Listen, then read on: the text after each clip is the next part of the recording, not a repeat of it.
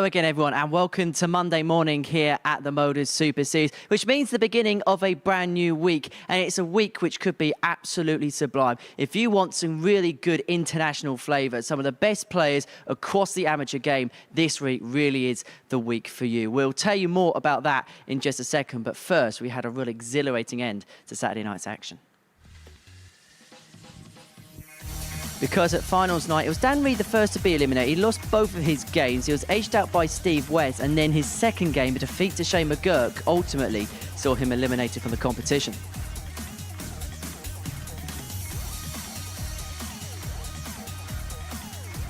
As for Daniel Lee, the ADC qualifier, he was edged out by Tommy Morris. He lost both his games 4-2, and he was knocked out of the race.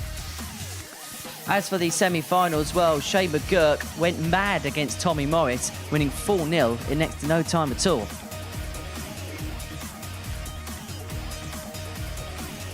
And it was a similar feeling for Steve West as he demolished Ryan Harrington in similar fashion.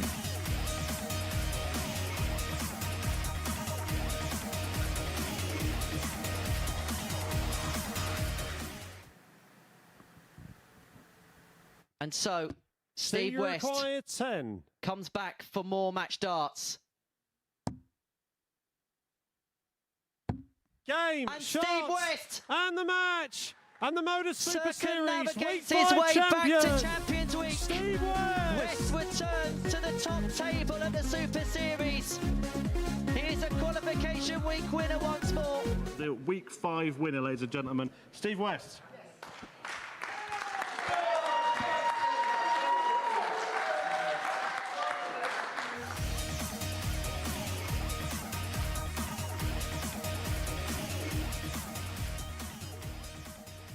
It turns out that West was best, and there is no rest here at the Super Series. As you can see, Prime Time has joined us once again. It's a very good morning to Matthew Edgar back with us at the Super Series. We'll talk about this week in just a second, but let's have some reflections on what we saw on Saturday night. We'll begin by having a look at the weekly numbers, because it was a hugely impressive week, some quick games. I mean, 6 minutes 28, that takes no time at all.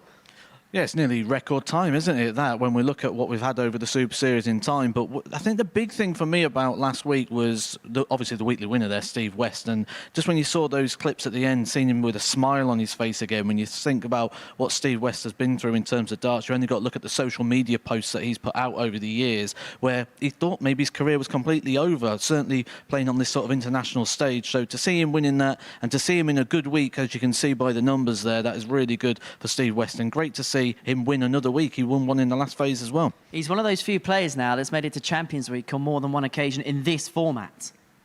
That takes some doing. And when we look forward as well, and we look to this week as well, we're going to see players that are also going to be in that similar sort of position. And I think we've got a really good week coming forward, and it's the stats in terms of people making the finals night that's really interesting as well when I look at this week.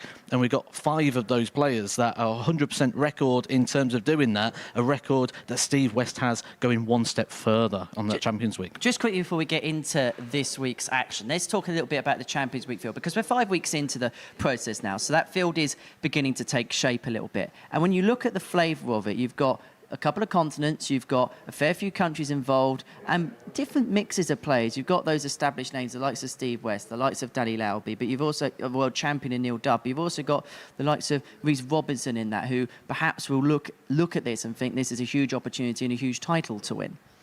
And especially when you look at what Reece Robinson has done in the game, he's done bits, but I think we probably expected a little bit more from Reece Robinson, especially in his early days when he first burst onto the PDC at the UK Open. He had that good run there, and we sort of expected him to sort of move forward. It didn't really happen. This is a great platform and opportunity for those sort of players to really put a stamp and have their moment, like Conan Whitehead did in Phase 1. Well, let's have a look then and see who's involved in this week's action then, because I genuinely think this is as good a weekly lineup outside of a Champions Week we've ever seen in this competition.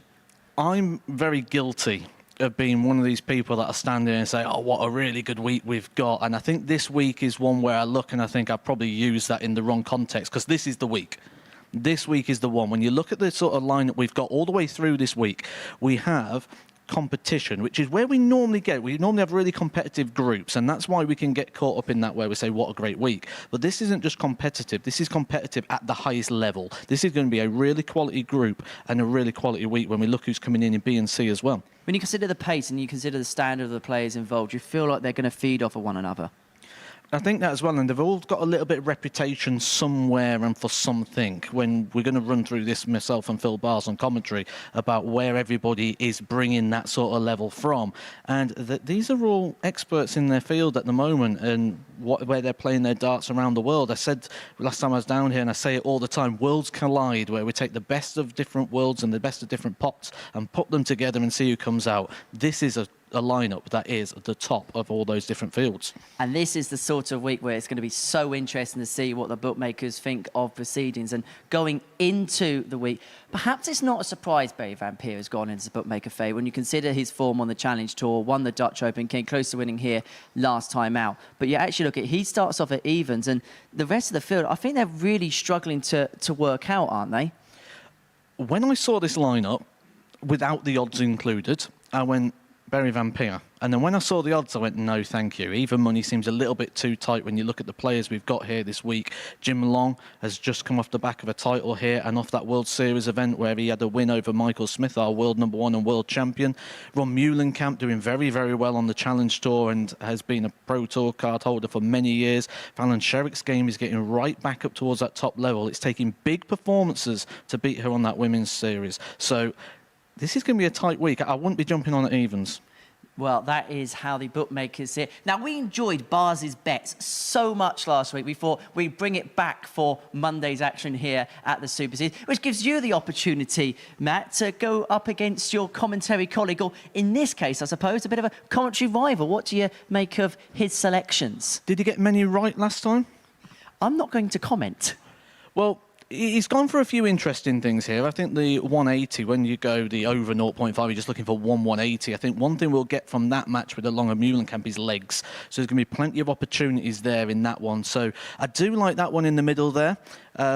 Jim Long coming into this in good form. He's got John Brown there with the handicap. I like that one as well. Maybe just that top one could be a little bit tricky, but that's a nice little 5-1 there for Bars, I've got to say. Well, it's 18+, begambleaware.org if you want to bet on any of the action. Well, we've done enough talking up here on the balcony. It's time for the darts to begin. And what a match we have got to kick off. It's a battle of Canada and England as Jim Long takes on Fallon Sherrick. This is some fine way to start what it's going to be some fine week here at the Live Lounge in Portsmouth. Strap yourselves in. Whatever plans you've got for the week, maybe just put them on hold. Maybe extend that lunch break, extend that coffee break, and enjoy some fine top tungsten action. Joining Matthew Edgar in the commentary box for what is going to be a splendid week is Phil Bars. Hello, Phil. Thank you very much, Henry, and welcome along everyone on this Monday morning to the MODUS Super Series, Series 4, Week 6, and we get our Group A action underway.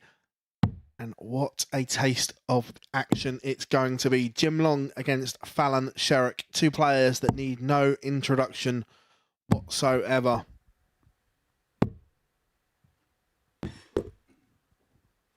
Jim Long all the way over from Ontario in Canada. And it's been a successful time for Jim of late. He was in Madison Square Garden for the US Darts Masters and the North American Championship. First leg, Jim throw shocked first. Game on. The world #1 and world champion, as the boys on the balcony alluded to. And then came over and picked up a seniors floor event as well. So Jim Long in splendid form right now. Matt has raced down the stairs and joins us. 140. Morning, Phil. Nice to see you again. Always a pleasure, Matt. Always a pleasure. I think we've got some pleasurable darts coming our way this week. 81. This is going to be quite the level. I think I alluded to it quite well up there on the balcony when I said we kind of get in this habit, don't we, of thinking and going, oh, this is going to be a good week. What we mean a lot of the time 100. is competitive. Well, actually, this is going to be a quality and competitive week. This lineup, these 6 players, they're going to take some separating. I think this is going to be one of those groups where it's won with a very low point tally. I completely agree with you there that I think they're going to take points off each other all the way through this Group A. Normally we get 1, 2, maybe a third just hanging on to their coattails, and it's quite a split group, but I think this is going to go down to the wire. We've got talent galore on the show here. 58. Jimmy require 161. Jim, no cold start for him. Opted to go the treble 19 first. Leads the ball. What a start for Jim Long. A 1-6-1 finish for a 12-dart leg. He's been here for the weekend. Sailing Fallon to playing throw in first. Reading. Game on. Getting ready for this, playing in that World Seniors event. He opted to go the alternate route there for the 1-6-1 and found it very successfully.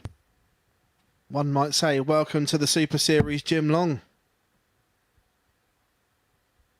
He is actually the 4th Canadian player we've had here at the Super Series. I'm not going to go full on Henry's tungsten teaser on you, but I might have a little think about that throughout the day. See if you can name the other 3 Canadian players that have taken part here at the Super Series. It is an international feel and flavour here, and 55. international vibes growing all the time here at the Super Series. I can do 2 straight away in John Part and Matt Campbell. 60. Matt Campbell didn't play the Super Series. He played the previous incarnation of the Live Lounge. Same thing. Oh no, I'm being picky. 60. I remember when Matt did come over in our Southampton venue and he was a breath of fresh air. 100. I know it's really, really early. We're a leg into the week. But there will be a point where we're going to have this conversation. So I'm just going to plant the seed now. Fallon require 144. Is there going to be a point this week where Fallon thinks that everyone's just starting to hit everything against them? Jim Long opens with that 12-dart leg and a 1-6-1 finish. And 60. I mentioned on the balcony that she's been playing well, but she's been getting beat. She's been throwing sort of... The games she's been losing, the averages have sort of been in those mid-90s, which... Let's be frank. 140. Fallon require 84. Women's tour events with those sort of averages. I think so to a point, but I had a chat with her. Oh, she just slipped into the wrong one there. I'll come back to that point in a minute. Can she tidy it up? 62. She leaves Jimmy require a 46. double, but it's will she get a go? Because there is a break opportunity here for Jim Long, looking at 46. Tops for 2-0. Now he's chasing. 36. He's come inside, so Fallon you require 22. double 11 to level us up. Game and that's tidy from Fallon Sherrick. Going back to your point though, Matt, I was chatting to her and part of her was like, it did bug me Early Jim to start with because I saw people putting in performances and then their next game it was back to their usual. But she's very level-headed, and then she went, but I know I'm playing well. And it's great 60. to see that she's come here for a week because she normally does the Barstow shift, as we call it. Likes to come in Group B and just do a couple of nights. But 140. she's here because she knows she's playing well and just wants to fine-tune it ahead of the Women's World Match Play. I was on an exhibition just a couple of weeks ago with Fallon, and she said 61. exactly that to me there. She says that she just feels like the A game's close, but it's not quite there. And she wanted to do the full week here. She requested the full week and said, I want to go down and do a full week so I can prepare and get ready. She's looking to fine-tune that game. And, well, it's a good start, this. Average of 93.5, and she's resisting 55. the early stampede from Jim Long. Yeah, and we get a great shot here, and there's just so much to like about Fallon's action. Nothing moves, everything's straight, pull back, and 60. the follow-through is one that most people would die for. Just shows very relaxed shoulders when you get the arm move. Think of the arms more like a lever. 60. Fallon your bar 161. No sort of tension in the shoulders, the arm can move freer. It's also interesting to see the evolution of the Fallon Sherrick action as well. Because I remember 42. when she first burst onto the scene and won the World Trophy and did well at Lakeside, the elbow was a lot higher and it was a lot more erratic, but over time it's developed into a very good action. Yeah, throws evolve and change throughout 133. times, Fouling and require 119. as do we as people in our bodies. Treble 20. Would have left her a dart at tops. 59. She's still in a decent Jimmy position to require break here. 132. Although Jim Long did take a 161 in the opening leg, so we can't really write off anything until now. Fallon should be getting 2 darts at tops. 37. break Fouling The requires Jim Long 60. throw.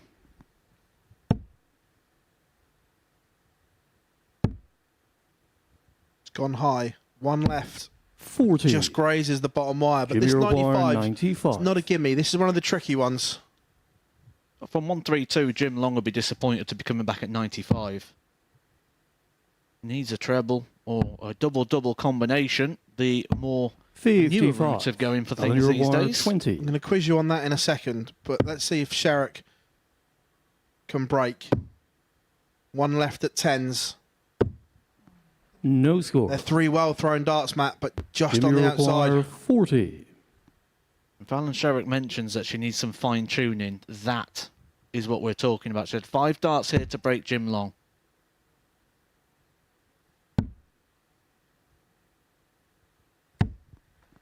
She will get James on the no third leg, more. Jim Long. Jim Long, last start in hand, and that is the difference between levels. Jim Long, a man in decent form, Fourth a leg man who's Fallon just picked to up throw that first. Game on. Seniors Tour title recently, and had that big win in New York against Michael Smith. And when she's looking for these sort of fine-tuning moments, that 40. is it. 5 darts to break. Jim Long holds his throw, and all of a sudden, you go back in the 5s. Yeah, going back to that 95 point, 100. I was critical on commentary quite a lot last week, and I stand by it, and I am there, that you have to give yourself opportunities to win legs. And I get the argument of Fallon Sherrick finds the maximum. 180. Go back to that point where you have to give yourself opportunities to win legs. And I get they go, we're professionals, we back ourselves to hit a treble, but look, this isn't the perfect sport. And 57. for me there, you have to go bullseye first. Because even if you miss, you've got an out. You don't have to necessarily hit a treble to get a dart to win the leg. I've got to be really careful how I answer this one. 42. Because I could give you an answer as someone sat in this chair right now, which I will probably give you the right answer. And then yourself or somebody else could go and get a clip of me playing somewhere and show me doing the exact opposite of what I sit here and say right now. The one that really comes to mind for me is Chris Mason when he says, you shouldn't apologise for winning a leg, then played here at the Super Series and apologise for every leg that he won. 140. But remember, he was just a commentator. I still love that line from Mace. Played them that week, didn't he? Played them. 100. But yeah, going back to the point, 99. 91 to 95, for me, you have to be going bullseye first. Double 10 for an ice cream. Game shot on the fourth Down leg. here on the Fallon south Sherrick. coast. It was a nemesis in the last leg, but this time it was clean, it was clinical, and Fallon Sherrick makes it Fifth 2 leg apiece. Jim to throw first. Game on. The 99 known as the ice cream, I believe it used to actually be 99 pence as well at one point. I don't think you get the cone even for 99 pence these days, would you? 121. We're showing our age now, because I remember that as well.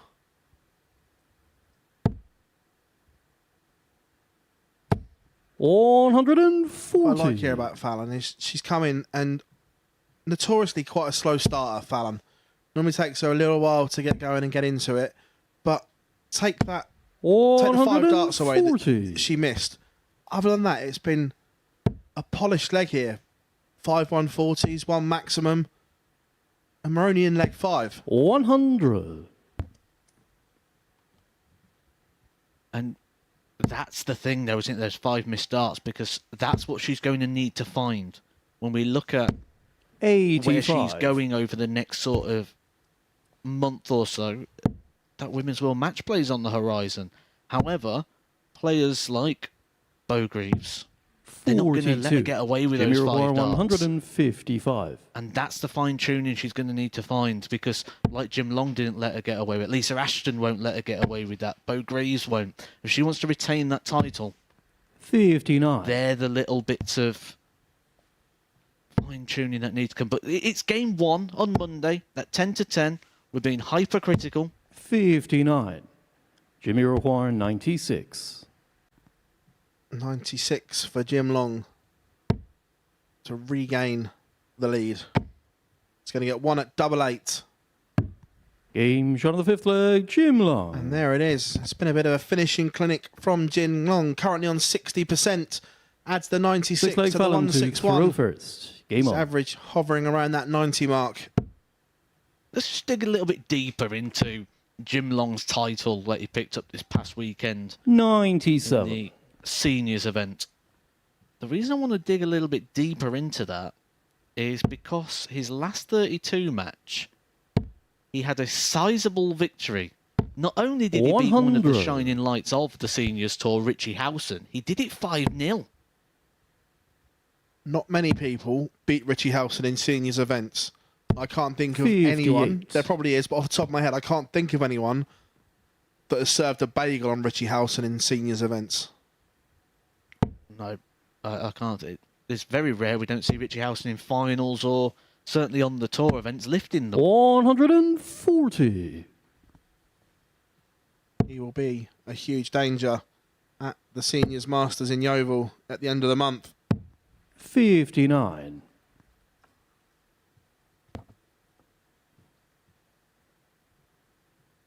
Always wonder how people are going to settle into things, but what we've got here for Jim Long is we've just got a continuation of darts. Because 100. when we look at it, from beating Michael Smith, he's played on stage the next day against Van Gogh, and he played Jeff Smith. He's come over here. He's played 2 events this past weekend, winning one of them. 57. It's Jimmy just a Revoir, continuation and a journey here 161. for Jim Long. It's not like he's got to try and find anything, which is why he's able to play this sort of darts this early. 16 scores of a ton or more. 65. This needs to be 2 trebles here from Fallon. Minimum. There's one. Needs another. 140. Right on cue. She's back in this Jimmy game, but Revoir, it's relying on 96. Jim Long missing. Bar's talking them in. A happy accident. But Fallon will get a go. 64. Fallon, you I've got a require horrible 90. feeling she's going to do something I'm going to dislike here. No, she went the right way. I thought she was going to try and leave Old Faithful. Just checking that one's in. The flight just obscuring her Game view. shot But the 6th what a leg, dart there Fallon from Sherrock. Fallon Sherrock. The pause is one of those things that can often be a friend or a foe. On that situation, it was 7th a friend. and final leg, Jim to And Jim throw Long, first. who would have Game been on. hoping for an opportunity to come back at that double 16 to wrap this one up, instead has to start back at 5:01. Now comes back to the 140, the previous visit that gave her the 85. opportunity. It needed to be a big visit, and it was.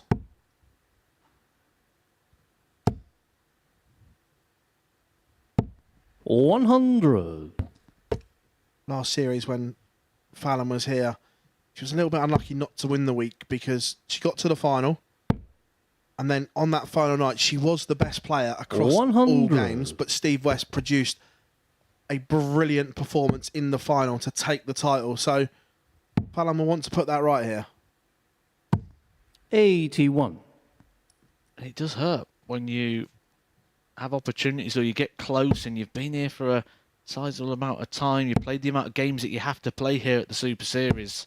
140. But the first 2 points are going to be dished out very soon. And this one is finally in the balance. 180. Timely to Fallon Sherrock's second maximum B. She's down to a finish first, but Jim Long can set this up. Just the question there of Jim Long, and Jim Long 100. straight Fallon in with a Revoir, treble 20 to provide 140. the answer. This could be some 6-dart conversion. She fancied it, you could tell by the 100. smile. The little Jimmy smirk gave it away, Revoir, Matt, didn't it? 76.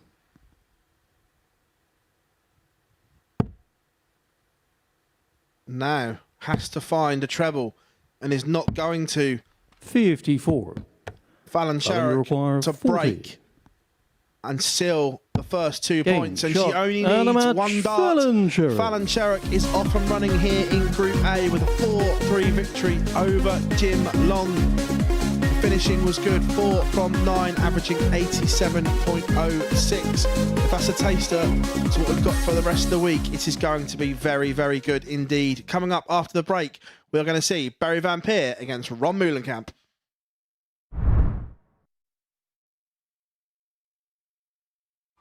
Meet Rob's Grand Mary. She loves nothing more than a day at the seaside and an ice cream. And Rob, well, he wouldn't miss it for the world. By taking time outs on his account, he's making time for moments that really matter. Winner. Setting it up is simple. Choose from days to weeks at a time, or customise it. When you play safe at Bet365.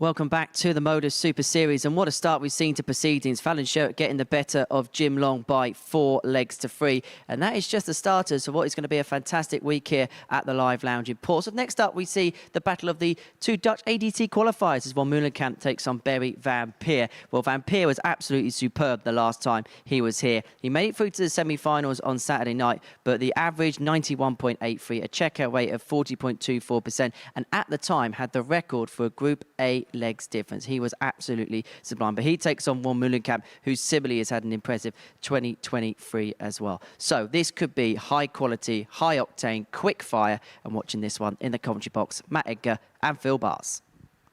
Thank you very much, Henry, and welcome back to all our viewers on Sporty Stuff TV and the MODUS Super Series YouTube channel.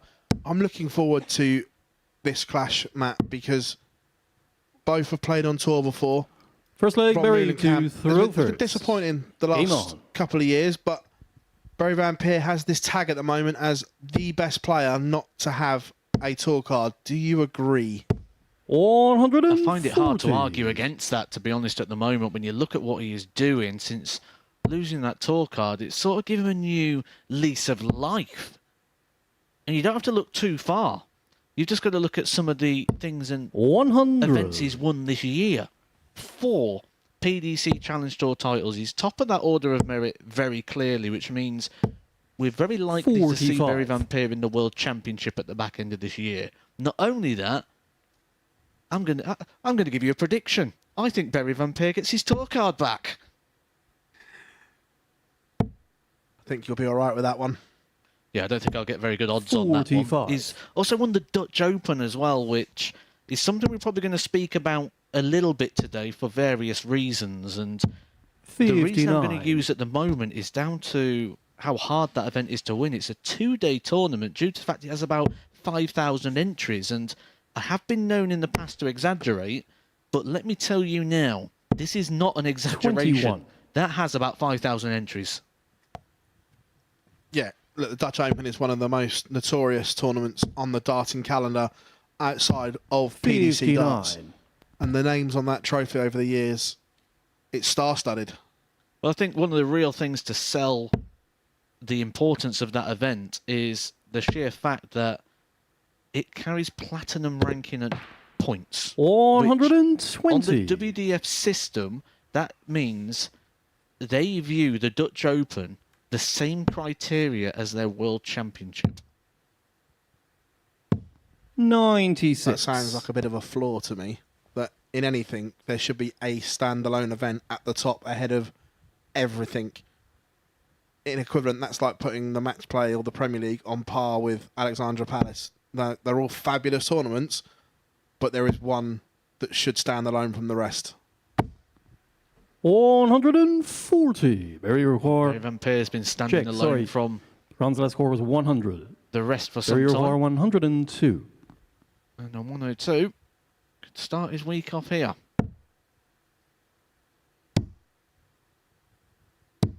70. Ron, you require 150. I would like to have talked you through that, but I was trying to work it out as he was going. I was going to say, the look on your face there when the first art went in treble 18, you've not seen that one before, have you? It's a new one, but I quite like it. 45. Barrier require 32. Barry Van Peer looking at double 16 to take the opening leg in match number 2.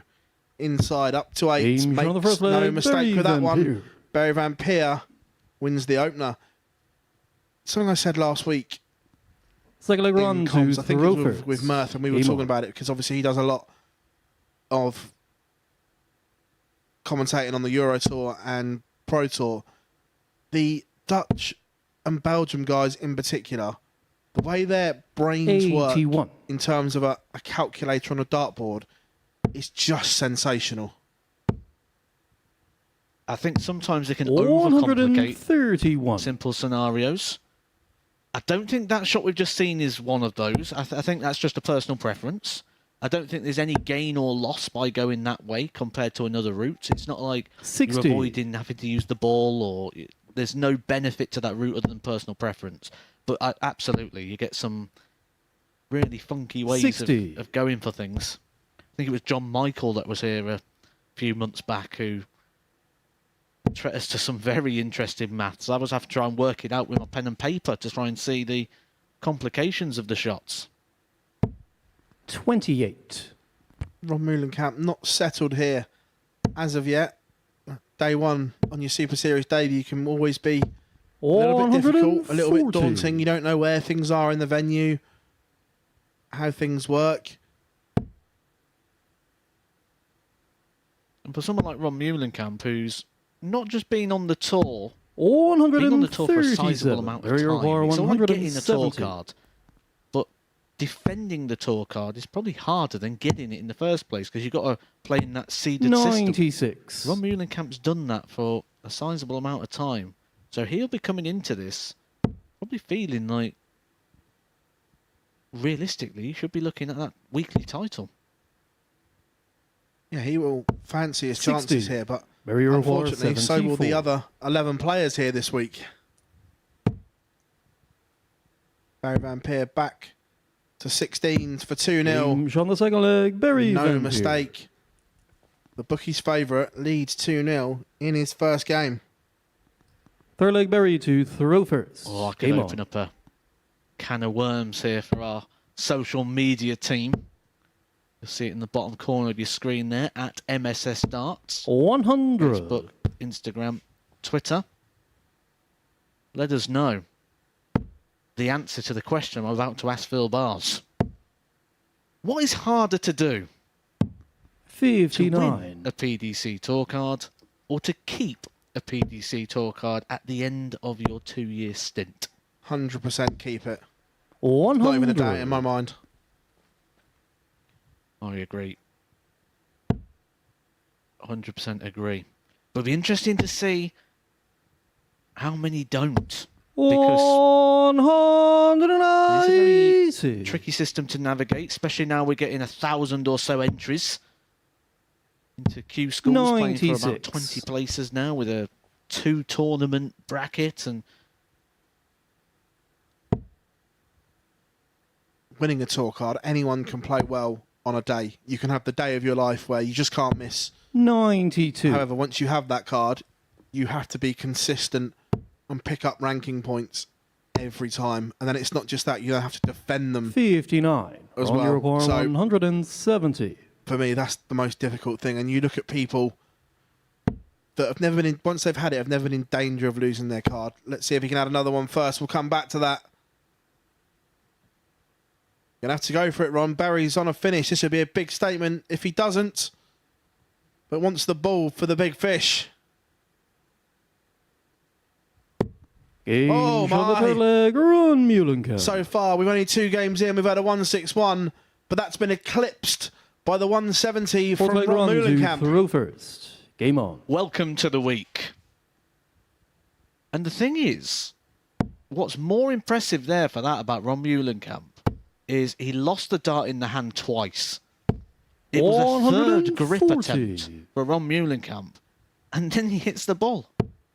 Really good composure, and I like a dart player that 59. doesn't have to rely on rhythm. There's not many of them out there, but there's a couple of players that you can pick. Peter Wright, he can play fast, he can play slow. It doesn't rely on rhythm. The technique stands up as 3 individual 45. darts, where we've got a lot of players that rely on basically following the first dart. The master, of course, is Gerwin Price. How many times have we seen him drop a dart, pick it up, and plonk one in 100. the treble to finish off a max? But yeah, going back to my point about the keeping your tour card, it's the pressure of then defending those ranking points all the time, and 140. we've seen the release that players, when they've lost their tour card and won it back because they're starting again from scratch, that constant worry for 2 years of defending isn't there. 134. Barneveld, Roby John Rodriguez, Nathan Aspinall. Just a couple of names to back up your point. Players that, 100. once they started afresh and started from 0 again, all worked out a lot better for them. Ross Smith. 60. Ron Uruguay 76. Absolutely.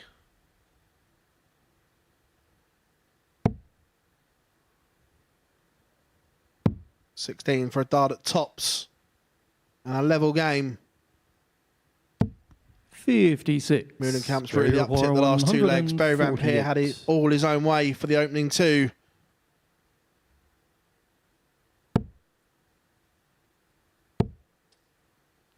He fancied that one as well. 100. The little smirk. Ron Uruguay 20. I do like that sign of confidence there, just oozing through Barry Van Peer. Confidence that he's earned. That's a long way off for Ron Muhlenkamp. Game And shot on the fourth leg. Ron Traditionally, what Muhlenkamp. happens is when you're a long way off, you ping it with the next dart. We are back to a level game, and Fifth leg, Barry nothing really to to throw split the first. two between Game the on. averages. So, do we look at potentially the bit of momentum here that he's building up with Ron Muhlenkamp, and 59. the fact that Barry Van Peer may feel he's let this one slip away a little bit. To a degree, but Ron Muhlenkamp's still going to have to find another breaker throw if he's to win this one, because Barry does have the darts here in this one. 58. One thing you won't have when you're a serial winner, which is what Barry Van Peer is at the moment, and there you go, you mentioned Gerwin Price, and Barry Van Peer does his tribute to Gerwin Price there. He will get to go and pick that dart up and throw it. 139. Because the rules in darts suggest it has to be an overarm and deliberate action. That was not overarm or deliberate, which means you can collect the dart and come back and, well, I would have expected him to try and hit the 180, but he 140. switched. Should be downstairs here. 419s leave the big fish. 133. Could we have 2 170 finishers in game 2 of the week? Might get 2 opportunities at it if Muhlenkamp can ping. 133. The last treble 19, we've got 2 cracks. 170. First one's not going to go. So Muhlenkamp for back-to-back fishes. 60. Ron Uruguay 170.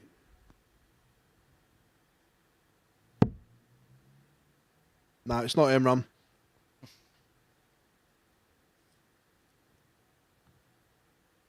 You have to have a look because it was so close. I like that little bit of irony there. from 75. Ron Muhlenkamp. Ron Uruguay 110. He's someone who's going to enjoy this week, that's for sure.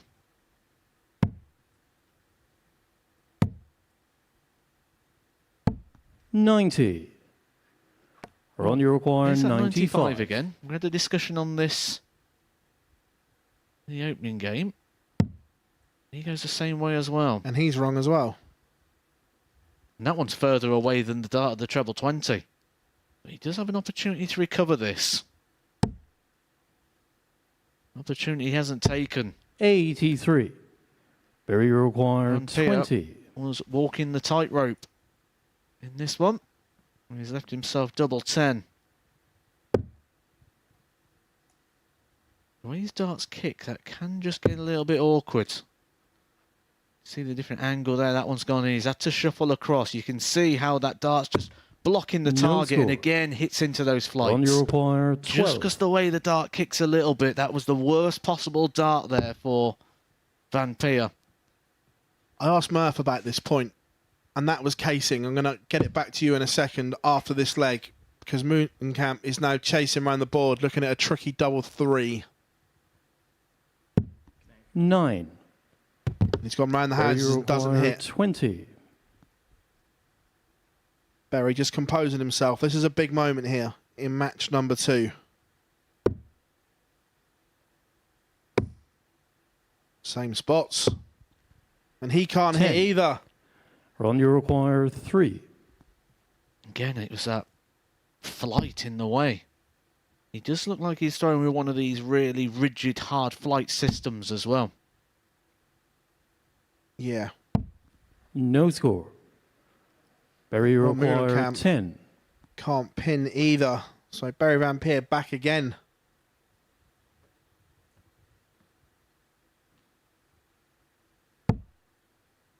He's chasing now. Double 2. Game finds shot of the fifth leg, target. Barry Van Peer. Bionic Barry Van Peer does lead 3-2. But yeah, going back to the point I spoke to Murph about. Six-leg run The first to 2 darts throw at that first. double 10 Game on. that Barry Van Peer blocked. For a right-hander, that is a nightmare because of the way they sit and the way they kick. Like in snooker, when Ronnie plays the left-handed one down the rail 45. because it's easier, do you think we're going to be in a position where players will be good enough and comfortable enough to switch to the 100. left hand to open up the angle because of the way it goes? No. Graham Usher is someone that can switch both hands. But I don't think anyone's ever going to 100. go down that road or have the confidence to do that. I think if they was going to do it, I'd hand that over to Peter Wright. Other than that, I don't think 100. we're ever going to see that. In that situation, though, the way the darts are lying, Barry Van Peer would have been more suggested to go right rather than left. 140. Because going left, he's throwing into the flight, which as it'll do, it'll hit the dart. Yes, he's going to get a smaller target by going to the right, but he's going to get something that's going to be 100. unaffected. And I think that's just something that he just needs to have a little look at on the practice board, put the darts in at different angles, and just practice that dart throwing with obstacles. 180. I would love to see Graham Usher do it on the Euro Tour. 2 block and he switches hands and 100. pops Run one in. require 36. Game on the 6th leg. Ron Well, that's something Moolenkamp. like that from Ron Moolenkamp. A 13 darter after the issues of the last leg where he was 7th chasing and final darts leg, around the Barry board to and throw first. missed an Game opportunity on. to get the break. He reacts well and takes us to a deciding leg. And on social media, going back to 97. our point on tour card, Steve Brown has been in touch. He's obviously keen eye watching JB today. This is the 3rd year of the tour card. Answers the question as the biggest. 99. Year 1 is a honeymoon period. Defending can be an uphill slog. Fully agree. 60. Especially if you had a good run somewhere. You know, you have a good run at the UK Open, then you go back a year later. And, well, on that defending year, when let's say defending a 5th round, you reach the 4th round, you don't go away going, oh, I've got the 4th round, that's happy. You think, oh, I've lost money on my rankings. 36. Lost some of those ranking points.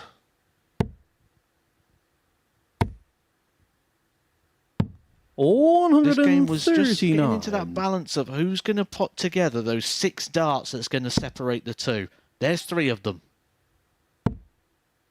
It might not be another 3 for Van Peer. It might be the 3 41. that's the mistake of Moolenkamp that has just put this in the hands now of Barry Van Peer. Mühlenkamp in big trouble. 135. Barry Van Peer has hit the afterburners, leaves 70 after 12 for a match-winning opportunity. 125. Barry requires 70.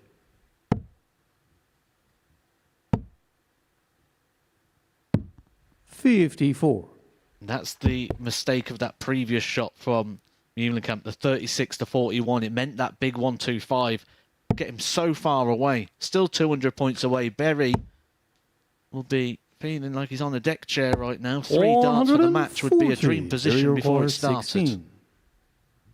And Barry Van Peer now chasing double Game four to win shot it. and the match, double four Barry is Van hit. Peer.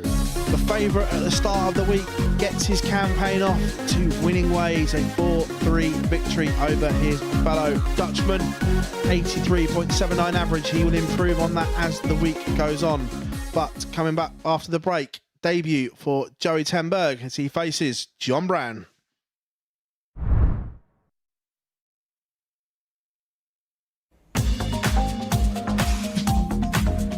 Catch the best thoroughbred racing from South Africa alongside 15 live greyhound races at 11 o'clock every Tuesday, Thursday and Friday morning, live here on Sporty Stuff TV.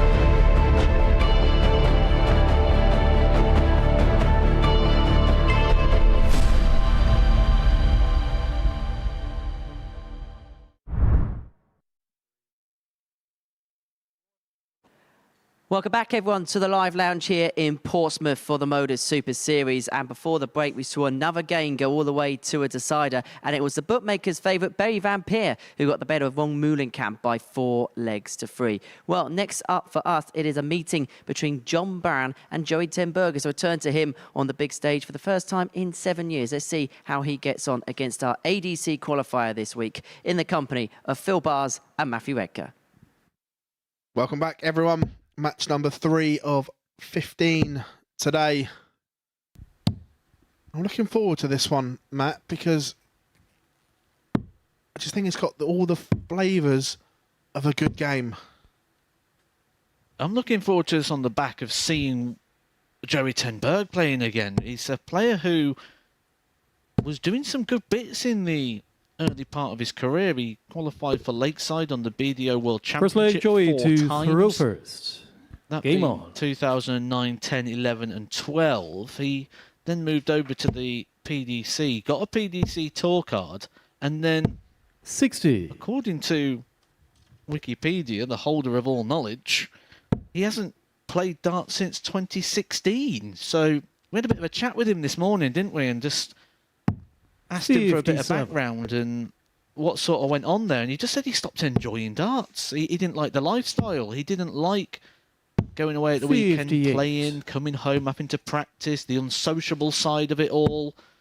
And, well, he's found a way that he can really enjoy the game. He still plays 60. darts locally in The Hague, which I can tell you now is a very hotbed for talent and darts. And when you think people like Jeffrey Deswan, Mike 62. Kuyvenhoven, Dirk van Duvenbode all still play their local darts in The Hague, it's still a decent level. He played in the Dutch Open 100. as well this past year. So he's still been ticking over, but he's not been playing with the intensity that he's going to be challenged by this week. 100. Yeah, and it was fascinating listening to him talk about that. He was like, I didn't enjoy it, so I stopped. Simple as that. Real breath of fresh air. We see so many 59. continue the slog of playing when they're not enjoying it. But as he said, with a little twinkle 100. in his eye as well, he was like, we'll see what happens after this. Because the butterflies are there again. Getting that feeling back. 45. Joy require 121.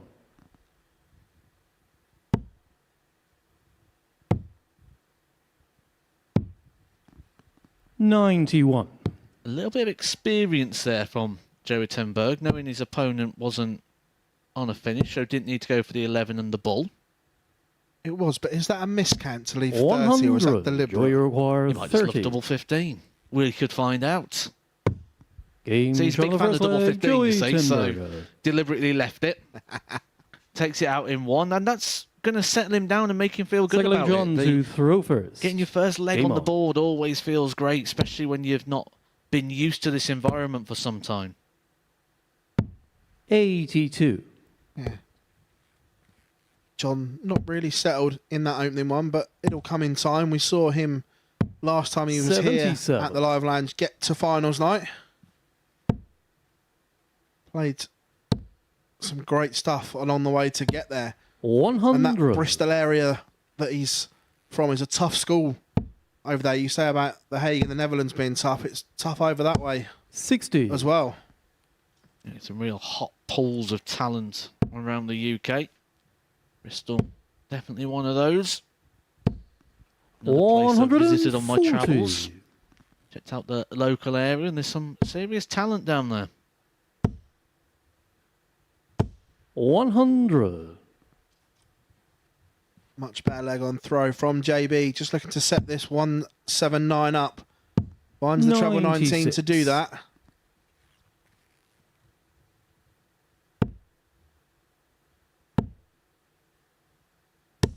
$123. John, you Already, require I'm starting 83. to see a little bit of confidence coming through in Joey. The action's just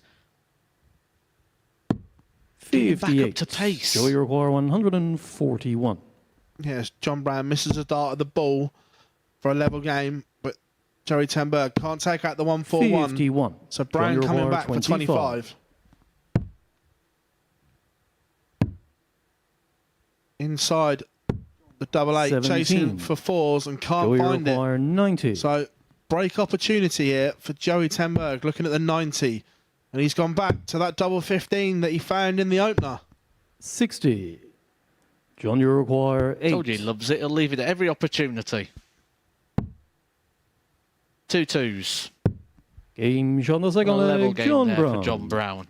We spoke a lot about Joey Tenberg, but actually John Brown's had success Third leg Joey himself to through throw first. Q School Game a on. couple of years back. Earned himself a PDC tour card, and actually I believe became the first father and son 96. pairing on the tour.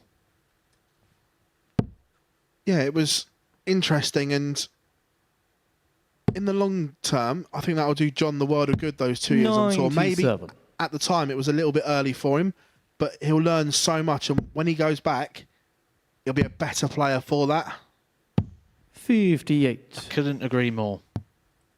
Sometimes people get that achievement and they get on the tour and they almost get it a bit too soon, a bit too early. 100. But one thing John Brown does have is a very experienced and well-guided mentor in his father, the head of the ADC, 100. Steve Brown, who will probably be telling him very similar things. That put that down to experience. Don't put that down as the journey. That's just part of the 97. journey, or even the start of the journey. It's not the destination. It's just part of the process. The side on camera of both players there. 96. A lot to like about the John Brown follow through there. It's very simple. Back, 59. forward, but a nice Joey require full release. 151. We've been treated to some big finishes already today. We've had 2 matches. 91. One's had a John, you 161, require one's had a 148. 170.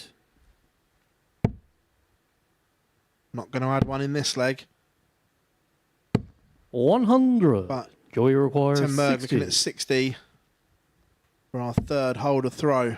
Tops for 2-1 for the Dutchman. Now he's chasing across the board to 10s. 40. It doesn't go, Johnny so break require opportunity 48. for John Brown. Going to get 2 at double 16. How much can he see of that?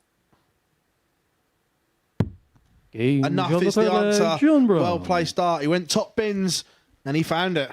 That's the dart I was talking about in the last match. Fourth leg, John, When you to go the throw opposite first. way to the Game lie, on. it allows you to go over the top of the dart. John Brown, the dart kicked right, he went left, and he was able to go over the top of the barrel. It 57. takes the flight out of the shot. That's the sort of shot when Barry Van Peer went the opposite way. We said he was throwing into the flight, which prevented the target from being open. 100. You do shrink the target, but you get to avoid the equipment, the material that's in the way.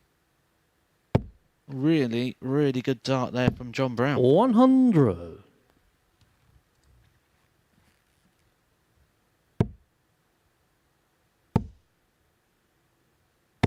$100. Just got a nice rhythm and pace to this game. Just flowing along nicely. 134.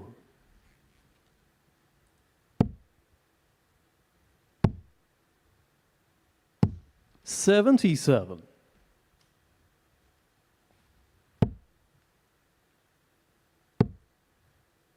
This is debut for Joey. John Brown has been here before, and he did make it through to finals night. 26. Mentioned it with Henry on the balcony that 5 players in this week's lineup have a 100% record of 100. reaching it through to finals.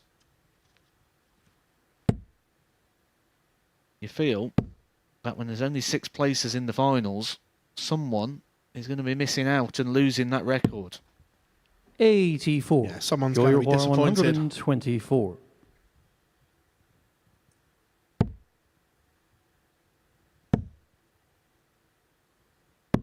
$99. Johnny Well, there's the require 1-2-4 100. on the ball for Tenberg. Brown is going to get 2 darts at tops for a 3-1 lead. Last one at 10s. Game Makes John no Fourth leg, mistake. John Brown. John Brown pins 100, holds throw and leads 3-1. Fifth leg, Joey to throw first. And the trend Game on. continues. Every match so far, Tretters to a 3-figure outshot. John Brown obliging. Taking out the 100. Looked like he nearly fell off the back of the 40. stage.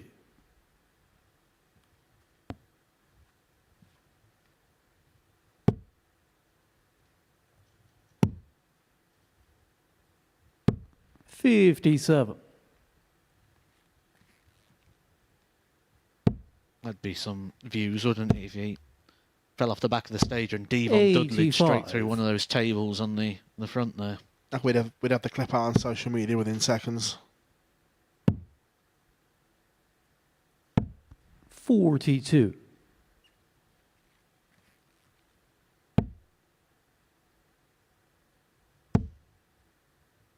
I do think, though, when we 41. look at the table as things evolve in this group, I don't see this being one of those weeks where you say you've only got so many 40. opportunities to lose a match. I think everyone's going to be beating everyone. I'm going to say the winner of this group could even be 20 points. Maybe 22 at the 95. push. I don't think it's going to be any more than that. No, I agree that looking at the 6 we have in Group A, there's not going to be a lot between them, and 93. it wouldn't be a surprise if any one of them beat the other. And with that, I think we're probably going to have one of the hottest contested Group Cs we've ever had. 140. Yeah, the talent coming in later on. Group C will be joined by Alan Norris, Jamie Kellin and Alex Small. 99. Joey And require then 100. into Group B, Lee Budgeon, Scott Taylor and Sean McDonald.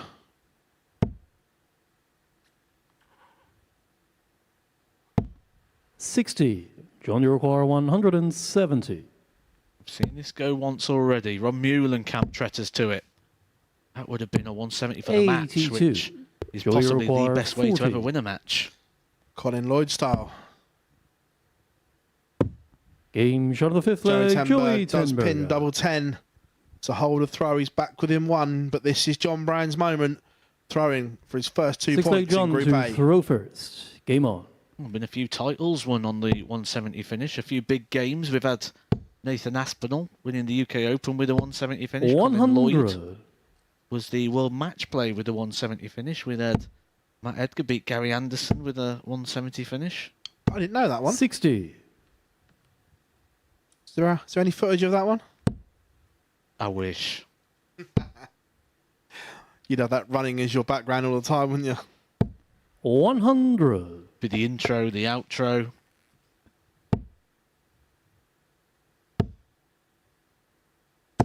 $140.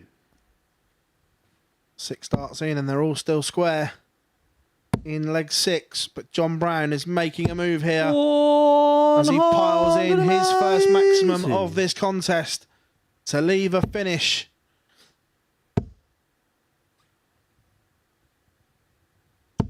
$81. That's the quality that got him through Q School. 121. That sort of reactive play where he's got the throw. Just trying to 53. serve out the win. He's 12 darts in. Left himself a 2-dart possibility.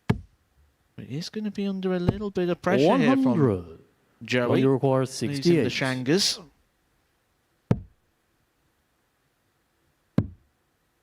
One match dart has gone, Game shot. but and second the dart match, it does go. Brown. John Brown takes out the 68 to get his Group A campaign off to a winning start. 4-2 victory over Joey Tenberg. The 100 finish, his highlight in that one. But coming up after the break, this is going to be box office as Fallon Sherrock takes on Barry Van Peer.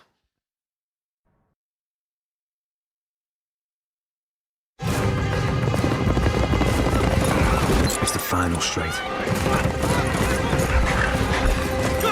Your horse is challenging for the lead. Victory is so close you can taste it. This magnificent animal giving everything for his jockey.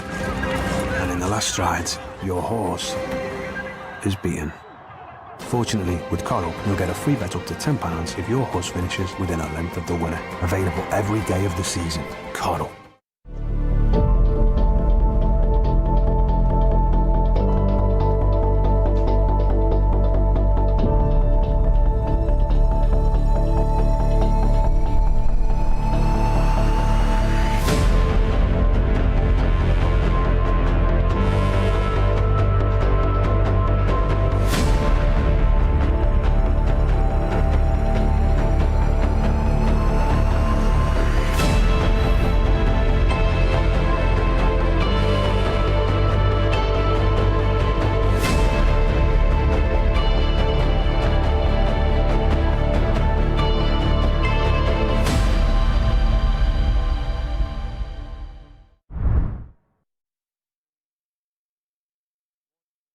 Very warm welcome back to the MODUS Super Series, where before the break, John Brown got the better of Joey Tenberg by 4 legs to 2. And for those of you stats fans out there, the first 3 matches have been won by the player who has had the inferior average of the 2.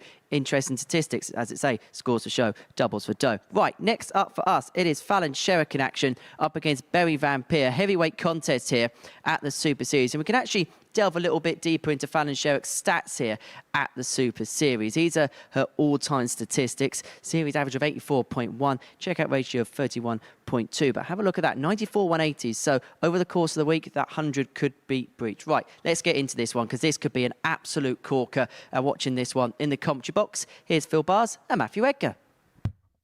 Welcome back, everyone. As Henry just said, heavyweight tussle here on Monday morning as Fallon Sherrock takes on Barry Van Peer.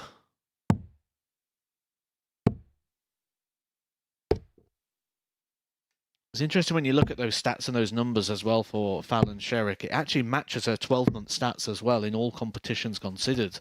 So it's safe to say that that's her level at the moment, the 84 average, which means she's on average taking 6 visits to the First board. leg, Fallon to throw first. Game is on. going to keep her very competitive in this environment this week. Yeah, both will be confident after 81. victories in their first games. But Barry Van 180. gets this tie off with a max.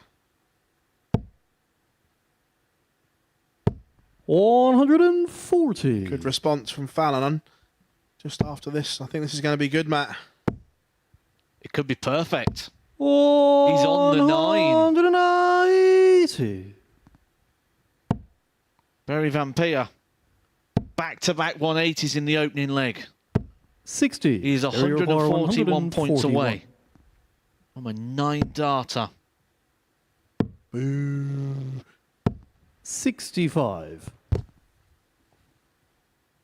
Still only Conor Heenahan, a man to wrap one in this venue. He's done it twice. Yeah, 3 9-darters in total 100. for the Barry Irishman. 2 here, 1 in 76. Southampton. But with all that considered, 58. one Fallon missed start of the require double, and 120. he might lose the leg. Needs the treble.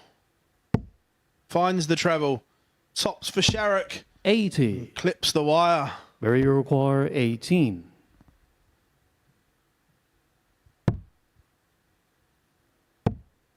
One more dart to end the 10. leg. And this happens so Fallon often when a require player's on a 40. 9 and you get that reaction from them when you miss that treble 20. End up losing the leg. One more dart at 10s. 20. Barry She require actually found the 8. dart inside, but couldn't find the target.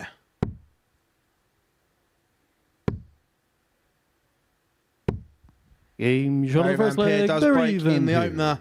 He threatened the 9, but then mucked around on the outer ring, but Second leg Barry to does throw get first. there in the Game end. on.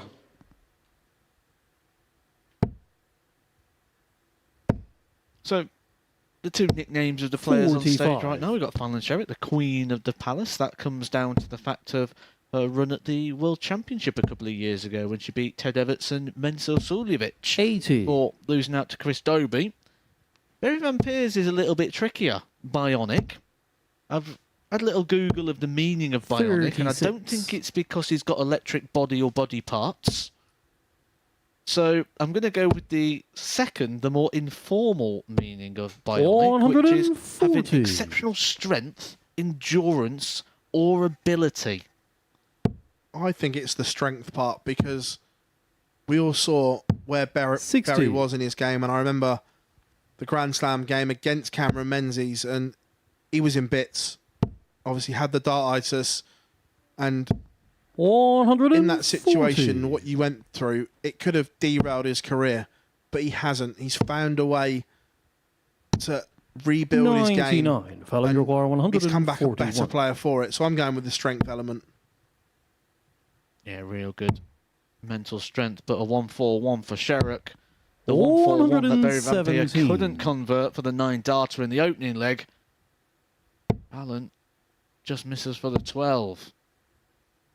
And from being broken in the 57. opening Fallon leg, this is a require fabulous 24. response from Fallon Sherrock.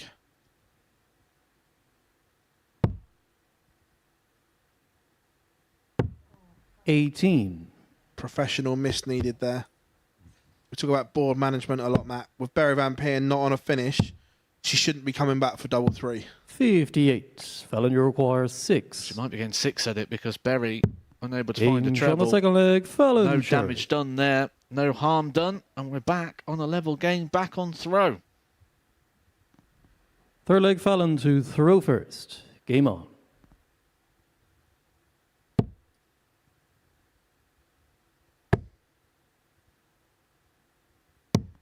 $59.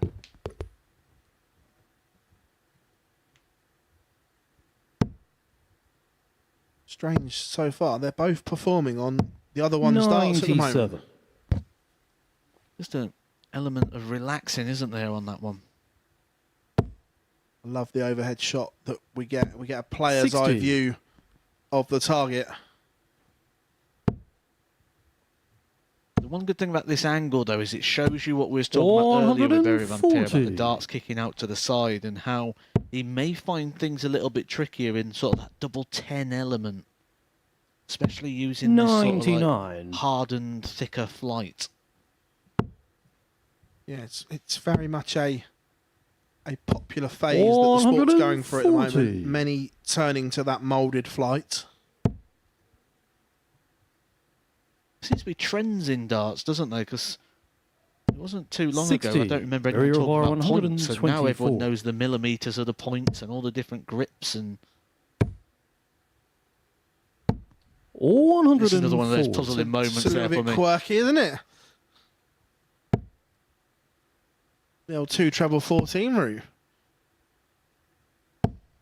100. Barrier required 20. Game on the third leg, Barry Van Peer.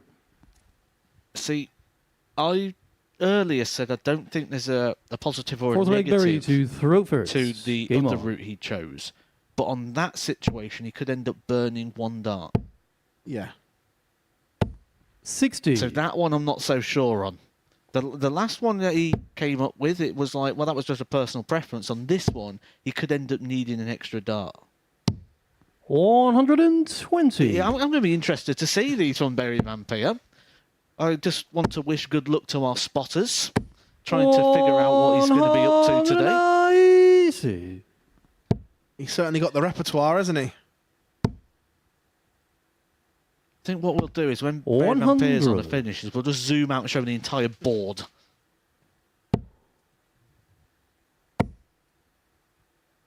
Well, we know 57. where to look when he's trying to score. 3 180s so far for Barry Van Peer in this one.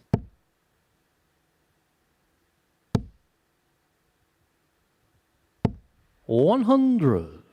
Fallon Sherrock sticking with him in this leg. Needs a treble. 58. Can't find one. So another opportunity for a 4th break of throw in a row. 140. Barrier Quite required like that. 146. Just smashing another treble and apply pressure. It's not an easy shot to take, the 146. 37. Fallon Long way required from it. 41. 41 for a level game. Double 16. Game shot of the Another fourth nice clean leg, finish there Fallon from Sherrock. Fallon.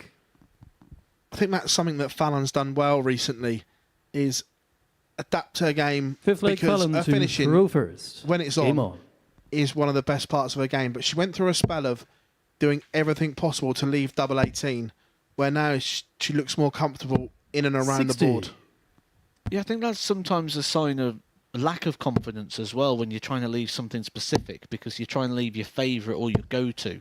85. Where I think she's just showing a few more signs of confidence now in the game. She has self-admitted that she's got things wrong in the past, 41. and that's why she's here this week, to try and make sure she gets it right this season. 59. It's not a darting fact, but it's an interesting little Fallon fact for you. She's a collector of the 134. old Pokemon cards. Yeah. She showed me this morning, she's got a key ring, and it's got like a Pokemon 99. Charizard-y cardy thing in it. I don't know Pokemon that well. And she's now got a key ring with a Pokemon card in it as well. 96. Interesting fact for the day. Yeah, not my cup of tea, but I saw them go for a lot of money. Was it 134. Fallon offered required 170. obscene amount of money for one card that he was missing from his collection or something? Yeah, I don't understand it. 60. Barrier required 124. So, are we going 14s again, Matt, or are we going conventional?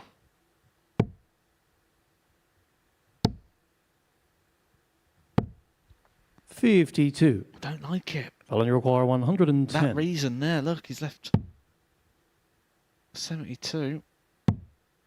Doesn't break down very well. 50. Barry requires 72. This leg just a little bit edgy from both. They both understand the importance this early. Game shot on the fifth leg, Barry Van Peer. 5 legs, 5 breaks of throw, Matt. 6 leg Barry to throw first. Barry Game Van on. Peer is walking around the stage at the moment with that ambience about him that is almost like he's waiting and expecting something to happen very soon, and he's wondering why it's not happening yet. That being said, that is his 4th maximum of this game. Yeah, his scoring power is incredible. 58. But the Achilles heel for both in this has been the doubling. Fallon 2 from 10, Berry 46. 3 from 11.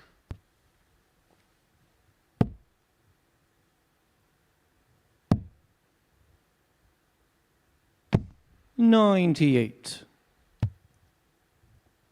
Van Peer has got a cushion here because of that max. 105. Good use of the ball there from Berry.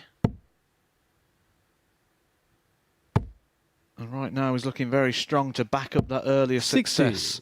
Barry require 4-3 victory over Ron 170. Meulenkamp in game number 2. 134. Favourite.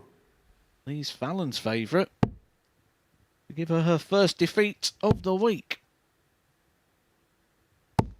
60. Barry require 36.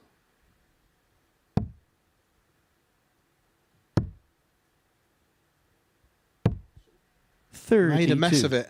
However, won't be punished at this time because Fallon not on a finish.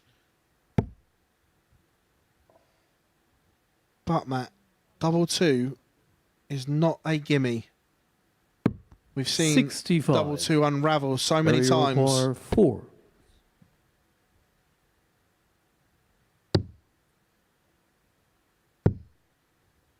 Oh, that's a bit blocked. 2. And there's the unravelling. Fallon, you require 160. I do think he's just getting a bit unfortunate with the angle of the darts, and we saw that big deflection on the double 9 attempt as well.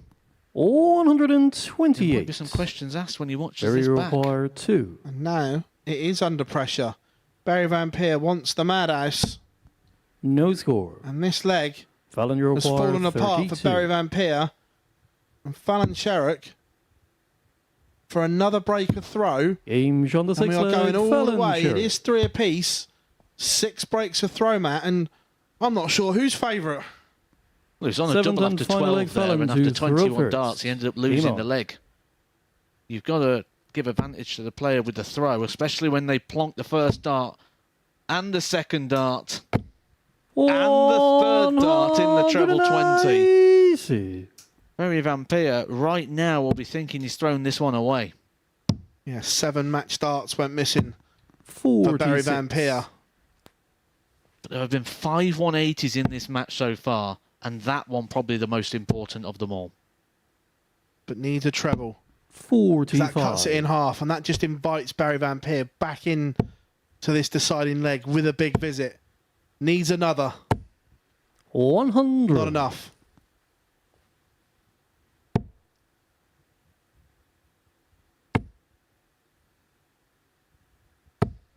$41. The release was off then. You can see Fallon grabbing her hand. That didn't look right either. And right now she's getting away with it because of that big 180 she hit. 140. Now is the time. Needs a treble. It's a 81. fabulous last start, but just looking at Fallon there, is there a little bit of tension in the hand and fingers perhaps? 140. This Fallon is require brilliant from 154. Van Peer back-to-back 140s. Put himself back in the driving seat. Will get an opportunity at the 75, 134. but it might only be the Barry one. requires 75. And for 7 breaks of throw in a row, 18 for tops. 55. It's another match start gone Challenger begging required for Barry 20. Van Peer. The tricky switch to double 5. Can Fallon work off of that? 15. Over adjusts. Barrier required 20. Well, Barry Van Peer missed plenty of opportunities to win this one 4-2. Fallon has now returned the favour, missing 3 match starts. But the match start tally just keeps going up for Barry Van Peer, and he finally gets over the line. An ironic throw of the arms. He survived 3 match darts in the end, despite all the darts he missed in that one, and he keeps his tally going. That is 2 games played, 2 wins for Barry Van Peer. Coming up next, we've got John Brown taking on Jim Long.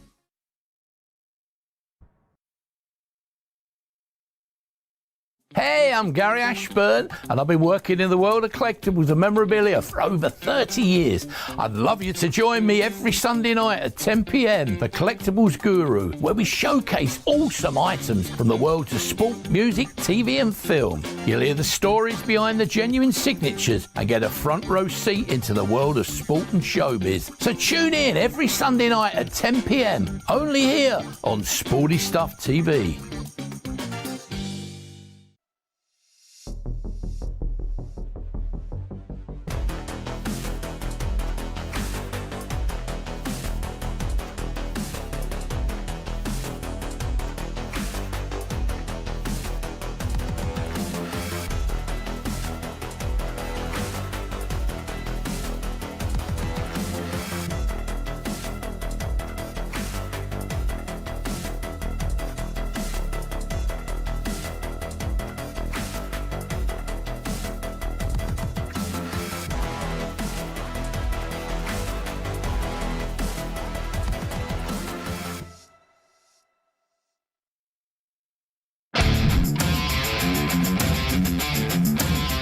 Every Saturday, we open our doors for our weekly finals night. For a unique and intimate darts experience. Meet the Dart Stars and even the team off the telly. Here at our purpose-built venue in Portsmouth. Every single Saturday evening.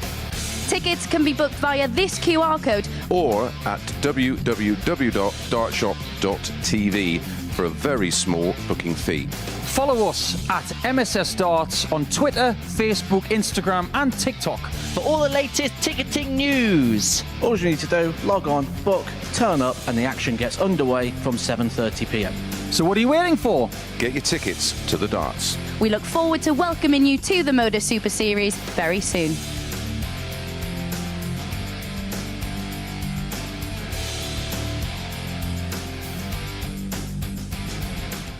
Welcome back to the MODUS Super Series, and what a morning we are enjoying at the Live Lounge in Portsmouth. Barry Van Peer eventually getting over the line against Fallon Sherrick, a 4-3 victory for him, his second of the day so far, which means he's the first player on to 4 points. Right, let's get into game 5 then, because it sees John Brown in action up against Jim Long. This should be a bit of a corker. I'm watching this one in the commentary box. It's Matt and Phil.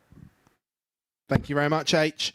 And as they all said on our promo video, make sure you get your tickets for Saturday night. Dartshop.tv, or if you're in the modern age and era, that little QR code there on screen will take you straight to the page that you need to be.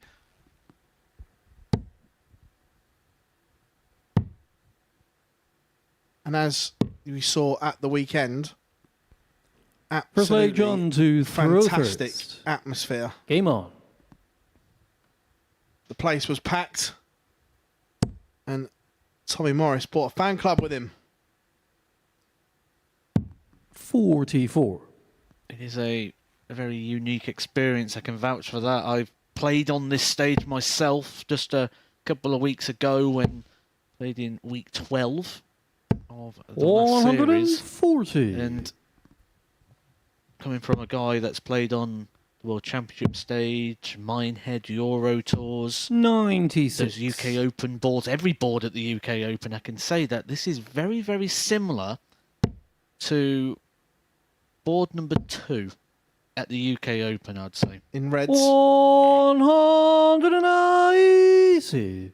You can see all the faces. You don't do that when you play on the the stages such as the Alexandra 96. Palace or the main stage at Minehead or some of the bigger Euro tours, all you see is like a sea of colour, and you don't tend to pick out individual facial features. 89. Where on those smaller stages, like your stage 2, you tend to get that sort of close intimacy, where that's what you get here as well on a Saturday. 28. You see the faces, you hear the little conversations going on.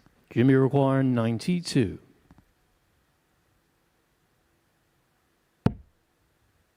72. Can't take it out, but John Brown not on a finish here. 52. So Jim Long will be back for tops. Of course, you will be here on Saturday, Matt, as well. Yeah, I've got no idea who's going to be with me in terms of the players, but 59. I'll be here on Saturday. Jimmy require 40. Tops for 1-0 on a breaker throw for the Canadian. Game on the first leg, Jim Long. Jim Long breaks in 14 darts, and that's tidy. Second leg, Jim He to certainly does hit the throw ground first. running, doesn't he? Because he opened with a 12 Game dart on. and a 1-6-1 finish in his opening match. For Saturday, Matt, have you got your signed cards ready to hand out? 91. We kind of want people to turn up, don't we? So we don't want to put them off just yet. I spoke earlier about Jim Long winning 134. that seniors title over the weekend, and I mentioned about the win over Richie Howson being quite a standout moment, the 5-0 victory, but actually the event winning average for Jim Long, a 90.25 across the entire day. That is, well, if he brings that here, you'd expect that he's going to be at Saturday at the very least. 100. That's a very good standard. John Brown has responded well from the disappointment of having his throw broken in the opener, and he's forging a break-back chance here. 100. A ton gets him to a finish.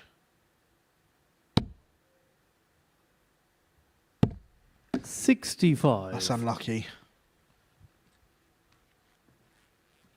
The way that dart has flown out the board, that suggests to me he's hit the wire flush. 60.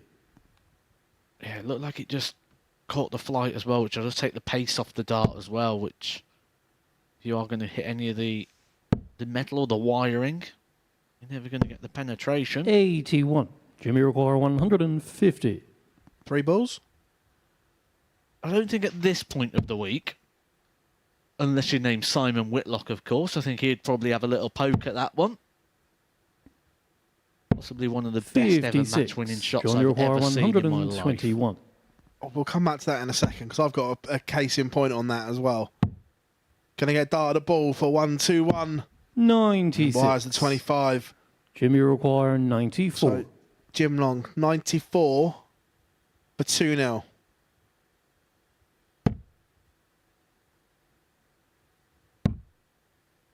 Went for the double-double and doesn't go. 54. John require So, 25. JB, 25, 9 for double 8, but he's missed the big number. Has to correct it. Only going to get 1 dart. 17. Missed it by some distance as well. Jimmy require 40. You weren't talking that in. I would have thought he wanted the big 14. Smack bang in the middle. Jim Long now double 10, up to 5s. 30. John Brown gets a reprieve. John require 8.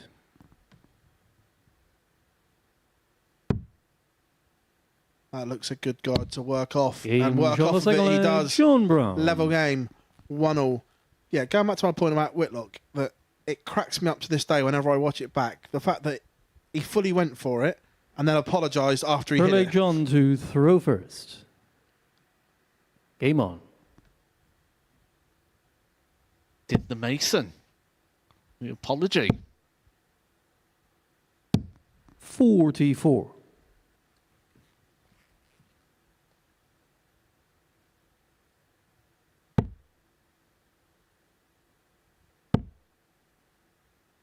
Jim Long has the maple leaf 28. on his flights.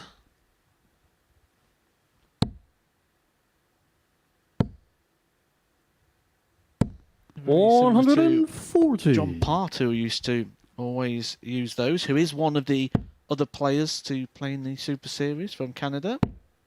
If you aren't familiar with that question, I did say earlier on, Jim Long is the fourth American, Canadian, apologies, North American, to play in this event. I'll just give you one, John Part. 97. David Cameron. Correct. I know, because he was sensational when he was 60. here, was Jacob Taylor. There's your Canadians that have taken part in the Super Series. If you want to go back to previous carnations of the event, you did have Matt Campbell as well. 60. This goes to show the international flavour here and the growth of the Super Series. Jim's darts actually sit quite flat compared to John Brand. John, you require They're not quite 160. parallel, but they're flatter than standing up to attention. It's somewhere in between. 85. Just having a look at the grip of the dart in the hand, and it does look like his finger and thumb, which is the sort of engine behind the dart, is coming John, you require very much on 75. that central balance point, or even maybe just in front of, which is where that flat entry comes from. 63. Some people will get a flat entry due to Jim, the you equipment, require like a 88. slim flight on the back, for example, or the length of the dart. Jim has quite standard equipment, so it'll purely come down to that grip. There is a little bit of a kick. He's made a mess of that. Looking at treble 17 to leave double 16 for the recovery. 56. But it doesn't go. So John Brand coming back looking at double 6 for a 2-1 lead. That looks a good guide. Open up the angle. It's unlucky. I think he thought that was going in as well. It was like he took half a step. Jimmy Sometimes as a require player, you just 32. know when something's going to go in, or you feel like it's going to go in. Game on the third leg, Jim Long. He can take more than one step. He can take them all. Take the dart out. He's taken the lead. Speaking of steps, are you planning a leg, Jim, 10-mile to run or throw something first. today with all those Game energy on. drinks you've got over there? It's a long day, obviously. Here, Pro Tour stream, live lounge. This looks like you're about to go do a marathon or something by the time you finish all that. The amount of 100. energy you'll have off them. Got my carbs ready as well. Got my pasta dish in. The energy drinks, but set for the day. And again, you probably can't run a marathon in those flip-flops. 100. I'll give it a go. Intriguing as well. There's now 10 consecutive breaks of throw 43. going from our last game into this one.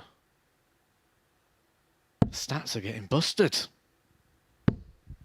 83. The probabilities, as we should say.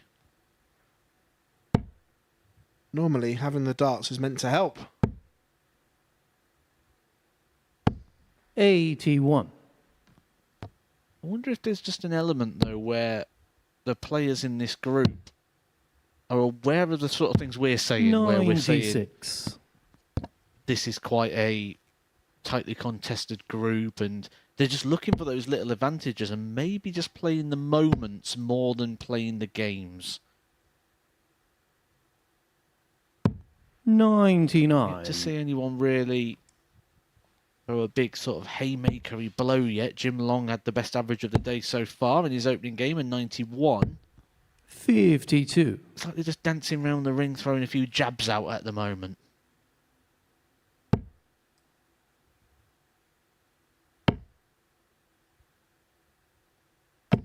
$100. John, you require 170. So, John Brown needed another. Left the ball for the fish. 130. Jimmy requires Does 78. leave tops if Jim Long makes a mistake. 20 for tops. Tops for Long. 38. Misses again. John, So you for require another 40. break of throw. Now double 10. That looks awkward. Yeah. He needs to go top corner. 20. Can't find it. Jim, you require 40. Something else I want to pick up on John Brown in a second. Game shot of the fourth leg, Jim Long. Jim Long extends his lead and puts himself a leg away from his first victory here at the Super Series. Fifth leg, John to throw first. Game on. For someone who's played on the tour and has the experience that John Brown 57. already does, I'm surprised to see something here. One, if not two, of his flights are very squashed, which means equipment-wise, he's not getting the most out of the 100. stability of the flight at the back of the dart. You just want to go up and squeeze the flight. There it is. Look how flat that is. 59. And again, on that one, just the aerodynamics is not going to be able to get the full surface. If you think of it like a parachute on the back of the dart, it's like a parachute that's not fully open, which means he's not going to get the true 45. reflection of the equipment.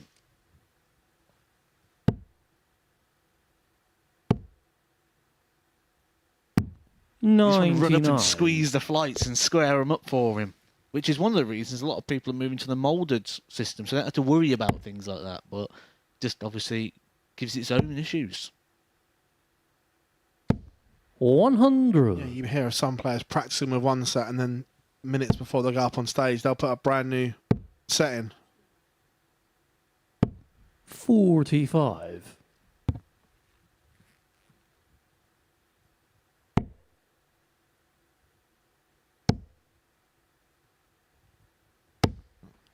$100.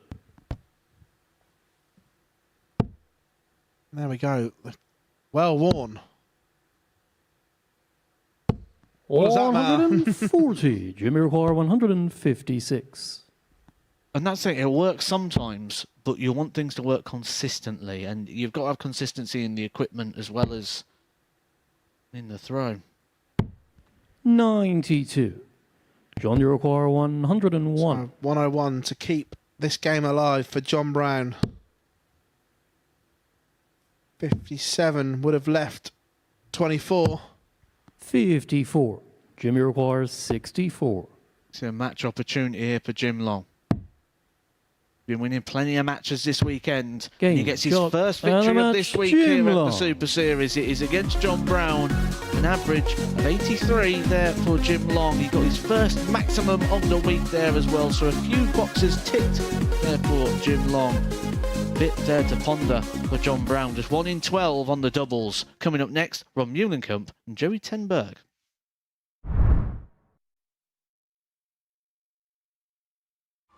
Meet Rob's Gran Mary. She loves nothing more than a day at the seaside. And an ice cream. And Rob, well, he wouldn't miss it for the world. By taking time outs on his account, he's making time for moments that really matter. Winner. Setting it up is simple. Choose from days to weeks at a time, or customize it. When you play safe at Bet365.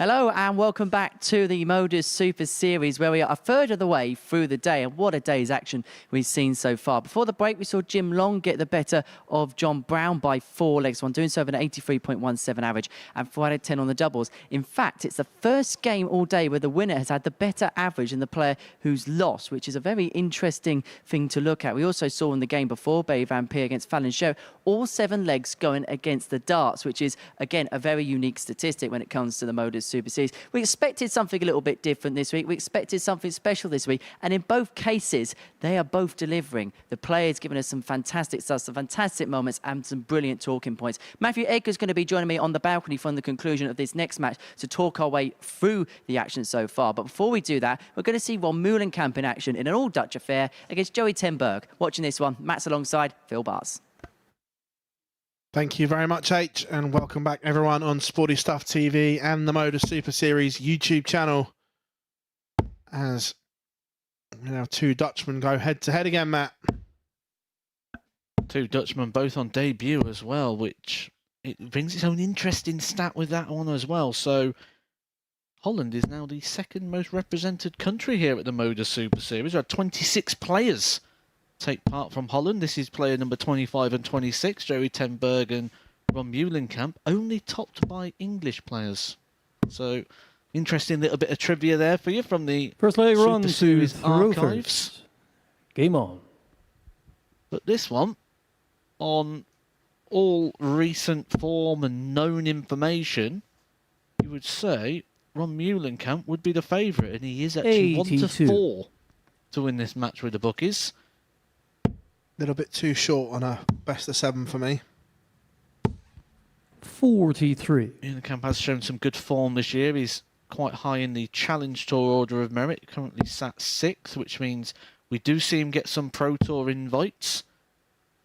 He actually would have got a Pro Tour invite this week, but opted to come here to the Super Series. Yeah, same as Berry did as well. 140. In the Order of Merit on the back of winning one of those Challenge Tour events this year. And ultimately, his goal surely is getting back to the World Championship, an event he's played in many times since his debut in 2015. Let's remember Ron Meulenkamp qualifying for his first World Championship. He was in a Players' Championship event in Coventry. He beat Robert Thornton on one of the boards, and he needed to reach something like the last 32 or something to guarantee it, and he got that. He got that far, won that match, and he came off. He was sat at the table. Remember, this is only about round 3 into the event, and he was sat at the table in tears. 60. Round your war 82. Just goes to show that there are stories beyond, obviously, who wins the title. Absolutely. 42. Joy your war 158.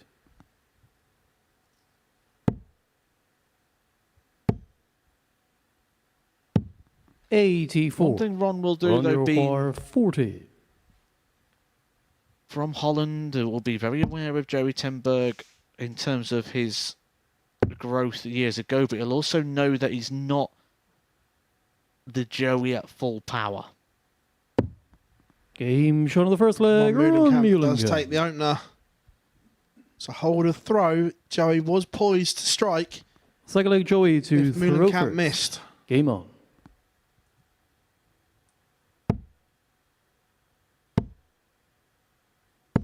$60.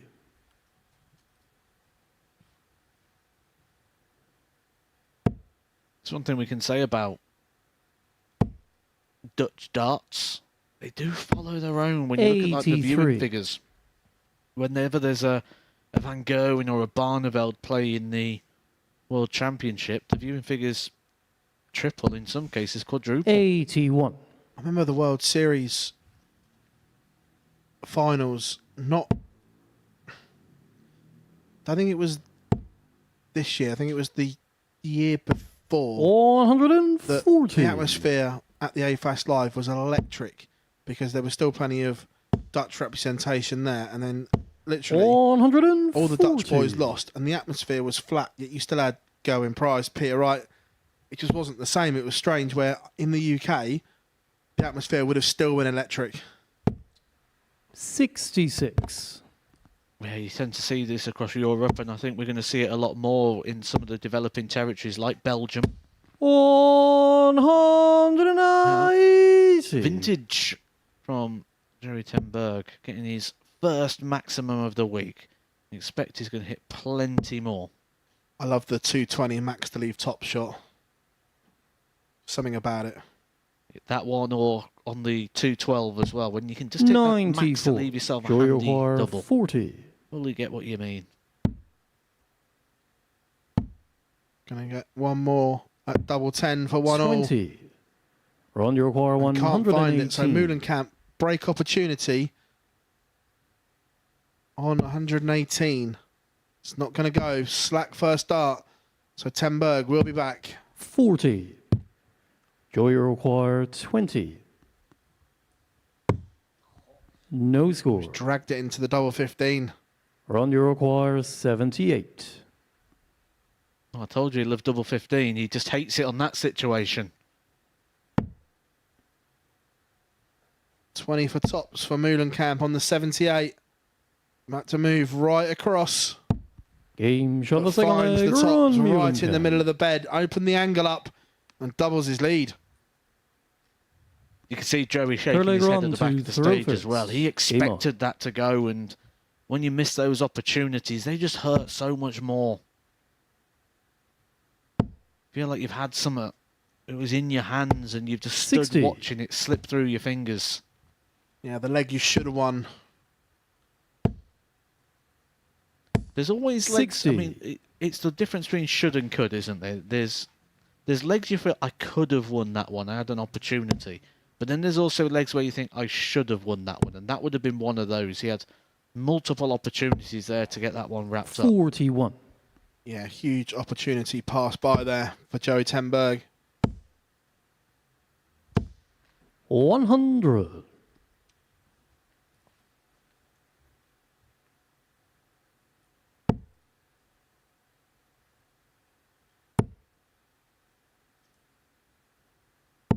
$60. Both of them just struggling here a little bit to find their scoring rhythm. 100.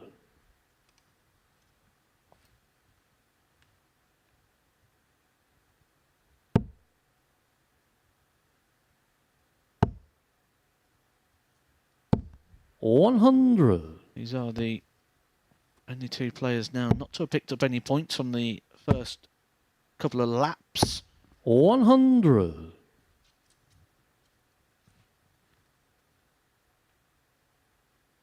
Ten Berg has left to finish here. And although never say never, Matt, we haven't seen anything from him today to suggest this is going to go. But it could be the catalyst. He nearly turned around and said, "Shut your mouth, Phil Bars." Ron, you require 100. He's left it handy, though. He does need Ron Muhlenkamp to miss the ton. Expect he'll go two tops with that awkward lie. He's got the first, and it's a good lie there just 80. to... I'm going to say Joey go underneath. require He did go 36. underneath, but I don't think he wanted to go that far underneath. So ten Berg to half the deficit. Game shot the third leg. Finds the Joey tricky double Tenberg. 9 switch. And effectively, we are now back on throw.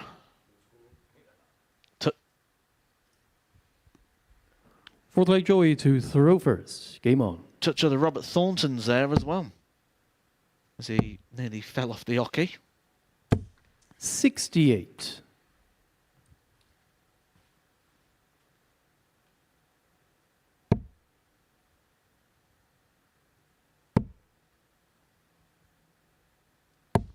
$95. Great recovery dart there.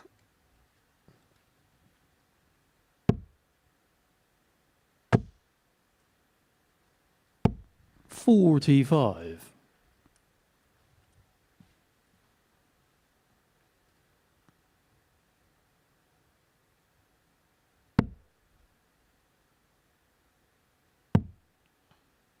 Just a big passage of play here in this game. Moolenkamp 96. will be looking to reinstall that two-leg lead, but Joey Tenberg 60. will want to be back on level terms.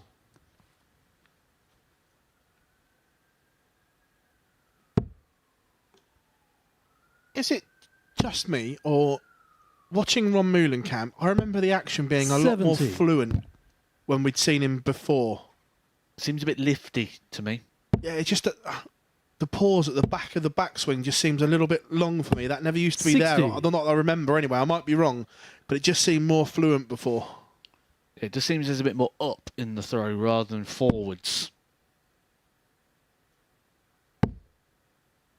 I think that's probably evident with both these players as well, to be fair. There's just a little bit of lift, a little bit of upwards movement.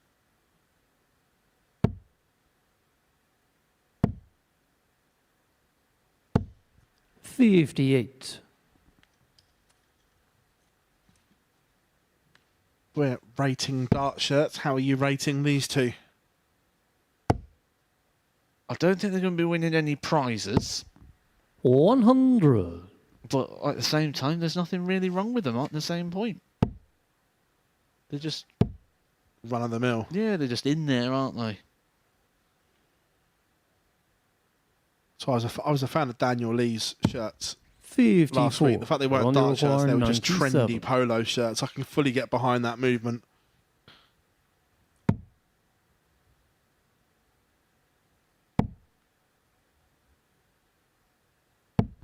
$57. Joey require 156. Set up play there from Ron. Gives himself tops to get the break. Oh, Joey fancied that second dart, didn't he? A little bit of a grimace 100. there. Ron require 40. So Meulenkamp to reinstall the two-leg lead. Game Only needs the one dart. Ron Meulenkamp now 3-1 to the good, and will have the darts and throws for a 4-1 victory. Fifth leg run to throw first. Here in Game leg on. 5.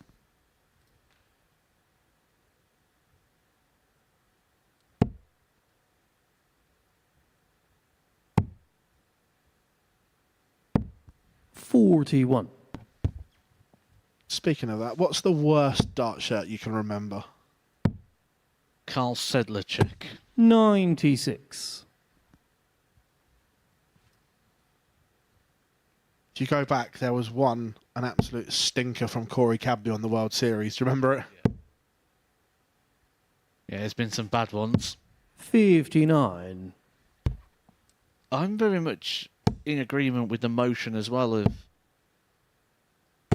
taking 100. off people who have dartboards or darts on their shirts. I'm not a fan of that.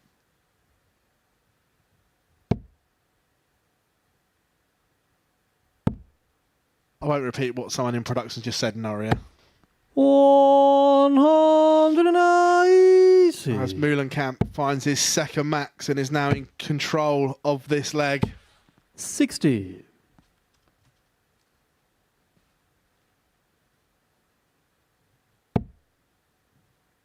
Making his move for the line, which is ironic, being 3-1 up, and when we're saying we don't 60. feel he's hit his level yet. To be fair, I don't think anyone's really hit their top levels as of yet. I think this one is still finally in the balance. Yeah, I think first session of the week, they're all just On your require 161. probing each other, just having a little bit of a feeler, see who's doing what, who's producing. And it's the safest session of the week, really. Session 1 when you're here for the full week. Because 47. Joey if you hit it require wrong today, you're still got another 4 days. 146. Yeah, it's not like Group C where you haven't got time to feel out and see where the game is, see where everyone else is. You have Ron to just require 114. start with fireworks.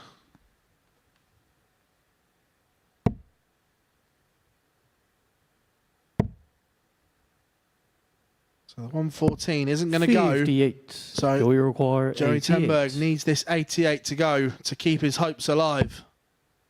18 for ball. Bullseye. 63. Doesn't go. Ron, you require 56. Meulenkamp, 16 and tops, but he's gone into the double. But it's a happy accident because it leaves double 12. Last dart. Game. And shot, there we have it. and the Ron match, Meulenkamp Ron wins the Meulenkamp. Battle of the Dutchmen. A 4-1 win over Joey Tenberg in this one. There we have the stats on screen. 50% on the outer ring for Meulenkamp. Coming up after the break, we will see Fallon Sherrick against John Brown.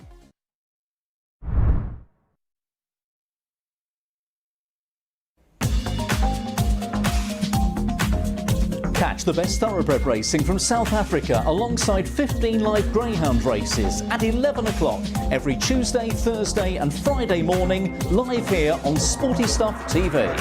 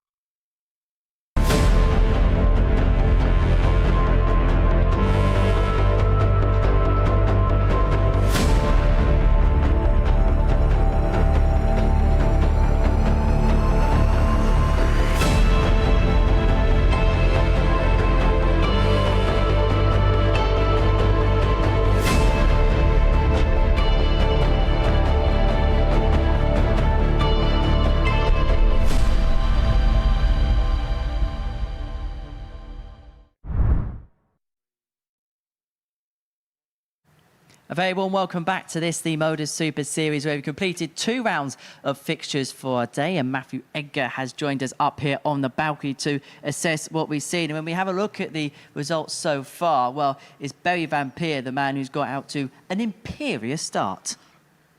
That is just on the back of what he's been doing away from here, I think. I think these first couple of laps of fixtures, I don't think we've seen the best of any player yet so far. We've seen some good competitive games, but I don't think anyone's really found their A game yet, and it's been a little bit sort of safe and a little bit cagey. However, with that in mind, when Barry Van Peer has come here with the form he has and he's just used to winning, it just means you get over the line, you find a way of winning, which is what he's done in the first couple of laps. Well, we can have a look then and see what that does in terms of the context of the league table from the first couple of rounds of fixtures. Barry Van Peer out in front, picking up 4 points. The only player as of yet to pick up maximum, well, the only player to have picked up maximum points, the rest down on 2. It's exactly what we thought it would be, isn't it, in terms of how tight the group is? Oh, yeah, this is going to be the story throughout as it goes. I think with the league table, I think we're just going to be looking down that points column and we're just going to see hardly anything to separate this group all the way through. I think the players that are in positions are just going to flip-flop around. And really, I don't think the table's going to have much relevance till about game 13 of this group, where then we'll probably look at it and go, we probably still don't know.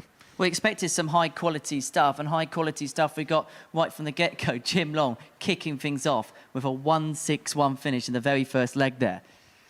First leg of the day, 12 darter as well. He threw me a little bit going the alternate route. We've seen a few of those today so far, but got bettered not too long after the very next match. And it got a little bit better in the next game, the 170. Might as well cancel check out the week now.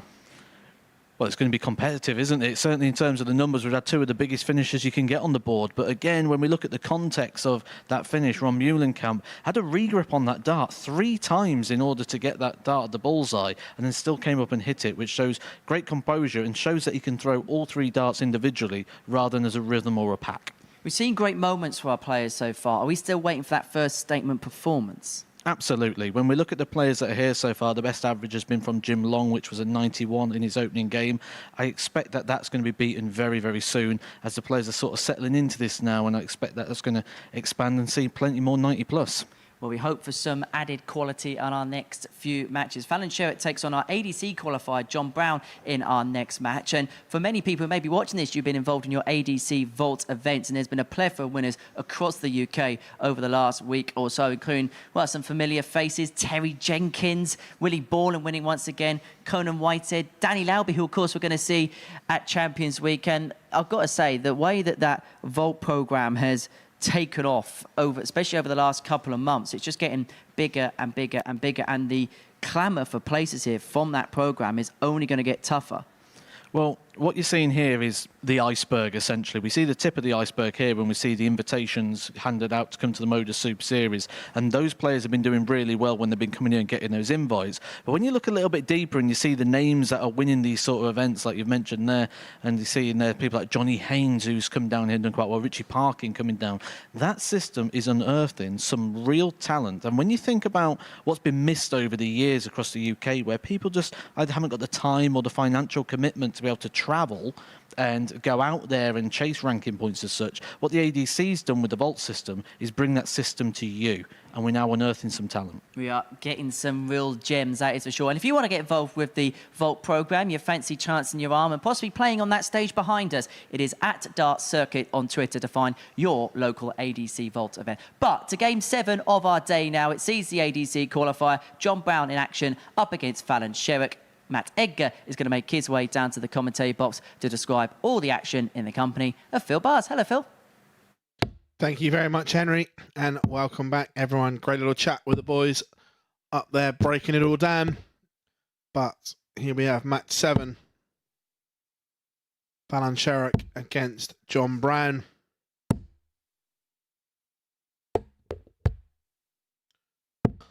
Fallon 28 from Milton Keynes using a 23-gram Dynasty Dart. John Brown, Bristol, 22-gram Target Dart. Got to the last 32 of the UK Open. First leg, Fallon to throw first. Game on.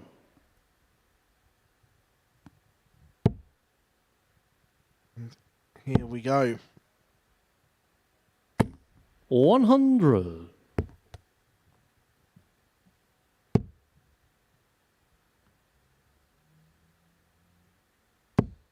John just dragging his first dart a little bit low there. 60.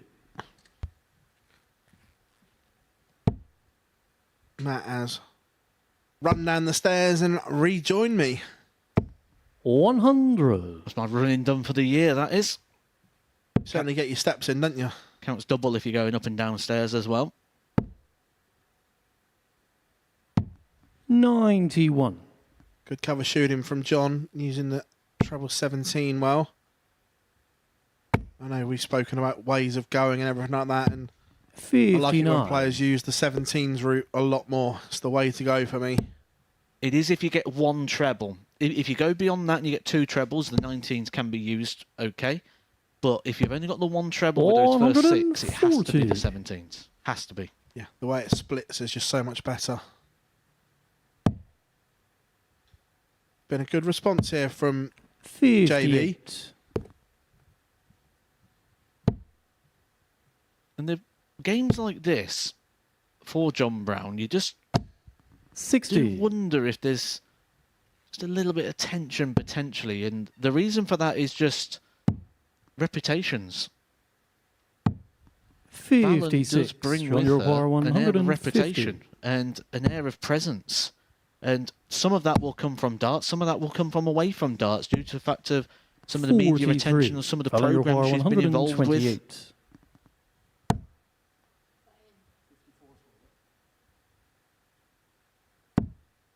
The 128's always a 88. tricky one for me.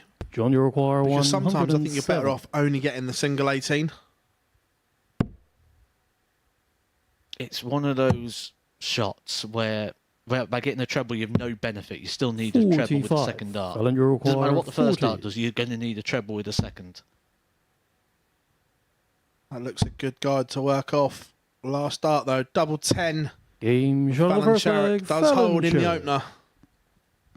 JB was poised, ready to pants on 62, but didn't get a go. Second leg, John to The throw worst shot on the first. dartboard for Game that on. reason, where if you get a treble and then you potentially don't need a treble with a second dart, but you really want one, is 119.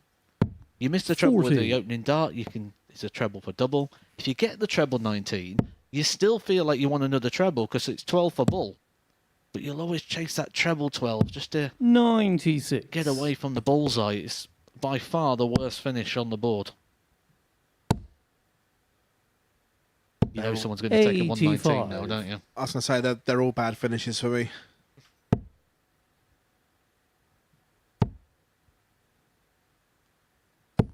tidy. 100. Changed the name of Double One to Barza's house, didn't they, at one point? I still didn't have the keys to get in. 60.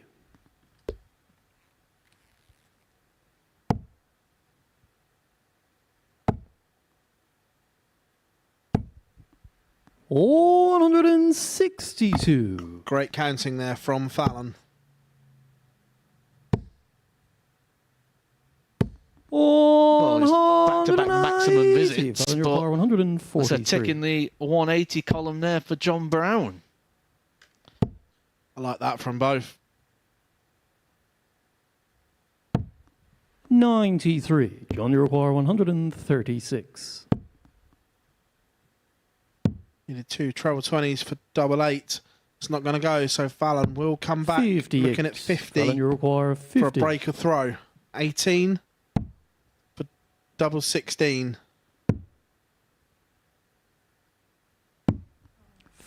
Just came 34. inside, so John, you require 78. John Brown 78 for a level game.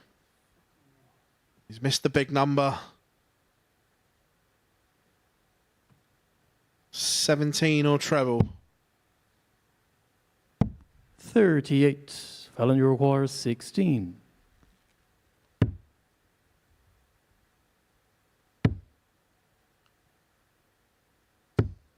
No score. Missed opportunity, Matt. John, you require 40.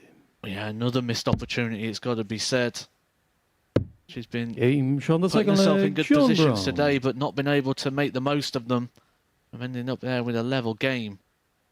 And I Third would leg say Fallon that to throw when first. Fallon's on, Game on. her key strength is the finishing. It is those doubles. That's not the case here. 1 from 8 in this one, 3 from 15 in the last, 100. 4 from 9 in the opener. That was tidy. Yeah. John Brown, though, stepped in and punished the Fallon Sherrick 96. misses.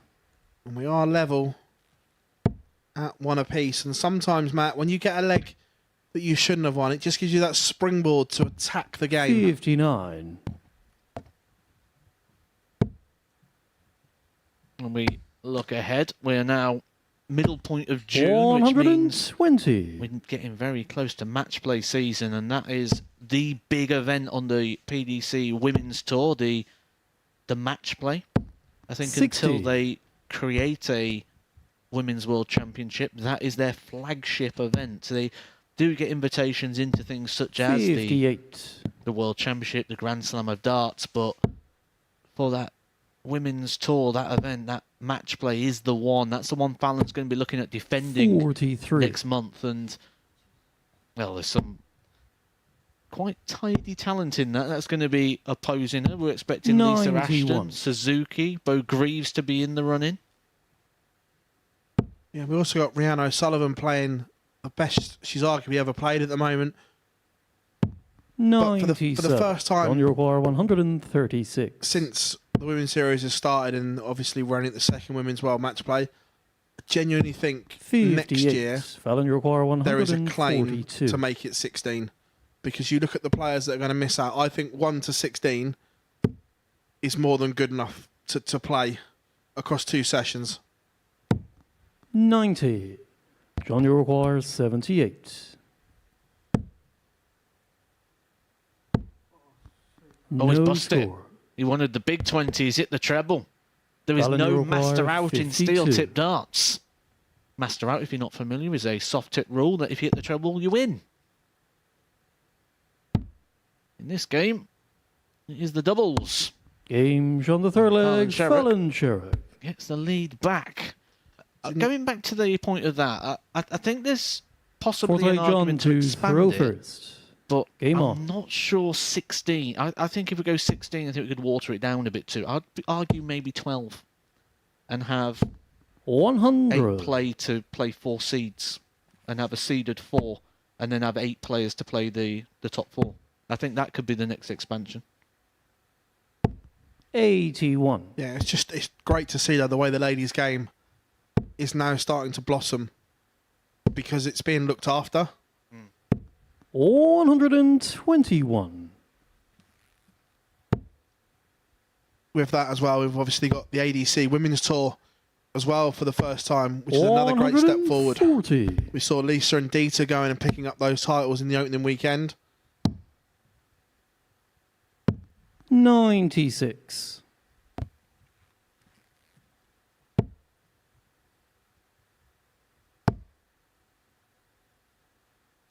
$60. I think it was Matt Porter who spoke recently, and he says, well, that's one of the advantages our sport has, that we're not 140. restricted by gender, that you can have the male versus female option. 140. John Yorquhar, 44. Missed the big number again. 28. It's been the story of John's game so far is the scoring's been okay, but he's missed big opportunities, and will Fallon make him pay? Not this 60. time, but that's unlucky, Matt. John Yorquhar, 16. You can see it hit the dart that was already in the board.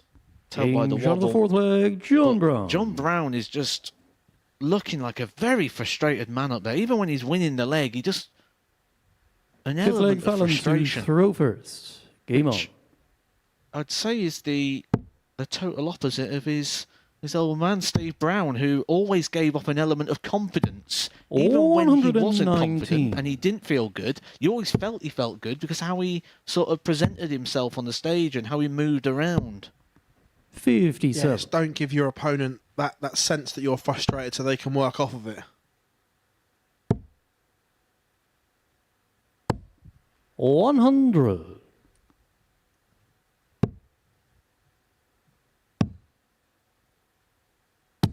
$96.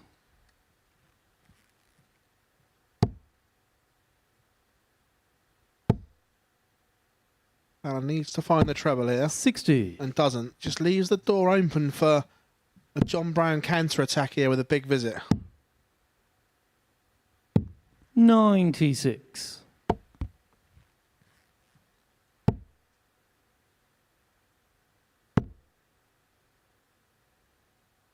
$94. Fallon covers on the treble 18. Another here from JB would make it interesting. 140. Fallon Yorquhar, 128.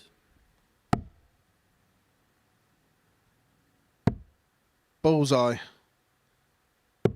103. Minus the 25. John Yorquhar, John Brown coming back for 112.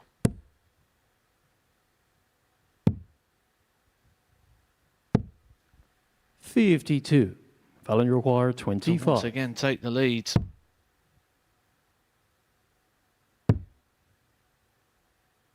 Just needs to come inside. Game shot of And the a fifth good leg, finish there Fallon from Fallon Sherrick. She was unfortunate over on the 10s on the last leg. On this one, she Six finds leg it in John the corner. to throw first. She's a leg Game on. away from moving onto 4 points. John Brown's going to have to find something here. He's got 57. no wiggle room. Has to win these last two legs. No room for error. You do have to 97. sort of admire what Fallon's doing here this week, because when you get what you set out for, you set out for certain targets and goals within a 96. sport or within a profession, a job, whatever you want to word it as. And when you get that level of achievement that you set out for, or exceed what you would possibly imagined would have happened, 100. sometimes you can sort of lose sight of the big picture, thing that got you there, which is, in Fallon's case, a game of darts. And when we look back over the 41. last sort of year or so, it's not been good enough. It's not been what we'd expect from Fallon Sherrick. So what she's doing here is she's going, okay, I need to put some graft in. I need to start 58. playing a bit more. I need to start doing a bit more. Despite the fact she's probably got everything she set out to get in the first place. Now she's hungry for winning darts matches. 100.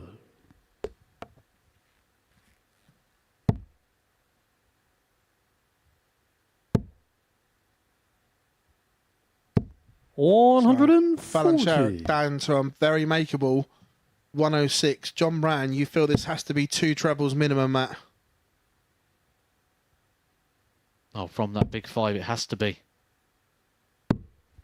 50. He's left to finish. Challenge require Well, it 106. is a biggie. Treble 18.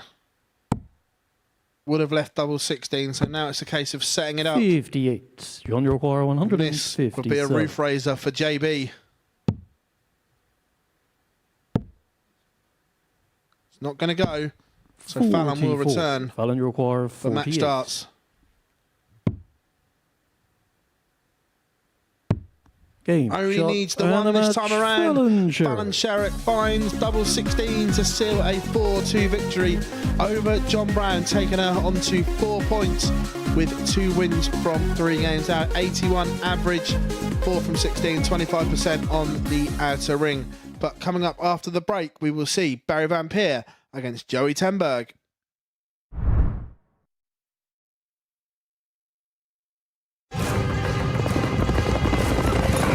It's the final straight.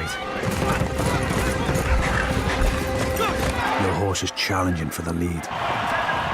Victory is so close you can taste it. This magnificent animal giving everything for his jockey. And in the last strides, your horse is beaten. Fortunately, with Coral, you'll get a free bet up to £10 if your horse finishes within a length of the winner. Available every day of the season. Coral.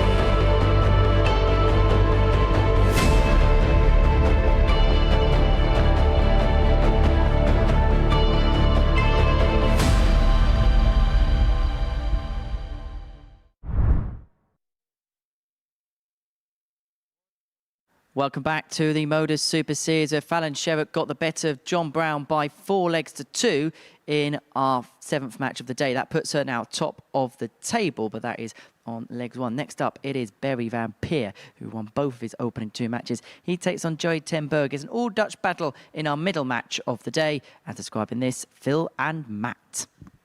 Welcome back, everyone. Here we are, Barry Van Peer. The only player with a perfect record so far today, 2 from 2. And he takes on Joey Tenberg, the entertainer. Can Van Peer First leg, Barry to throw first. Game on. make it 3 from 3? We'll find out over the next 10 to 15 minutes. 134. With a nickname of The Entertainer, I bet you can't guess what his walk-on song is. 100. Millennium. Prodigy Voodoo People. 135. There's a missed opportunity, isn't there? You just knew it was going to be... I knew you'd go Robbie Williams on that. I wasn't going to go for the obvious, that's why I was like, I'll just throw in another one. Yeah. No, Prodigy.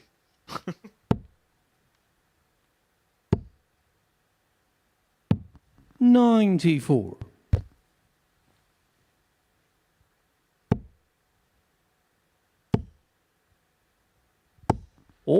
$121. Barrier bar 138. The Della. Not the route that Della went. What's that? Have I missed something in darts? The one I really 98. enjoyed actually was when Mark Webster wrote like 74 on his shirt. He did, however, he soon regretted it the next day because he realised he didn't have a second shirt with Barrier him. bar 40. We will give you some context in the next leg. Game shot on the which first is leg. going to be Barry coming very Van soon Peer. because that's a 14 data there for Barry Van Peer, who could be the first player to set down the marker Second leg and set Joey out to his throw stall and first. Game on. set up his tent and camp out at the top of the table. If you're unfamiliar with what Oh, on earth we're going on about, 140. Keith Della won the World Championship with a 138 finish against Eric Bristow. And it's on his shirt, it's on his darts, it's on his 134. flight, it's tattooed across his forehead. He's moved to number 138 on his road. 100. Everything's 138 with Keith Deller. It's even on his suitcase. And Mark Webster got a marker pen. And marker pen, I think it was 74 he took out to win the Lakeside title himself. I genuinely love Webby's sense of humour is one of the best out there.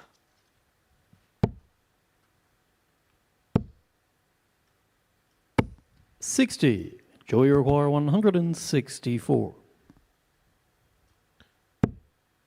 Not going to do the 164, but Barry Van Peer will come back with an opportunity. 60. Barry require 170. At the fish to break. Doesn't go either. 58. Joey require 104.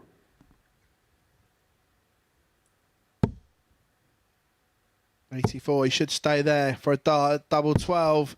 And that Game is shot is brilliant. That's Joey the glimpse Tenberger. of the Joey Tenberg talent right there. 104 finish. And that's what we've been expecting. Barry to throw first. Game on. Yeah, welcome to the party. But I'm going to ask a bit of a 45. question here. I'm going to ask it to you guys at home, our viewers, wherever you're joining us from. And I'm going to ask you to reach 39. out to the MODUS Super Series. You'll see in the bottom right-hand corner there at MSS Darts and all the different platforms that you can get in contact with us 60. to discuss this very question. Phil Bars in game number 1 said arguably Barry Van Peer is the best player at the moment on Planet Darts who doesn't hold a PDC tour card. 100. Do you agree with that? Or do you think it's somebody else? Let us know who you think is the best player at the moment without a tour card. I'm going to 81. pose a couple of curveballs to the Phil Bar suggestion, one of them being Belgium's Andy Bartons. Another one being our reigning Super Series champion, Luke 95. Littler. Or is it this man right here, Barry Van Peer, a winner of 4 Challenge Tour 58. titles and the reigning Dutch Open champion? I think the Luke Littler one is a curveball because he wasn't able to obtain one this year. 140. But the second he was able to play at those senior events, he qualified for the UK Open at the very first. Absolutely. 43. Joey require 127. I think 95. it's safe to say it won't be long until he is on tour. Next year, I would imagine. We'll give him a year to settle, and then I think he could do some very special things. 43. Joey require For me, 32. he is the man. Double 16 for a breaker throw. No Doesn't score. go, but he will be back. This is a rare off leg from Barry Van Peer. The scoring radar is not functioning at the moment. 95. Joey require 32. Now he's chasing double 8 across to 4s. 28. And has Joey Barry Tenberg just requires wasted a golden 76. opportunity to break the Barry Van Peer throw. When you're in form and you've got the confidence that Barry Van Peer is, 68. when people miss those sort of shots, you just feel Joey like, require I knew you were 4. going to miss it. And it didn't matter if you hit it, I was just going to get it back. Game shot on the third But it leg. is a breaker Joey throw. Tenberger. But Joey Tenberg, he won't care how many darts it took. He just cares that he's in front. Fourth leg, Joey to throw first. Well, Game on. Barry Van Peer has not yet hit the heights today. The doubles have been the problem.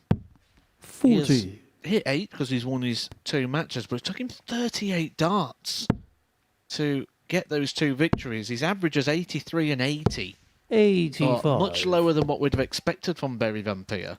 And there was always going to be a moment where if he carried on playing like that, he was going to get caught out. I just don't think that the odds compilers would have 55. thought this would be the one. Barry Van Peer kicked off this match 1-7. Far too short in a race to 7, that for me. Especially against a player who has proven pedigree and quality in the locker. You just never know when he's going to find those keys. 97.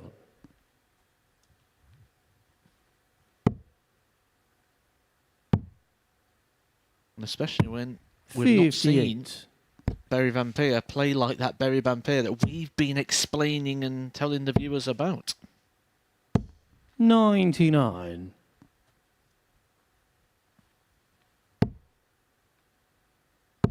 But there's a break-back opportunity here. 125. Especially now found the second treble.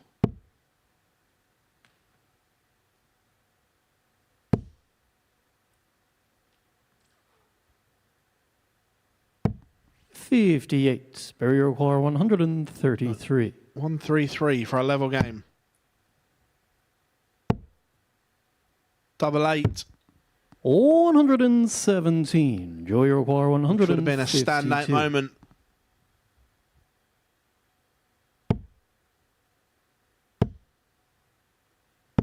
$60. Barry requires 16. Joey Tenberg can't take out 152 Game shot on the fourth and leg, pays the Barry price, Matt, Van because Peer. somehow Barry Vampire is level. He's not at the levels that he expects, but he'll take that Fifth right leg now. Barry to throw first. Game on. It's all about winning. That's the only thing that matters. That's the only thing we're going to be judging this on, and that's the only thing. 85. When the prize money gets divvied up and sent out to the players' bank accounts, that's the only thing that people are going to look at. They're not going to look through the averages and the 60. stats and the numbers and say, oh, well, that player played better than him. He who wins gets paid the big bucks. 95. Thought you were going to burst out into a Del Boy light there. He who dares wins. 45. Well, he had an early scare here, did Vampire. 100. But Joey just losing his way a little bit in the middle. He hasn't been playing a lot of darts, certainly not at this 40. level. On an international stage, that is the Super Series. Certainly not against 60. players like Barry Vampire, who is arguably one of those, well, I'm going to say top 5 players without a tour card. Let's 60. Barry let's give it require that tag at least. 161. He's certainly within the top 5. I don't think there's a danger of that one. Making some big bold predictions today, 59. aren't I? Top 5 without a tour card. I think he'll have a tour card next season.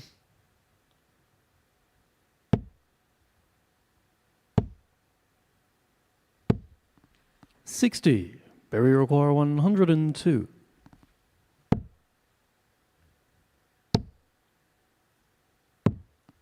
$54. And we spoke about that Dutch Open earlier on in the year, and it was Barry Vampire who ended Joey Tenberg's run in the quarterfinal. 55. Barry require A 48. bit of recent then between the two as well. Game shot on the fifth leg, Barry Van Peer. It's a fabulous start from Barry Vampire. 2 on the spin, and he leads once again. Sixth leg Joey to throw first. Game on.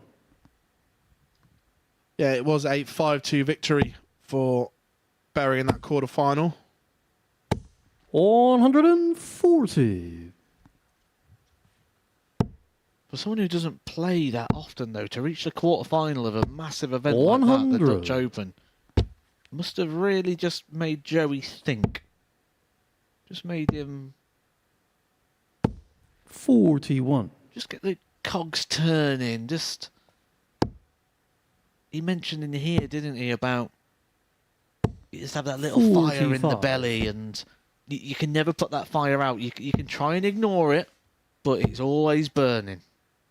It's always there, and we see 100. it with players when they retire as well. The same thing, that even though in the back of their mind they know it's time, it's still that, I can do this. 105.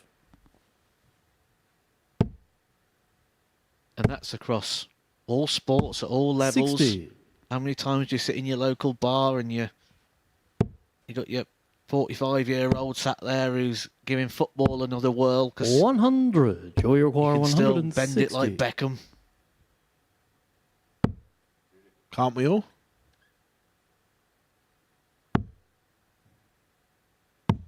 40. Barrier require 151. 151 to win it in style. It's not going to go. 119. However, he's left Joey it require very, very handy. 120. Unless Joey Tenberg can find Shanghai on 20s.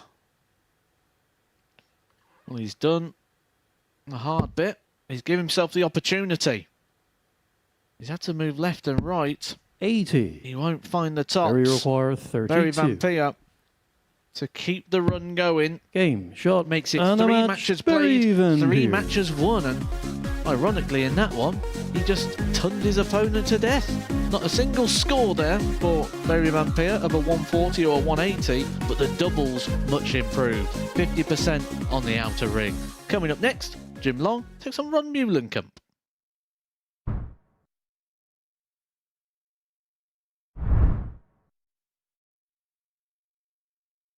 Hey, I'm Gary Ashburn, and I've been working in the world of collectibles and memorabilia for over 30 years.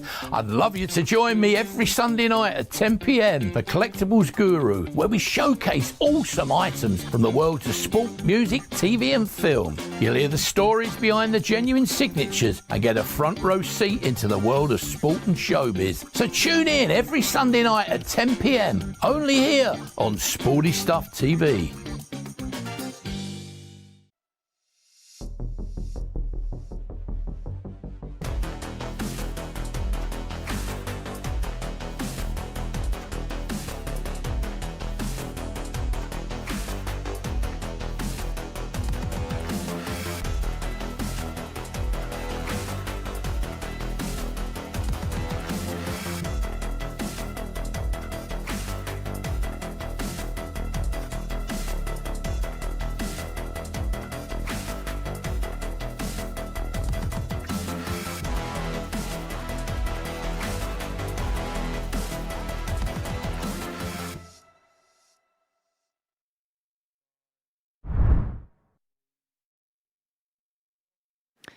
Welcome back to the MODUS Super Series, where Berry continues to be very good. Van Peer getting the better of Joey Tenberg by 4 legs to 2, doing so with an 84 average and 50% when it comes to the doubles. So the final game of round 3 is about to get underway. It sees Jim Long in action up against Ron Muhlenkamp. Watching this one in the commentary box, Matt Edgar and Phil Bars.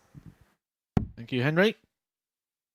Yeah, interesting international clash here. Jim Long, a man in form, a man who is 55 years old from Canada, who believes the Seniors Tour should be 55 years old, he was telling me. I think that's probably because he wants to try and get rid of a little bit of the competition.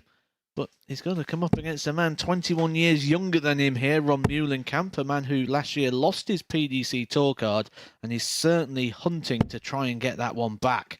He is sat nicely in position number 6 on the PDC Challenge Tour, and has opted to come here rather than go and play on the Pro Tour this week.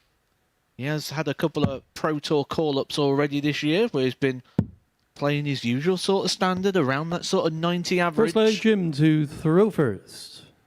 Game on. That is something he hasn't brought to the Super Series so far. He had an 87 in his opening game, a 79 in his second. He's going to need to up that slightly if he is going to contend here with Jim Long. 41.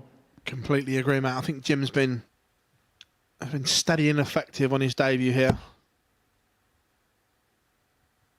I think there's potential value in this one as well. So Jim Long, as we know, he's got the throw. 140. He's priced up at 11 to 10 to win this. Ron Muhlenkamp 4 to 6. That's a good bit of value there, I think, on Jim Long. If he was sort of playing along at home, I think you'd have a little look at that. Completely agree. As Jim Long fires in the first maximum of this contest. 100.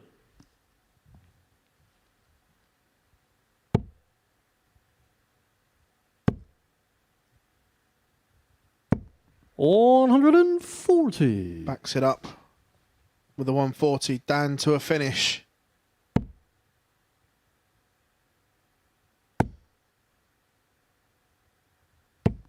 140. Jimmy Roy. Pair going at it here, mate, in 140. leg one.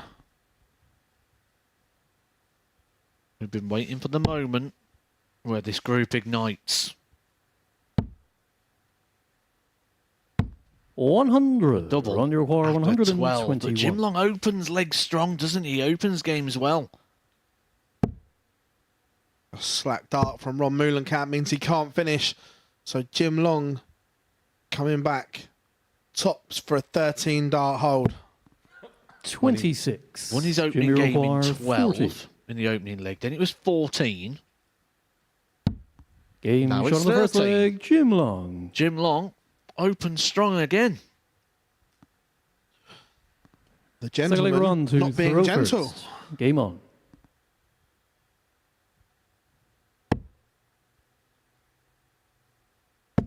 Does look well, though, for 55, doesn't he? 100. Nothing phases him either. That just gets on with it. And I remember when he beat Michael Smith in Madison Square Garden, he was like, yeah, Michael didn't play well, so I just did my thing. 100.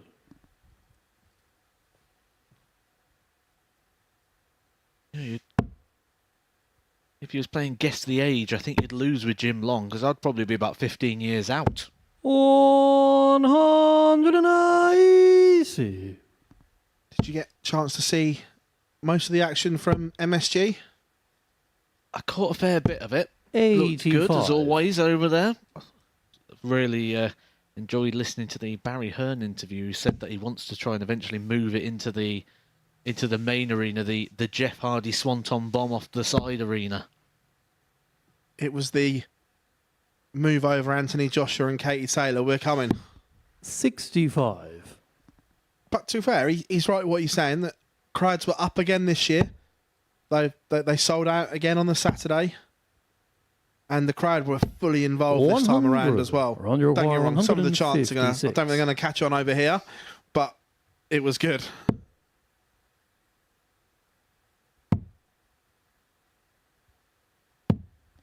Oh, 56. Dancing with Demi as well on the walk-on.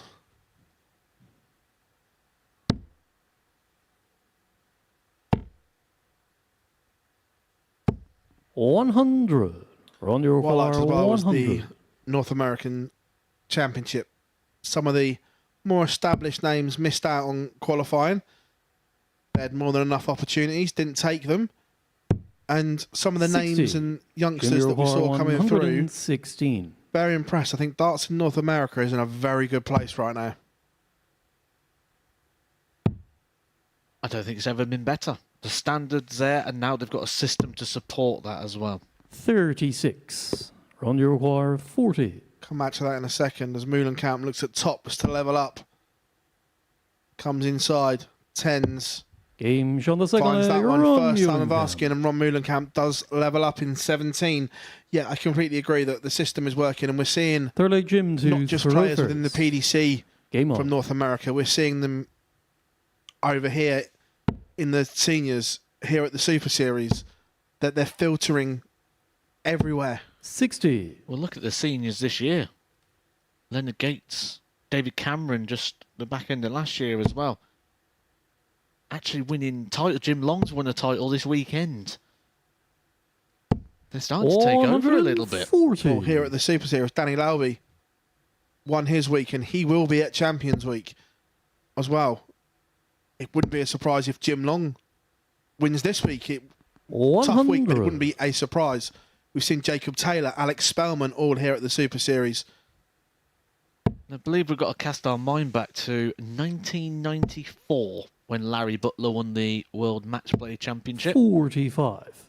And that's probably the last time we've really had a serious American champion over in the globalised game of darts. I think that is going to 100. change very soon. Yeah, John Part still playing as well as the senior statesman in North American darts, and it was interesting listening to 140. a couple of the North Americans talk, and the way they speak about Matt Campbell is interesting, and a couple of them exact words were, he's the best player to come out of North America since John Part. 190. We will see him in the World Cup of Darts coming up later on this week. But a huge maximum there from Jim Long. Jimmy requires Let's 61. put him in pole position to hold and go 2-1 up. The 180 leaves 61 here in leg 3.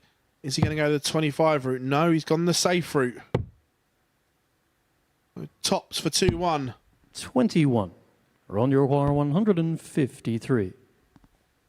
On the 61, are you a 25 man or are you the safe option? I don't even think I could give you an actual answer on that. I think it would change 40. depending on the situation. Come inside, 10s.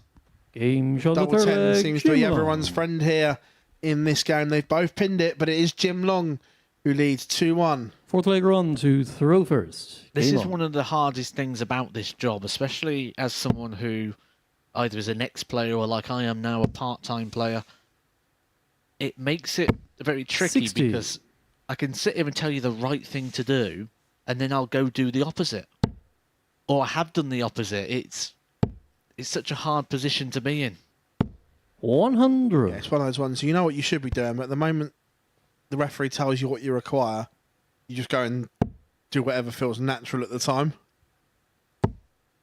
Yeah, exactly that. You just go with the flow a bit too much at times and don't always make the best choices. But I tell you what, if you close your eyes when we're getting that 180 call, there's a hint of George Noble in that, isn't there? He's 54. modelled himself on him, isn't he?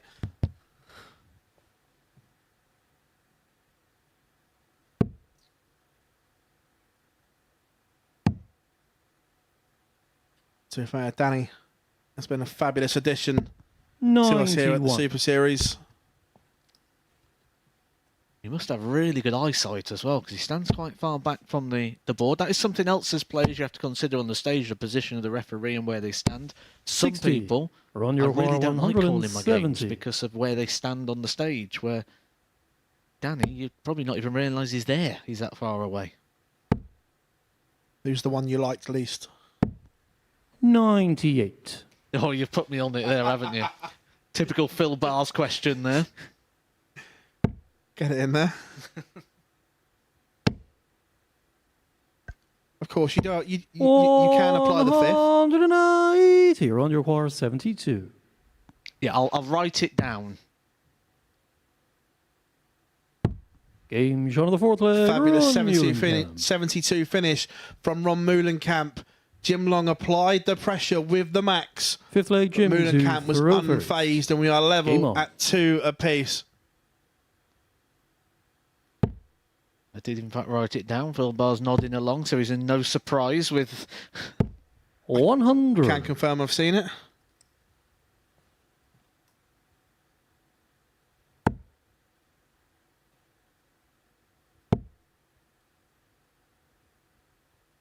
$45.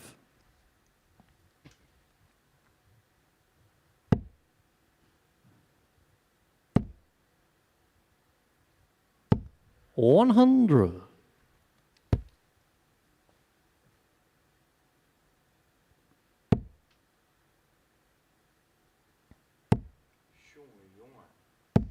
$85. So far, they've all been fairly comfortable holder throws. Matt, they seem just to be in that groove on their darts. 100. And this is the performance of the day so far from anybody in terms of what Jim Long's putting in. He's average, which we can discuss now because it is the fourth leg, well, the fifth leg of the match. So it does have a little bit 60. of relevance. There you see the 96.23. 5 180s in this one, so this has been the game of the day so far. But the performance of the day here for Jim Long. 60. He's looking at trying to overturn the favourite for the match here, Ron Meulenkamp, which we did contest at the start.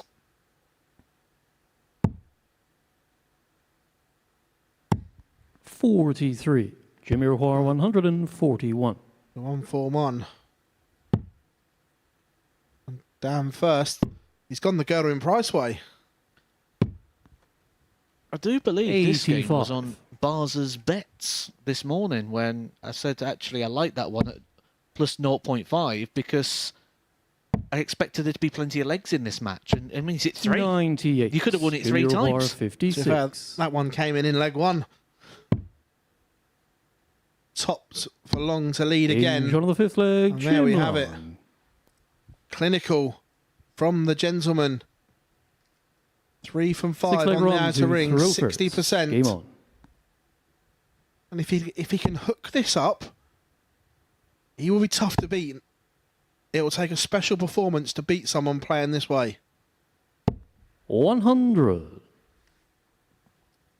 Especially when you've got the throw as well, because what he's doing is he's forcing Ron into a leg where he only gets 5 visits to the board. He's forcing him to have to break that 100 barrier 140. in order to get that breaker throw. And that's if it goes that far, because Jim Long is on the mission.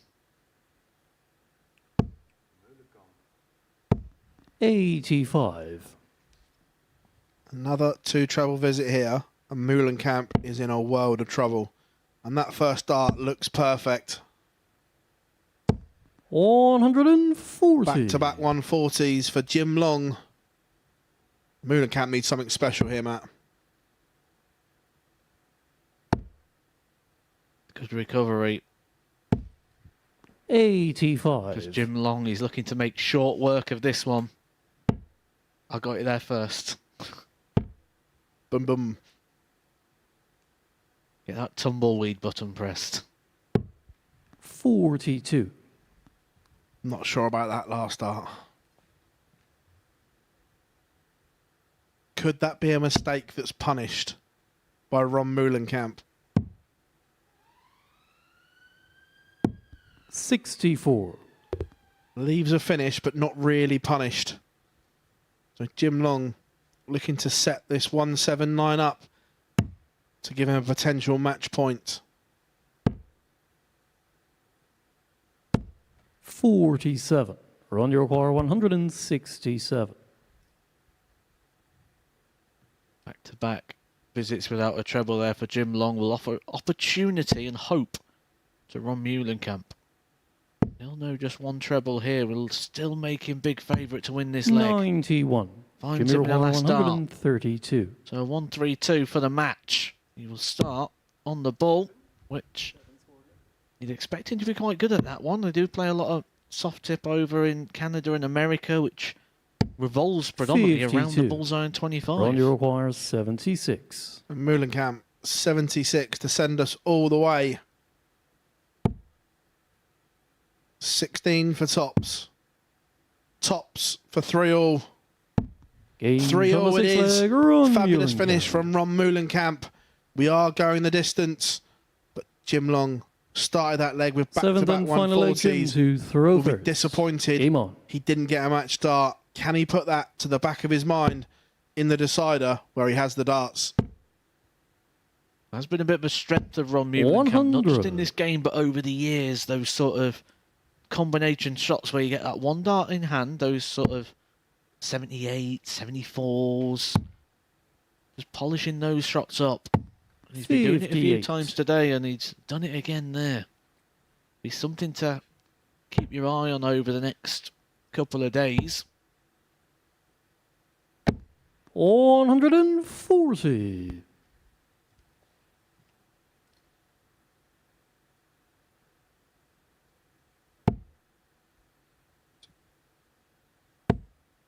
Great first dart, and he's used the marker so well there. 100. We're disappointed that third dart hasn't joined it.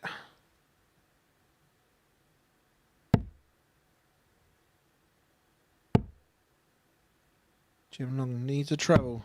82. Finds one. Still advantage Long in this decider.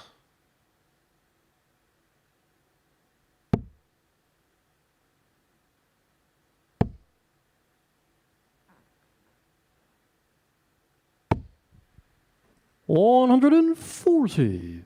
Meulenkamp poised within striking distance if Jim Long makes a mess of this.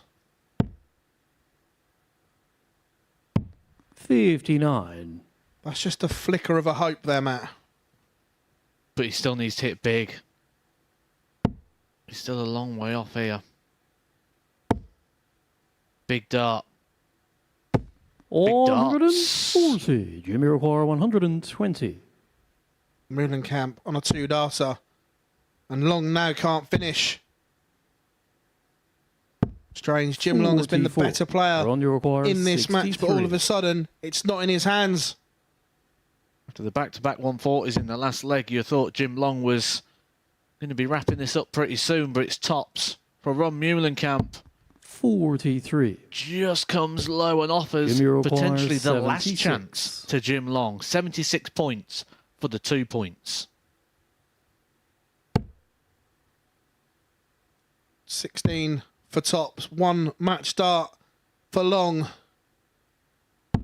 Game, 1 match start is all match, Long Jim needs. It is a 4-3 victory for Jim Long over Ron Mühlenkamp, bagging the points. 90.84 average.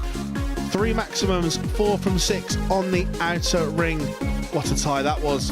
Coming up after the break, we're going to see John Brown against Berry Van Peer.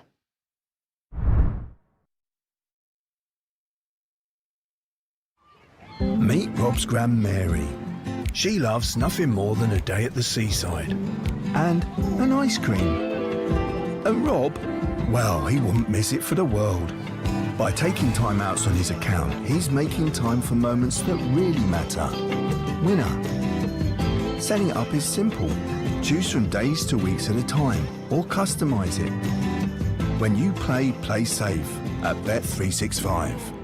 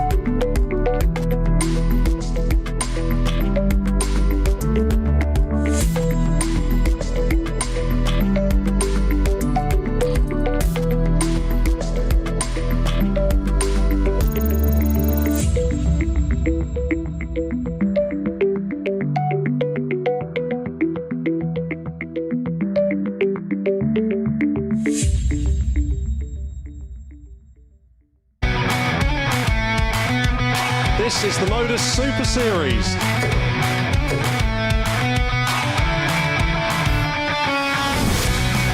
$182.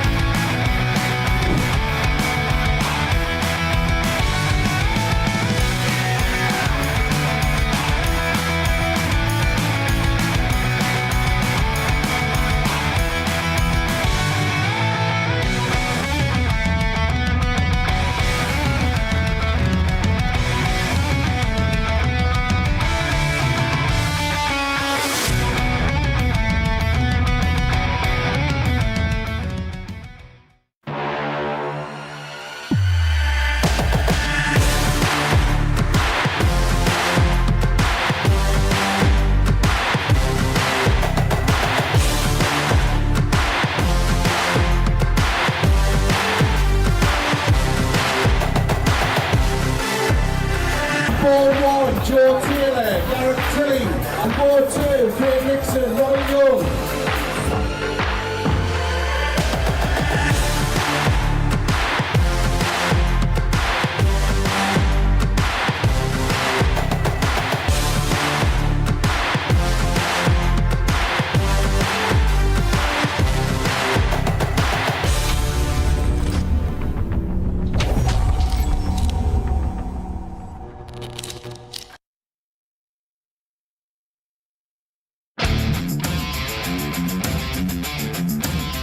Every Saturday, we open our doors for our weekly finals night. For a unique and intimate darts experience. Meet the Dart Stars and even the team off the telly. Here at our purpose-built venue in Portsmouth. Every single Saturday evening.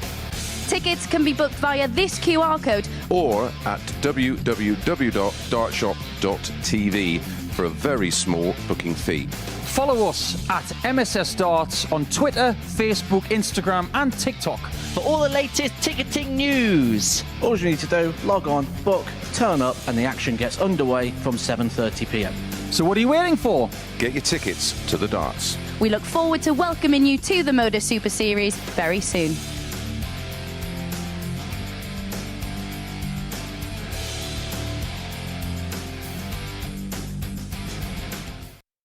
And I tell you what, when you consider some of the quality that's been on show today, why don't you get down here for a Saturday night at the MODUS Super Series? Before the break, we saw Jim Long get the better of Ron Moulenkamp by 4 legs to 3, a game which saw 5 180s in the mix. And following the end of the third round of fixtures, this is how the table lies. Bay Van Peer, the only player yet still unbeaten in the table. Jim Long and Fallon with 2 and 1 records respectively. So we begin round 4 with the battle between John Brown and Barry Van Peer. Barry looking to keep up that perfect record up against John Brown. Not going to get another win. Watching this one in the commentary box, it's Phil Bars and Matt Edgar.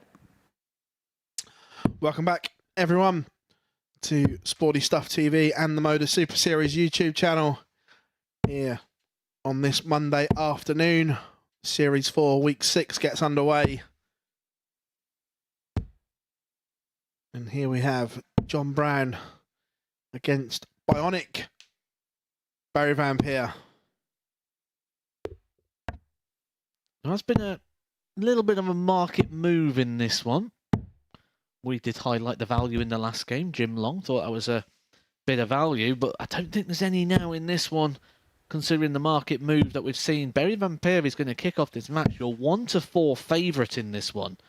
When you think that John Brown's going to have the darts, the advantage of throw, that seems a little bit skinny. Too short for my liking. First leg, John, to throw first. Barry Game is on. yet to taste defeat today, which is part of the reason why those odds would have moved, and part of it would have moved because he hasn't tasted defeat that much this season, never mind just today. Just think though, in a race to 4, 140. when you haven't got the darts, that's too small. It can go wrong very quickly in these short format games. We've seen many of upsets. 41. Just think the World Cup that's coming up this coming weekend. How many upsets and shocks and surprises have we 57. seen in the World Cup, which played this same sort of format, best of 7 in the singles phases? Completely agree. 41. But we've seen it before that players are priced on names and reputations. 95. That even when Michael Van Gerwen was going through his struggles in 2020, he was still at least joint favourite for the tournaments. 134. We saw down here not too long ago, Jason Askew, the record holder for the Super Series top average, came down and was 58. favourite for a John group O'Hara, despite the fact he hadn't played darts for 145. about 10 months.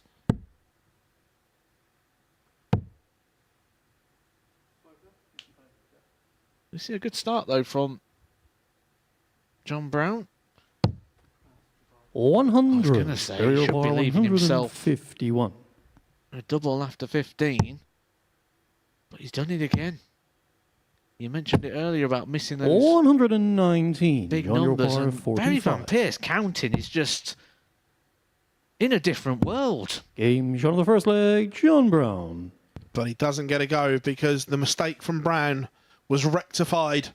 Second leg, Barry to throw He first. takes a 1-0 Game lead, on. and he should be able to gain some confidence from that. And all of a sudden, that 1-4 that we spoke about is getting even smaller now because 60. there's one opportunity to break the John Brown throw gone.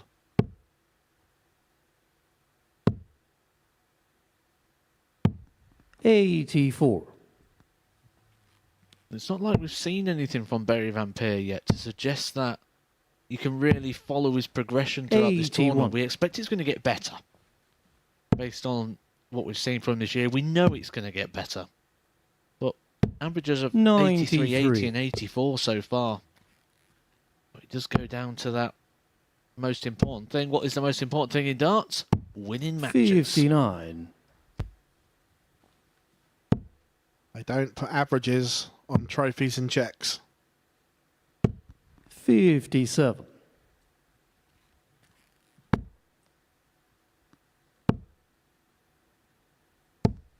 100. We take a look at the seasonal average for Barry Vampire, just looking at that 100. challenge tour. He's averaging around about the 90 mark, which when you think about the fact he's played 68 matches, 134. to be averaging around the 90, 167. that is quality and consistency. Yeah, very good. 45. Barry requires 67.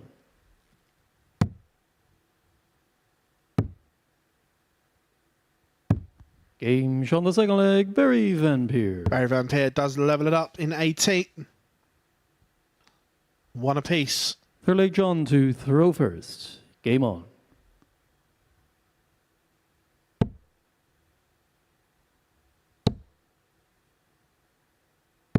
$100. Wouldn't have been that many sleeps ago that this match would have been potentially a Pro Tour match. 96. Both had their tour cards last season.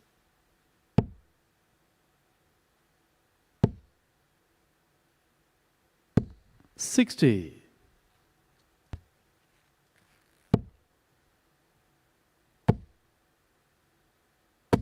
$140. And a slip from John Brown has been punished by Vampire. 60.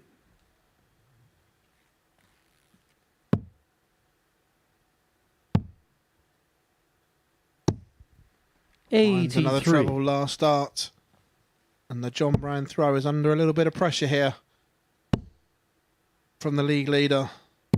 59.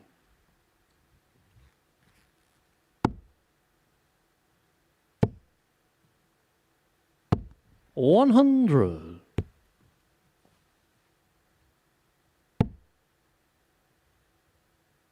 He's making his move. You mentioned about those 85. opportunities, those Barry lives to require try and get that 82. breaker throw. This is one of them. And with Brown on 137, he'll fancy he's got 6 here to polish this up. 42. John, you require 137. We go new school 57 tops. That was the MO. 59. Barry, you require 40. Speaking of tops, Game shot on the third leg, Barry Vampire. Barry Vampire uses to put himself in front for the first time in this one. It's just a race to 4. Fourth leg, Barry to throw first. So a Game ideal on. time to notch the breaker throw. 190. That is very George Noble, that one in particular. Yeah, he's just got that into the 41. nobles, hasn't he? 5th maximum, though, that for Barry Vampire today. Only bettered by Ron Muhlenkamp. Scratch that. 190. Matches Ron Muhlenkamp, but for the second time today, Barry Vampire has left himself on the 9. 140. He's threatening it. Barry require 141. Boo. Similar to last time, however, last time 105. made a mess of the leg and gave Fallon Sherrick plenty of opportunity. But he's on for a 10-dart leg. This would be the best leg of the week so far from any player. 56. Barry require Double 18 36. for a 10-darter. Game shot on the 10-darter fourth it is. leg, Barry Best Vampire. leg of the week so far. And if it's to be beaten, it will be something Fifth leg, special. John Matt to Barry throw Vampire first. has turned Game up, on. and this is the Barry that we've been expecting. He hasn't fired in his first couple of games today, but this is more like it. Well, if you want to see that leg beaten, we might have to get on the phone to Conor Heenahan, because he's the only man that's been able to hit the 9-darter so far in this 93. venue. Or are we going to add a new name 100. to the Super Series 9-dart club? Well, Fallon has hit one on the Challenge Tour this year. 42. But the signs are there that we're only on day one, and Berry has had 2 opportunities already 44. at it.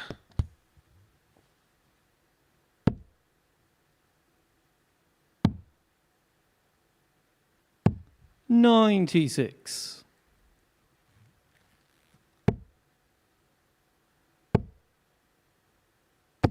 $140. I was going to say after the first start that they expected him to fill that one.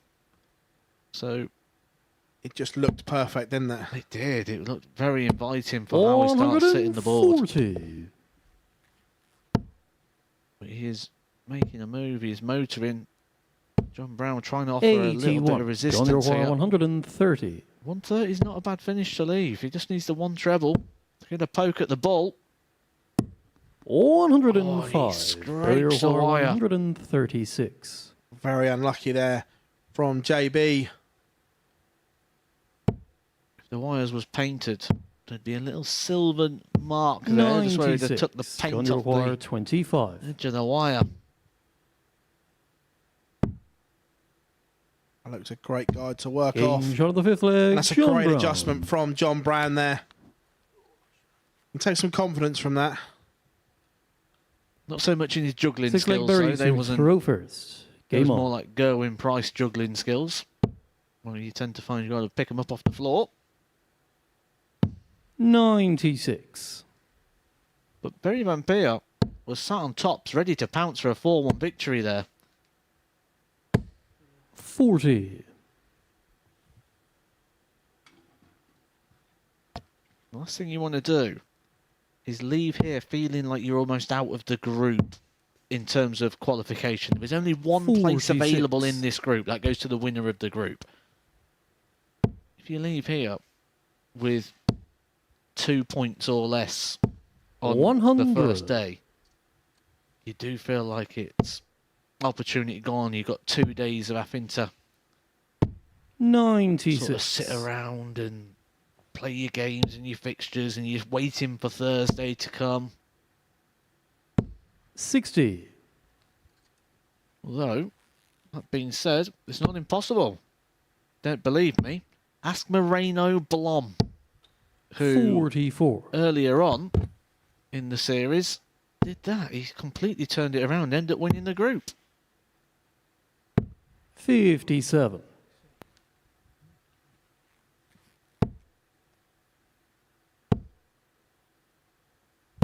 $140. Match point incoming for Berry Van Peer. The 140 leaves 79. 140. Berry requires Brown has 79. left to finish just in case. Double 11. Game shot. And there it is, And the match, 79 Berry Van from Peer. Berry Van Peer. Seals the points, a 4-2 victory. And he moves 4 from 4 and on to 8 points, averaging 95.67. The Berry Van Peer we expected has arrived. Coming up after the break, we'll see Ron Moulenkamp against Fallon Sherrick.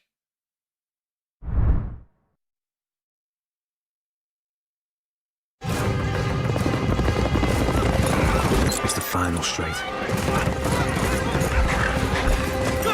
Your horse is challenging for the lead. Victory is so close you can taste it. This magnificent animal giving everything for his jockey. And in the last strides, your horse is beaten. Fortunately, with Coral, you'll get a free bet up to £10 if your horse finishes within a length of the winner. Available every day of the season.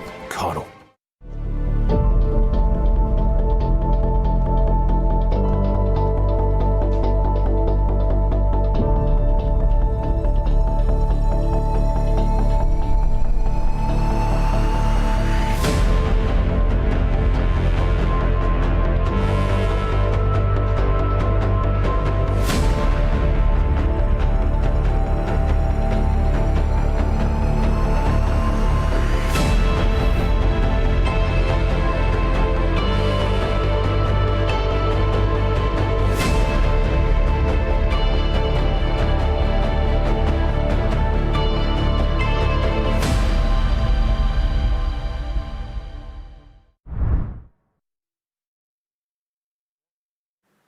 Welcome back to the MODUS Super Series from the live lounge here in Portsmouth. Now, I don't want to go all Destiny's Child on you, but it was a case in the last game that I don't think you're ready for that berry, because he averaged 95.67 in getting the better of John Brown by 4 legs to 2. It makes it 4 from 4 as far as his day is concerned. And the man who was a favourite with the odds compiler to go on and taste Group A glory is putting himself already in a very good position. But Game 11 pits together Ron Meulenkamp and Fallon Sherrick. This should be an absolute corker. Watching this one. Phil and Matt. Thank you, Henry. We have, as Henry describes it, a corker. I think this one, when we look at the odds compilers and the sports books, they've got Ron Meulenkamp. There's quite a strong fancy to win this one, 2-5. The price from Ron Meulenkamp, but I've been impressed with what we've seen from Fallon Sherrick so far today. She's had a couple of victories. The only game she lost was to Berry Van Peer, who's beat everybody so far, 4 from 4. And she did have 3 match darts in that game as well. I don't think Ron Meulenkamp, the man who's making his debut here, the former PDC Tour card holder, is going to have things all his own way. No, and as I said before, in these race to sevens, I can understand making Ron the marginal favourite because he has the darts, first. but not Game on. 2-5. I think that's way too short again.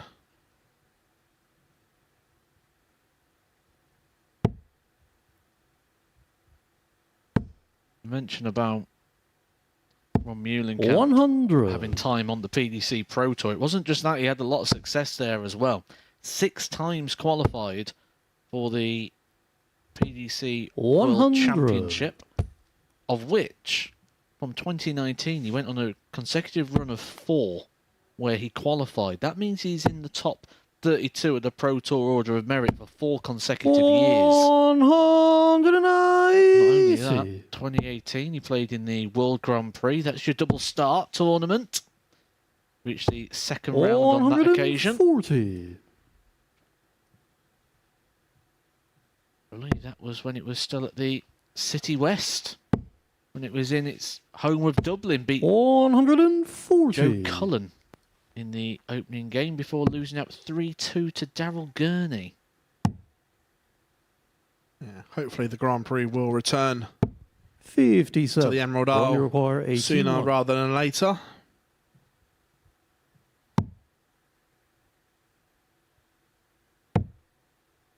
Doesn't really sit right being in Leicester, does it? 49. I don't mind it being in Leicester because it's right next to a certain venue I like that sells old toys. 100. Ron, you require 32. Meulenkamp, double 16 to hold in the opener.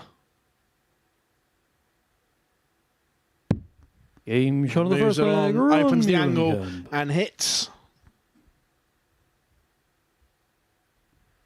Second leg Fallon to throw first. Game on. Last 16 was the best we saw from Ron Meulenkamp in any of his TV events. That was at the World Grand Prix in Dublin and also at the Players' Championship Finals in Mineheads 2016.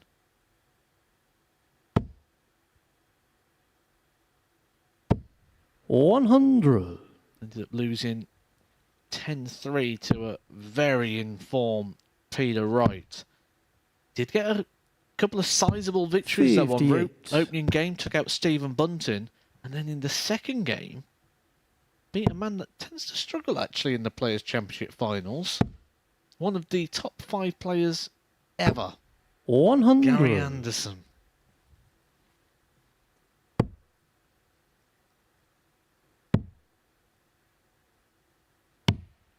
$96. Was a strong holder throw for Meulenkamp in the opener. And Fallon Sherrick has responded here. Leaving 167 after 9. 167. Is she going to go for it? 87. So Meulenkamp needs to apply some pressure here.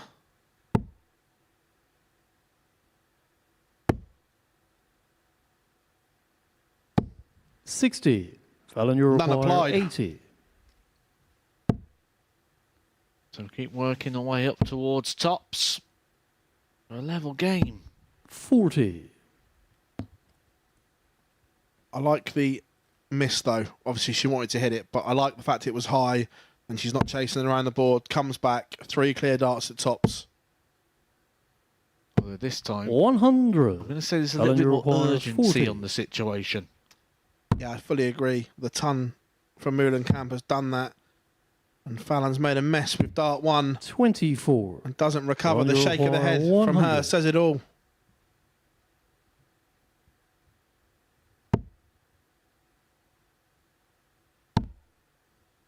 Meulenkamp, it's not him, Ron. Looking at tops. Now he's going for 10s. To break. 90. Fallon, you require 16. And despite the fact he's had to see Fallon miss a lot of doubles to get to that Game opportunity, on the he second will leg, think that's Fallon a chance Sherrick. gone by. It's one of the things about the dart player mentality. We forget the opportunities that sort of get missed to leg give run us to chances, throw and we first. just assume that Game everything on. should be in that sort of forwards progression. Yeah, I'm not sure if dart 2 upset Ron's rhythm, but 41. from just what the pictures that I saw, he's hit the treble, he's gone over the top, and it said to me, Matt, he couldn't see the target 41. because he was waiting for Danny to call it, and then it had to move and look to see if it was in.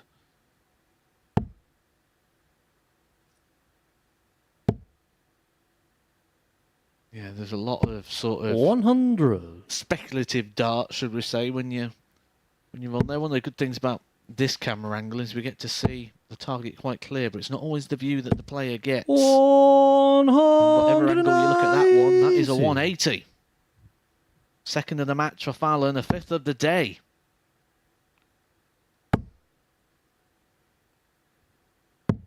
$59. Big visit here would put Fallon in a commanding position on the Meulenkamp darts. 96. That'll do. She's effectively stolen them. Meulenkamp now needs to find something big. And that first dart is a blocker. Needs to run for cover. 96.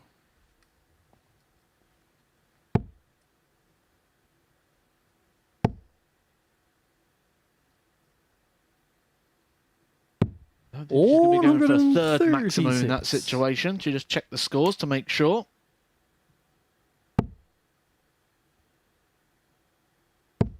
Meulenkamp needs another treble here. 130. That'll do. Fallon, you require 48. 48 to break. 2 darts at double 16. 32. Can't find Fallon, it. you require Opportunity 75. missed. If Meulenkamp can pin the 75. 18 for tops. Tops for 2-1. 35. Fallon, you require 16. Can't take it.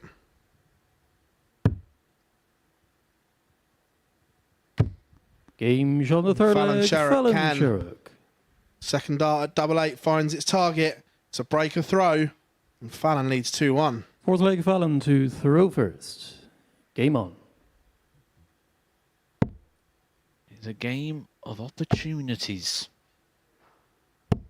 140. An opportunity to ensure that she'll get a good return for her time here on Monday. And look, we've seen weird and wonderful things happen in 45. Group A. You won't thank me for saying this, but I enjoyed what I saw last week from Patrick Mart, that he won all 5 on Tuesday, then lost all 5 on 81. Wednesday. So turnarounds can happen. James Richardson did exactly that here as well. Won all 5, lost all 5.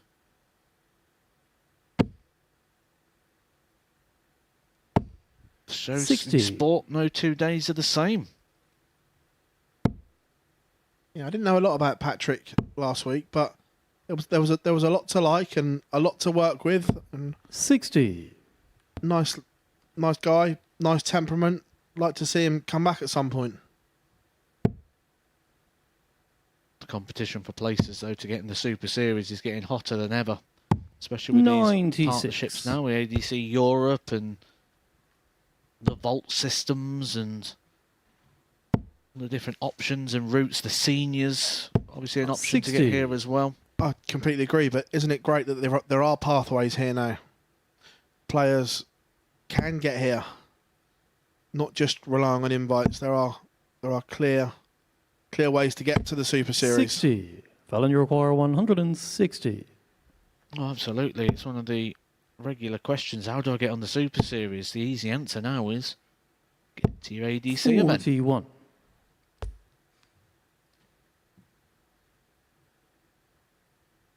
Loose last start there from Fallon has just opened the door for Moolenkamp. Needed to find some trebles though, so 100. Fallon, you require 119. not as much pressure as there should have been on this 119. Single 19, treble 20. That doesn't go, so now it's a case of setting it up 59. for Fallon. Ron, you require 140. But this would be a roof raiser. Another. He was disappointed by that, Matt, wasn't he? Fallon, you require 60. I think Fallon did something there that a lot of players do, which we'll get to in a second. In As she's front of the fourth leg, Fallon extended the lead and is one leg away from getting a third victory of the day. When you're in a Fifth leg run situation when to your opponent Throfers. is on Game on. one of those sort of shots that where they've got a dart or a double or they're looking at a treble to get a combination, and you kind of want to know what's going on, but you don't, you tend to watch the screen.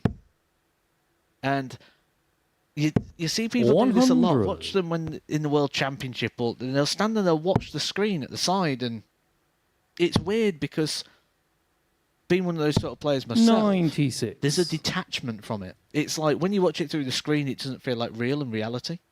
And when you watch the actual board that's in front of you, it feels so different. So there's such a detachment watching it on the screen, and she did that as well. So you can sort of tick her into that column and into that box of people. And Peter Wright's probably the best example I can give you of someone who'll always watch the screen in a moment 96. where it's like a key moment, and he kind of wants to know, but he doesn't. At the Worlds, the one that makes me laugh, well, not just the Worlds, they do it in other ones as well, is when they need trying to work out what they've got 60. left. Instead of looking at the marking pad that the markers use, they'll look up at the electronic ones that the crowd look at. 99. Which is always a risk, because they could be wrong. That's not the official one, is it? It's the pen and paper, isn't it? That's the score. And through all the modernisation, 177. we'll come back to that in a second, because that's outstanding from Ron Moolenkamp. 177 to leave 24. 40. And get himself a route back 24. in to this game. First start's wild. And he's over-adjusted 12. because it wasn't a marker. He had Fallon, you nothing to require go off of. 170. This would be some way to win it. It won't be on this occasion. We've seen Moolenkamp make a mess of these sort of situations 96. already today. You require 12.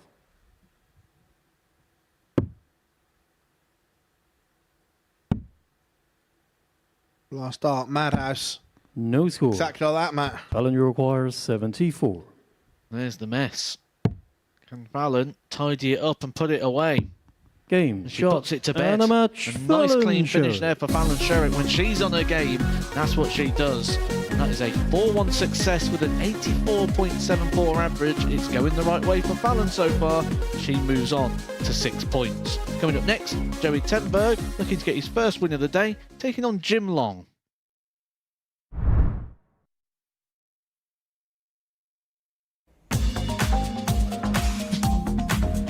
Catch the best thoroughbred racing from South Africa alongside 15 live greyhound races at 11 o'clock every Tuesday, Thursday and Friday morning, live here on Sporty Stuff TV.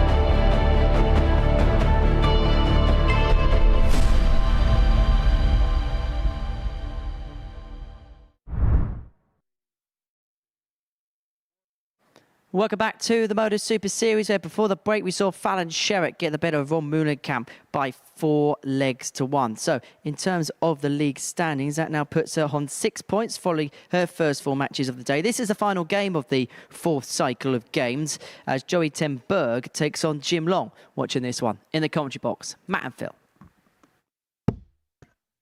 Thank you very much, Henry. And welcome back, everyone on Sporty Stuff TV and the MODUS Super Series YouTube channel. The last in the 4th cycle of games. We have Joey ten Berg against Jim Long. Jim Long looking to move level with Fallon Sherrick again on 6 points. Joey looking for his first points of the day. First leg, Joey to throw first. Before Fallon rudely interrupted us, Matt, in that last game and decided to take out some winning doubles. I'm going to say, for all the modernisation the PDC have done and for taking everything on, the one thing that I like is they've kept the markers on stage with the old school pen and paper, because nothing can go wrong with that. If there's a power cut or for whatever a laptop fails, the pen and paper 60. will always be there. I think in those big events, it has to be safe and reliable in that sense, doesn't it? With the 55 marking system. It is, as a player though, sometimes a little easier with the less bodies on the stage 60 and less things in the eye line. But I do get the importance and the need for making sure when 59 the stakes are as high as they are.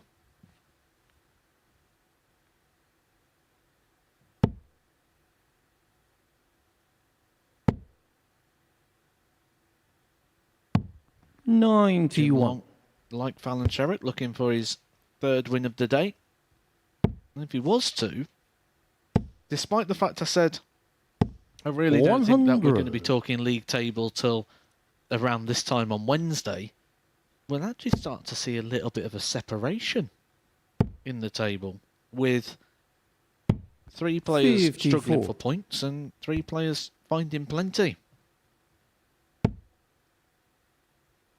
Yeah, it's been an interesting dynamic so far. 54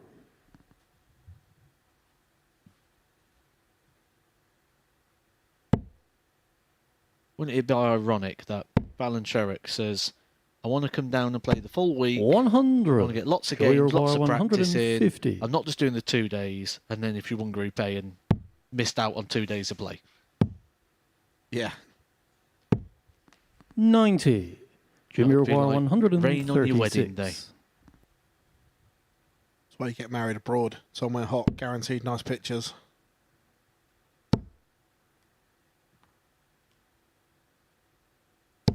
$60 Joey requires 60. Joey for first blood in this game. 2 darts at tops. That's unlucky. That's clattered off the dart. Game But shot recovers the leg, Joey situation. ten Berg. Pins double 10 with his last dart. And Joey leads. Second leg, Jim to throw first. Game on. I know you're an old toy collector. I look back at some of the things that I handed to charity shops or my mum and dad did, 100 and now what they'd be worth.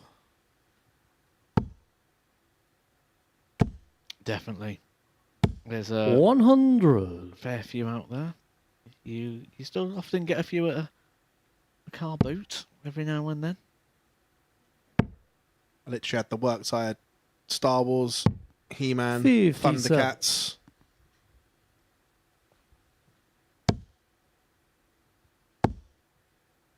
Yeah, worth a 140 couple of quid there. You have to win a couple of weeks at the Super Series to afford them collections these days.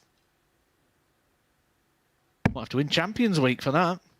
What is the most lucrative toy collection in terms 41. of like Star Wars and things like that? Which ones is it? They've all got rarities, 55 so they've all got their strengths.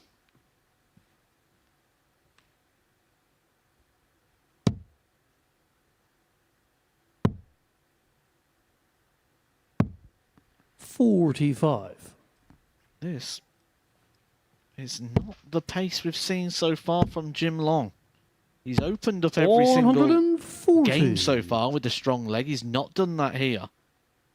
He's yet to find his stride. Joey, on the other hand, is providing us with his best performance so far. Two things are happening here. 132. Lead us to a 66. bit of an upset. Game shot on the second leg. Joey break of throw. Tenberg. Joey Tenberg, 2-0 to the good. And this would be an upset from what we've seen Third leg, today. Joey to throw first. I've just Game on. cast my eye over to the starting odds of this game. It was 1-3, the starting odds.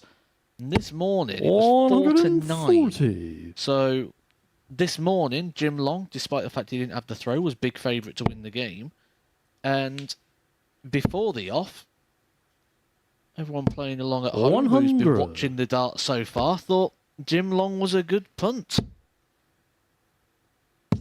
And also, we've had a message from 134. one of our Super Series colleagues who's not here today, Mr. Scott Gibling, on the toy front, gone for Ghostbusters.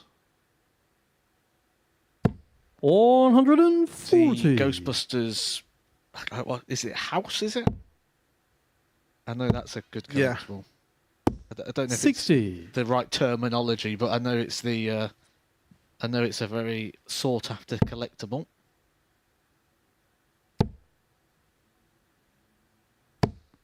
$100. Joey require 167. 167 for a roof raiser. It's not going to go, but the way Jim Long's played here, Joey will feel he's going to get another go here. However, we've seen this today already. Are we going to see it again? 136. Joey requires 70. That missed start at the ball there for Jim Long moves his checkout percentage for the day down to 50%. 38. Jimmy I did say require down 25. from 50%. He was above the 50% mark until that missed start of the ball, which means 2 darts in hand should be enough for Jim Long to get himself in this one. 9. Joey require 32. But stats are only stats. Got to live in the moment. And in the moment, he might be about to be 3-0 down. I'm not sure how much he can see. That's a complete blocker. Open up the angle the other side. Game shot on the third leg. Finds the Joey top corner. Tenberg. And that's what you were talking about earlier, Matt. That's exactly that shot. That's exactly that moment. He went right and he clatters into the Fourth leg equipment. Jim to The throw only first. choice you've got is to move into Game the on. dart and go over the top. It'll just open up the bed slightly. It's like if you skid or you slide in ice, you've got to turn into it, haven't you? And it's 139. where the habit is to turn the opposite way. Yeah. 100. This could be Joey's first victory here at the Super Series. And quite an encouraging performance as well, averaging in the mid-80s. 134.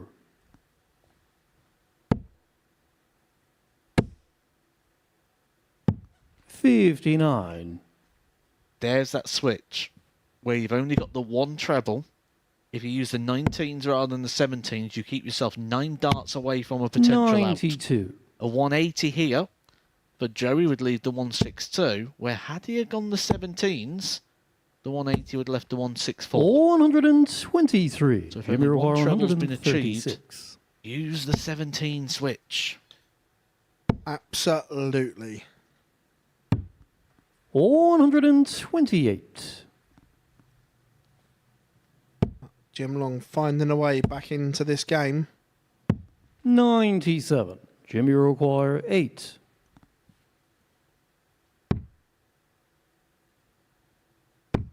A little Game facial shot on the fourth expression leg, there for Jim Long. He wasn't happy with dart 1, but corrected it. Pins double 4, second dart. And he has something Fifth leg to hold Joey on to to throw now. first. But Game on. he still has to be perfect. Has to win 3 on the spin. 140.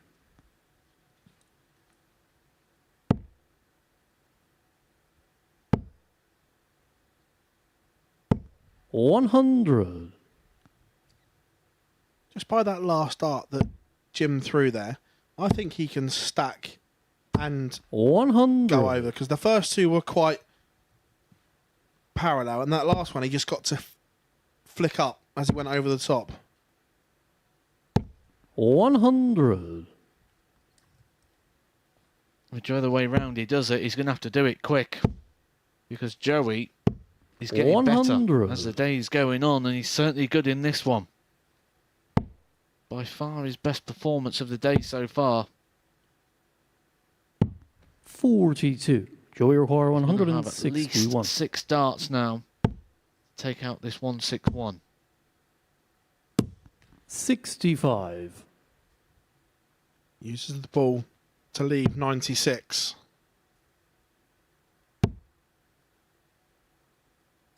59. Joey require 96.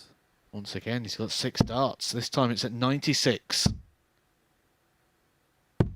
Game Just needs the shot and a 3. match. Joey Joey Tenberg gets his first victory of the Super Series campaign, and it's at the expense of an informed player in Jim Long. An average there, nearly the 90 mark for Joey Tenberg. 4 out of 9 on the doubles. A polished performance. He will be back in our final game against Fallon Sherrock. But before then, we've got Ron Muhlenkamp taking on John Brown.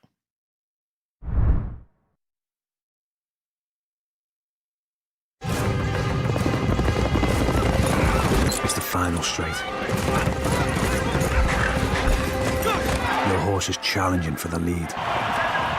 Victory is so close you can taste it. This magnificent animal giving everything for his jockey.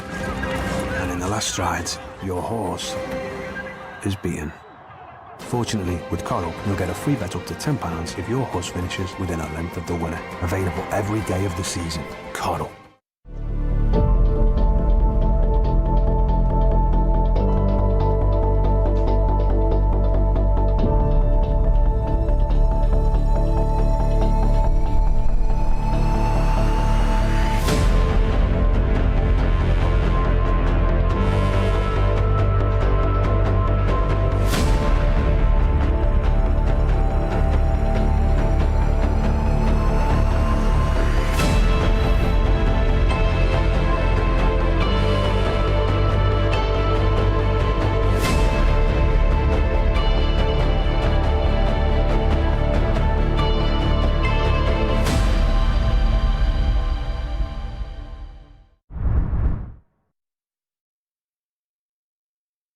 Hey, I'm Gary Ashburn, and I've been working in the world of collectibles and memorabilia for over 30 years. I'd love you to join me every Sunday night at 10 p.m. for Collectibles Guru, where we showcase awesome items from the worlds of sport, music, TV and film. You'll hear the stories behind the genuine signatures and get a front row seat into the world of sport and showbiz. So tune in every Sunday night at 10 p.m, only here on Sporty Stuff TV.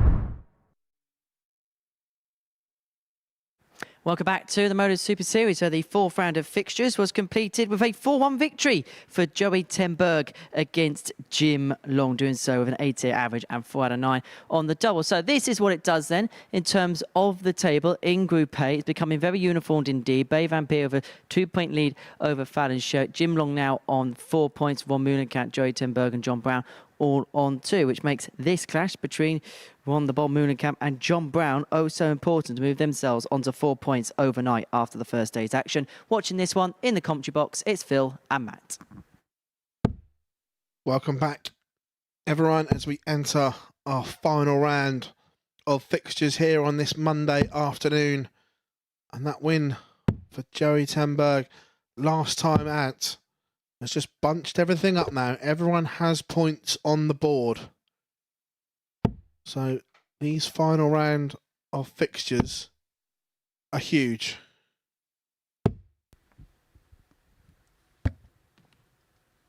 What we've got here is two players that have only picked up one victory so far, but two players with pedigree that would suggest that they could be weekly winners here this week. On to throw first. Absolutely Game agree. on.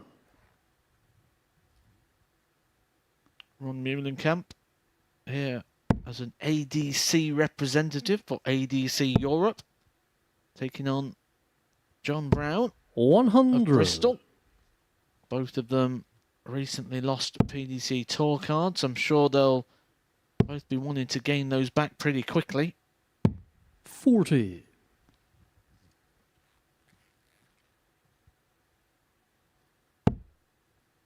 Muhlenkamp may even get his off the back of the Challenge Tour. Sat pretty in that table at the 85. moment. Top two positions will be taking up those tour cards.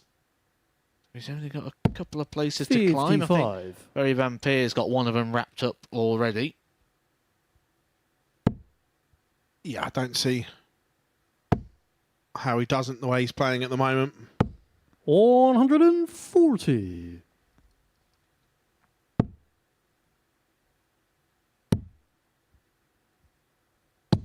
$96.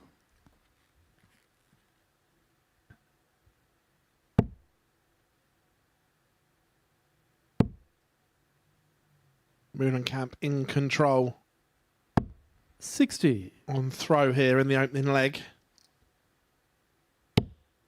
John Brown needs to fill it up here. It's not going to happen. 85. Around your require 116. 116. Going the 19s route. 4 19s leaves tops. 56.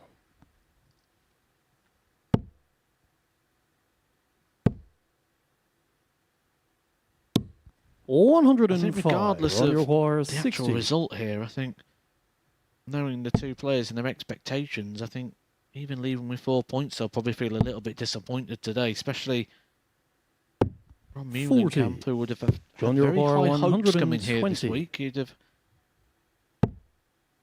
been hoping to book his place into Champions Week. Still lots of darts to be played before then, though. Lots of opportunities. But here's an opportunity for John Brown to break the throw of Ron 80. Muhlenkamp. Ron, you require 20. So Muhlenkamp, the way his darts sit, because they're quite a fat dart. That's a blocker, I think.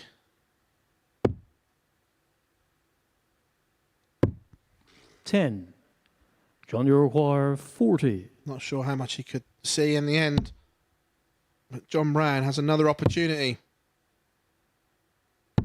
Game And finds it last dart in John hand. Brown. JB pins double 5 to break the Muhlenkamp throw.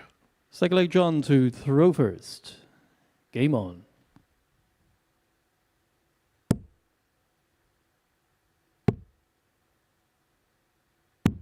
$44.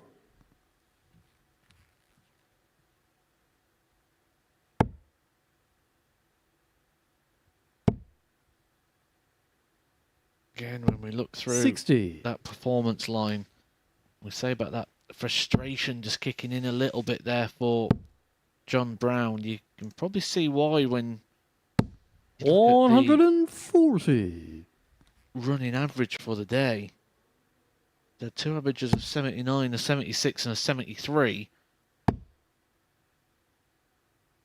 He was certainly playing a lot 100. higher than that when he won his PDC tour card. Did start off quite well as well, if you remember, on the PDC. He had a run to the last 32 of a Players' Championship event. He also had a run to the last 32 of the UK Open in 2021.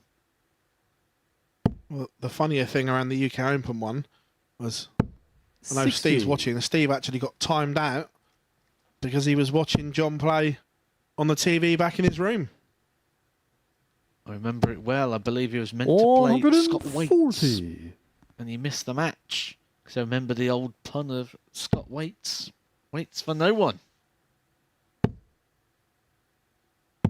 97. John, you require 57. Tops for 2-0. Chasing to 10s. 37. But he will be back. John Brand outscored Meulenkamp in this leg to some tune. 44. John, you require 20. Double 10 to double his advantage. Game And it on the goes, John second leg, Brown. John Brown. 2-0 to the good. Third leg run to throw first. Game on. You know, Steve Brown sat at home in Bristol right now, probably feet up enjoying a cup of tea thinking, Phil Bars, will you stop 31. reminding me and everybody else about that? I say that, he's probably sat in his office trying to juggle about 20 emails and 30 phone calls. He's a 55. busy man.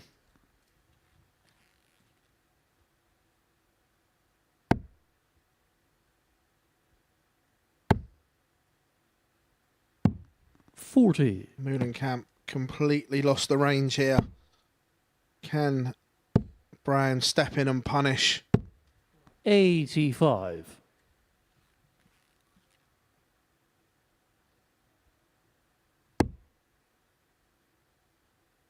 Moment, there's a lot of pushing and pulling 140. and dragging darts, and Meulenkamp's got a big slice of luck there. On paper, it looks good. It says 140. 58. But dart 1 blocked it, and you physically saw the deflection off the first dart into the treble 20 for dart 2. That dart could ping anywhere. And sometimes you need a little bit of luck.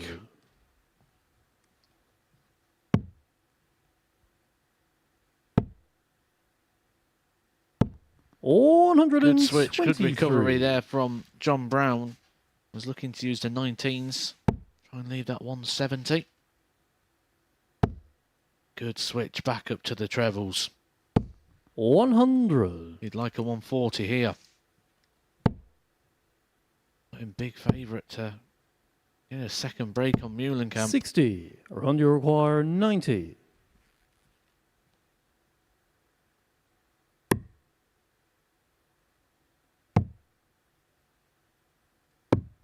It was risky. Range on the third leg, Ron Meulenkamp. But it's paid off for Ron Meulenkamp. In that situation, when you've got a player breathing down your neck looking at a double break, throw first. that is Game brave darts to go for the bullseye first. Got away with it. Good darts in the end from Meulenkamp to keep himself in the match. Brave, I agree, but foolish. Yes, he got away with it. Especially with the type of dart that Meulenkamp has. 45. If he'd have only hit the single 15, the ball was almost completely blocked. Especially because he got under it with 93. a kick to the side.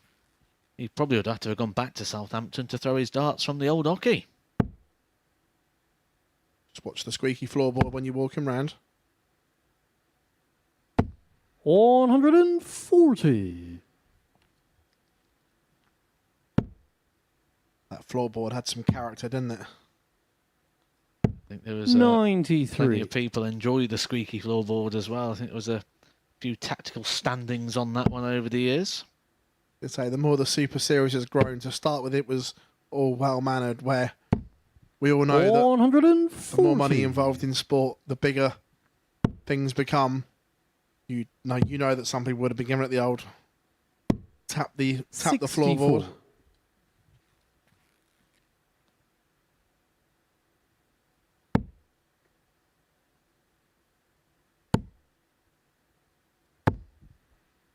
$85. John, you require 154. Another one of those would have left him tops. 94. Meulenkamp, Ron, you require what 91. way will he go on this one? So he's going the aggressive route on the treble. Still needs to find. Does. Double 14. 63. For a level game. John, you require 60. Huge moment here. John Brown to re-establish that 2-leg lead. 2 darts at tops. Only Game shot needs of the fourth leg, one. John Brown. And that could be a huge moment for John Brown's Group A Fifth campaign. leg run to throw first. Now Game Moulenkamp on.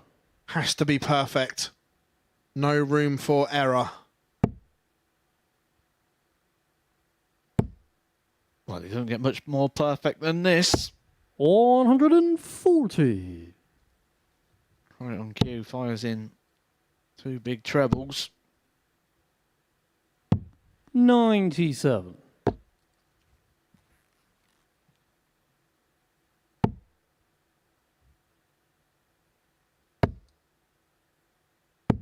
I think 121. he expected there, didn't he? Just had to fire off the barrels, didn't he? And put it into a big target. 140.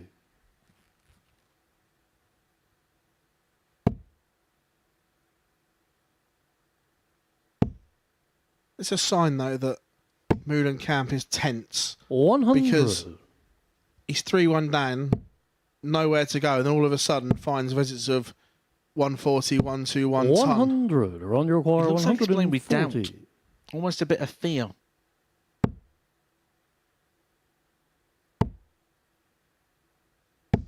$60. John your corner, 164. One thing you need in sport, especially solo sport, is trust. Trust in yourself, your 46. ability. Around your corner, 80. He's not showing too much of that at the moment. But he is showing glimpses of ability. Game shot of the fifth leg. Case in point, a Ron 14 Meulenkamp. darter there for Ron Meulenkamp.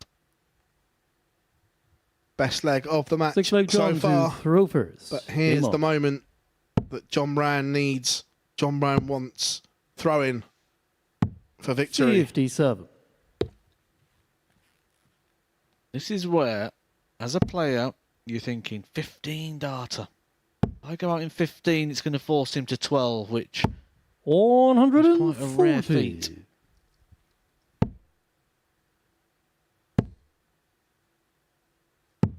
$59.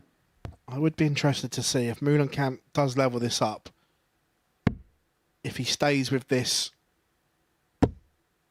free-flowingness or reverts the type in a last leg 140. decider.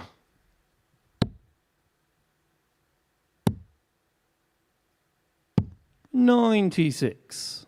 Well, he will have the advantage of throw, because this is the John Brown darts. And Meulenkamp in the scoring phase. 140. Breaking the throw, completely outscoring his opponent. 3 scores of a 140. This is how you save a 58. match. Around your I corner, said a 12 81. dart is quite a rare feat in this situation. It might still be rare because it might be 11. Game shot on the 6 leg. What a Ron leg from Meulenkamp. 3 140s, an 81 finish, an 11 dart leg to break the throw. 7th and you've gotta final say, leg it's run been to throw first. Coming out of nowhere. Game on. Backs up the 14 darter. 2 legs won in 25 darts. At 3-1 down, he looked down and out, but he has found his very best 140. when it mattered. And he's put 20 points on his average, Matt, in 2 legs. 134. Yeah, this is mightily impressive, but we've also got to give a bit of credit here to John Brown. He's not just rolling over and letting this happen.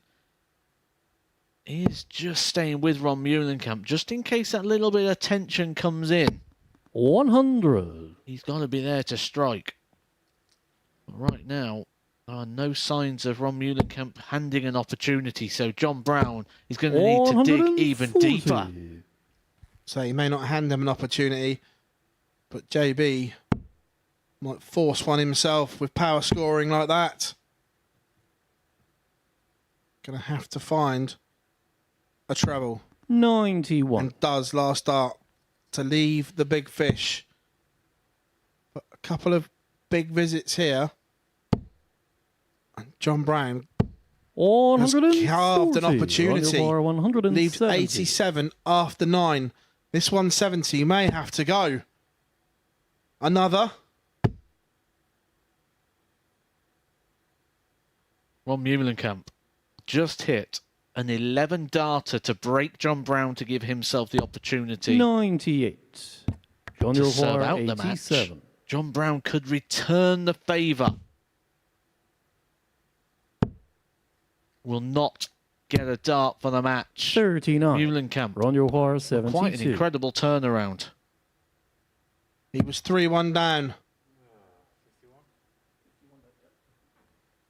51, 19 or 11.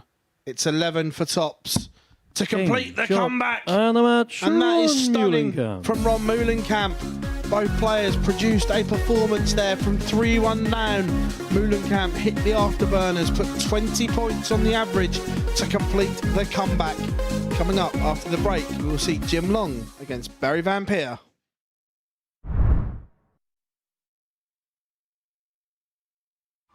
Meet Rob's Grand Mary. She loves nothing more than a day at the seaside and an ice cream. And Rob, well, he wouldn't miss it for the world. By taking time outs on his account, he's making time for moments that really matter. Winner. Setting it up is simple. Choose from days to weeks at a time, or customize it. When you play safe at Bet365.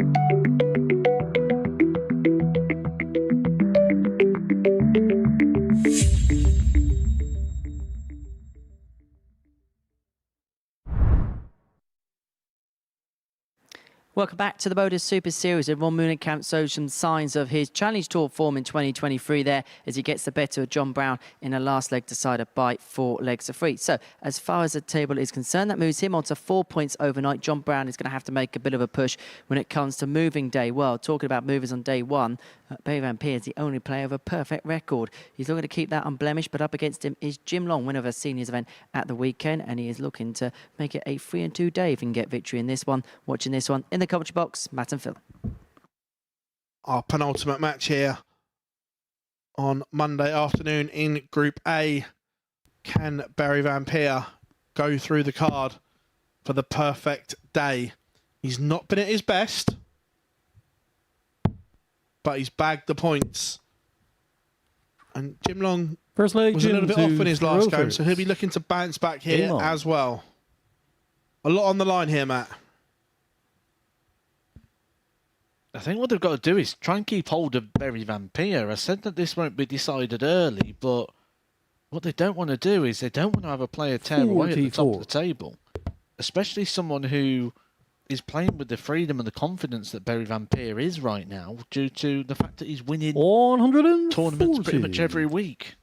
I know it's ifs, buts and maybes, but if Barry wins here and Fallon wins her last game, all of a sudden there's a gap between the top two.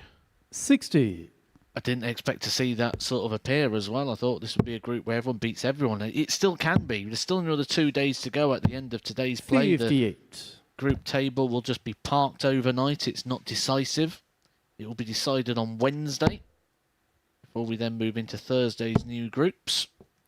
So plenty of darts and there will be plenty of twists and turns, I'm sure, with this group of players. 171. But Barry is playing well. Or should I say winning without playing his best, without 100. playing well. Barry require 132. What's going to happen when he starts playing well? When he starts finding his best?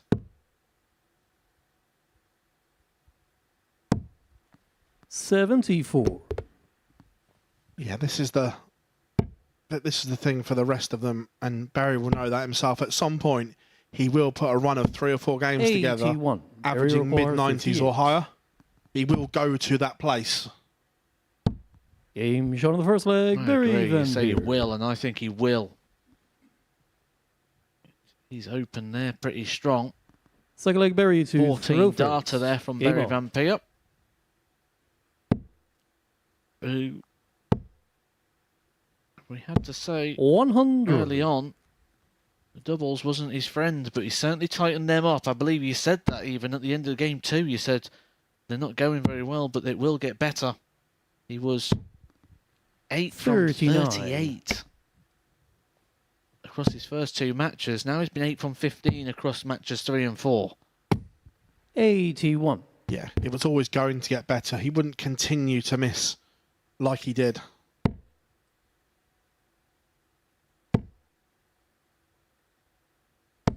$140.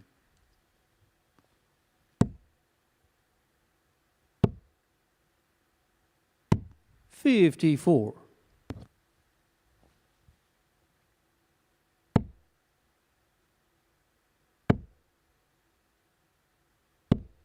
$140. Better response from Jim Long. Bounced back well here. Disappointing opening visit, but back-to-back 140s. And he's effectively stolen the darts. 45. Until Barry that require visit. 170. That's been the thing with Jim Long today. There's just always been that little moment where you 46. think, Jimmy require 137. this is the 3 darts now that are going to separate these two, and just let them pass him by. We'll set this up quite handy. 97. Barry require Don't 124. dismiss Barry Van Peer. He hasn't hit a tumbleless finish yet today. He's still not going to this time round. 48. I just don't get Jimmy this 1-2-4 require routes. 40. And he's left it so many times. Yeah, it's a Game clear shot the second plan leg, of Jim his, Long. and like you, I don't get it. And look, he's paid the price because Jim Long was broken Third leg, Jim straight to back. throw first. Game on. It has been an interesting watch today, Barry Van Peer. All the different routes that he'll go. Some of them will catch on, I'm sure. Some of them won't. 100. Everyone's always the first. I remember a Belgian player years ago, Eric Claris, who used to go some 45. funky ways, and nowadays they seem the normal. Just the norm now. Ahead of his time was Eric Claris in terms of 45. board manipulation, shall we say. 134. In the scoring phase from Barry Van Peer, very good. But he's playing a man that is supremely confident right now 95. in Jim Long.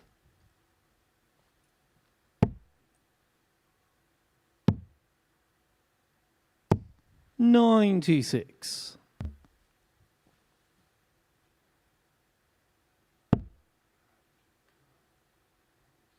It's got the Mardle drift into the 5s. 85. Recovers the situation, but Berry is lurking. 140. Berry has seized the opportunity. Potential 3rd break of throw in a row coming up. 100. Barry require Theme 86. today as well, isn't it? The breaking of throws.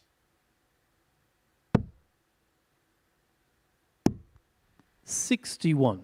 Missed the Jimmy dart at the require ball. 76. Jim Long 76 to hold. Double 8. 2 darts. 1 remaining 68. opportunity Barry require missed. 25.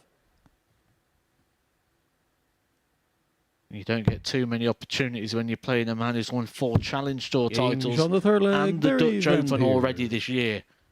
A man who has played at the Super Series once and Fourth qualified leg, through Barry for to the finals throw night. first. One of Game the on. 5 players that have a 100% record here at the Super Series in terms of qualification. 59. I expect that some of those 5 are going to lose that stat this week. It would be a shock if they all made it. 100.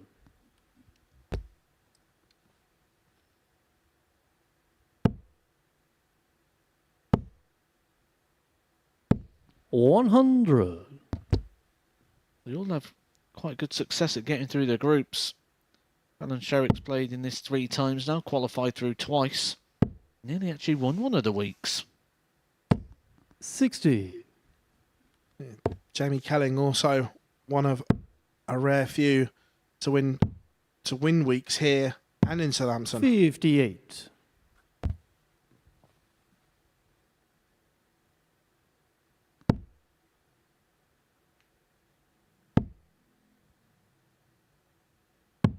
$82. Barry Van Peer looking at 2 trebles to leave a finish. 100. See how good Jim's maths are here. Well, I can tell you already they're not going to be as good as Barry Van Peer's. Or as bad as Jose de Sousa's. 102. Well, he worked that one out well, got himself down to the 157. 60. He's on that Jimmy 124 again. 157. You know where he's going as well. 157 isn't going to go. So Barry Van Peer will look at the 14s here. Barry require 124. There's a sentence I never thought I would hear. Oh, no. Decided to mix it up a bit. 99. Jimmy requires For 3 times in a row 20. he goes for 14s and then changes his MO. Been doing it all day, hasn't he, on the 14s? Game shot of the 4th Barry Van leg, Peer Jim Long. missed. Jim Long hits 2 apiece. And again, these breaks 5th of leg, throw are Jim coming back. to That's 4 in a row. Throwfirst. Game on.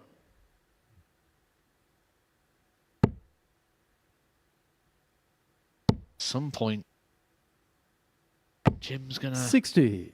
Well, you expect him to hold his throw at some point. Although he's just offered Barry Van Peer an invitation into this leg. 44. Not punished though.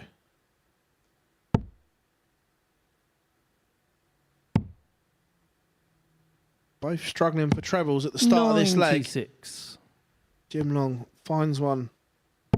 Last start in that visit. 60. But 2 troubleless from Barry Van Peer. You mentioned about the trebles being a bit of a problem coming into this match. There were 10 59. 180s between the pair of them. However, in this game, we've yet to see one. 125. Twice today, Barry Van Peer has threatened the 9.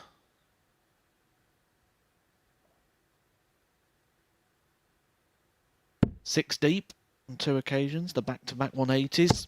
And then dart number 7 didn't quite work for him. 60. I heard you was once on a 9 darter yourself, Phil. Missed it on the first one. There is an interesting story. I 54. once hit back-to-back in a league match. And I'm not going to lie, dart 7, my hand was shaking that much, the chalker was probably in more danger. He's really no joke 97. Yeah, no, I've done it. I've gone back-to-back a few times in practice, but they don't count. Yeah, but once in a league match, 58. I went back-to-back. 129. And I couldn't stop my hand shaking the next visit.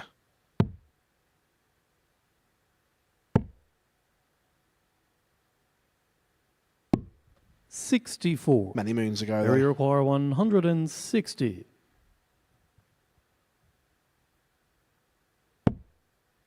Another one of those. Leaves him tops to keep the breaker throw trend going. 140. Good effort there from Jimmy Barry requires Van Peer. 65. Jim Long. That's a 2 darter.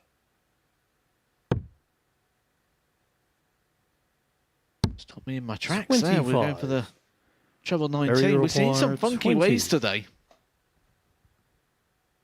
Yeah.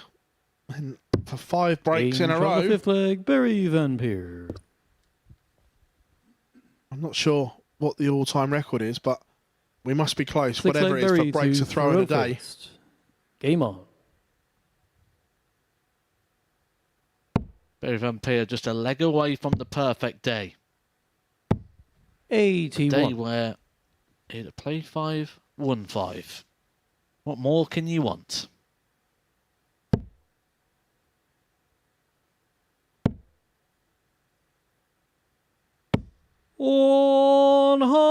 First one of this match. And it's taken till leg 6. Jim Long finds the max. 45. Now we're heading for a 6th breaker throw in a row. Was it 10 earlier we had? Well, it's heading that way. Barry Van Peer has got 6 darts into the 9 twice. Wouldn't it be ironic if the 9 darter is then hit against 100. Jimmy Require 144. Hold on to your hats. Another. Oh. 128. I'm sure he'll be happy enough with a 10 dart leg. That would match the best leg we've seen so far, which was hit by Barry Van Peer. And no engagement there whatsoever with Jim Long. Very smiling at him, trying to get a bit of eye contact. Jim Long wanted none of it. Game on the 6th That's the leg, Jim Long. second 10 dart leg of the day.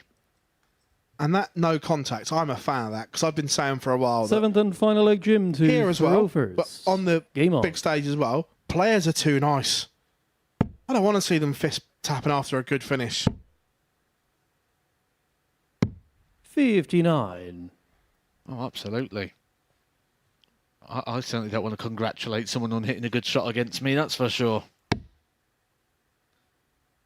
Last week, I had to educate Henry on why the exclusion zone was brought in, because obviously Ryan was here. The old Harrington. Rod kicking Keith. 60.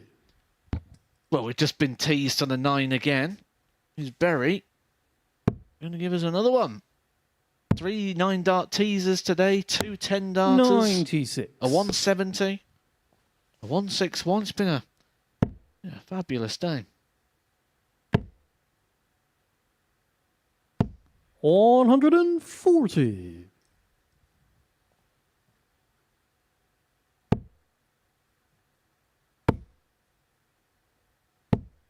140. This is remarkable.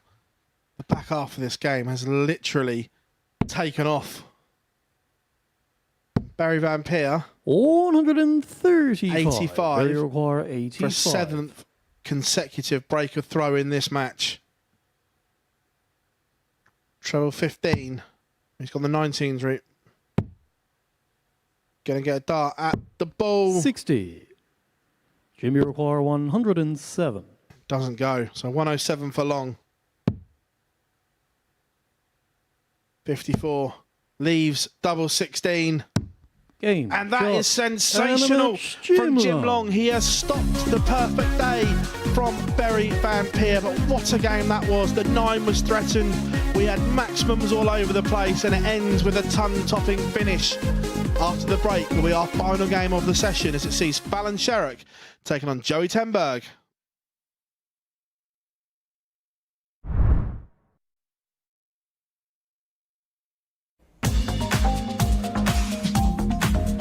Catch the best thoroughbred racing from South Africa alongside 15 live greyhound races at 11 o'clock every Tuesday, Thursday and Friday morning, live here on Sporty Stuff TV.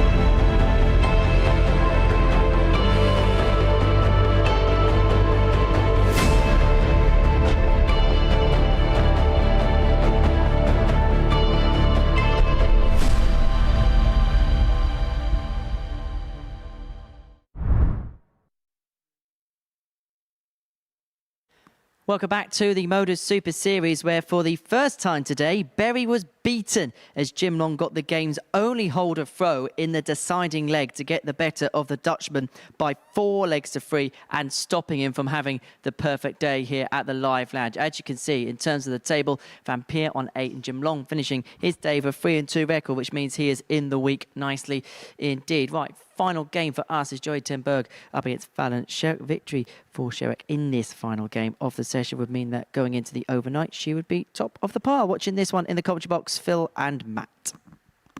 Welcome back, everyone, to our final game of the session here on Monday afternoon. And what a session it has been.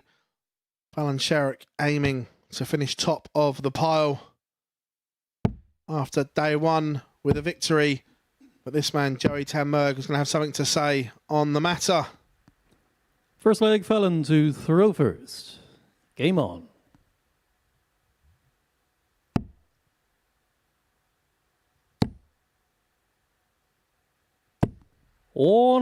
Joey did put in his best performance of the day in his last match, an average of 88. And when you don't play darts as much as he used to, like Joey doesn't, he's not really been consistently playing darts since 2016 when he decided he doesn't want to be a professional player no more. He just wants to enjoy darts for what it is. 41. When you come back onto these sort of stages and you've got the expectations and the cameras, 45. can just take you a little bit of time to get used to it once again. 60. I often see players grow into a campaign, especially debutants. 59. Even when they've got lots of experience. I mean, look at Ron Muhlenkamp. Played multiple times on the World Championship, both at Lakeside and Alexandra Palace. 60. You get that vibe, though. It's took him a bit of time to sort of settle into it today. With his best performance coming at the very end. Absolutely. 26. Fallon looking to set this up. Now, one thing 60. I do know is that Fallon won't have a clue if she wins. She'll be top overnight because it's not something she looks at. 180. Fallon require 140. That 180 gets Joey back in this match. Fallon needs a treble. 41. Joey require the deflection into the 1 has just made this difficult and gives Joey ten Berg a chance in this opening leg. 180. Because he's applied the pressure. 99. That deflection has given Fallon work to do. 79. Joey require 32. Double 8. Last start, double 4. Game and from the first finds leg, it. Joey ten Berg. Joey ten Berg went 180, 118 to set up the double 16. Went round the houses, but he Second leg, breaks in the Joey opener. to throw first. Game on. This could be, again, 43. we look at the sports book, something of an upset this morning. Fallon 2-5, Joey 7-4. 140. Could have got 2-1 on Joey to win this game, judging on the reaction to today's 58. results so far.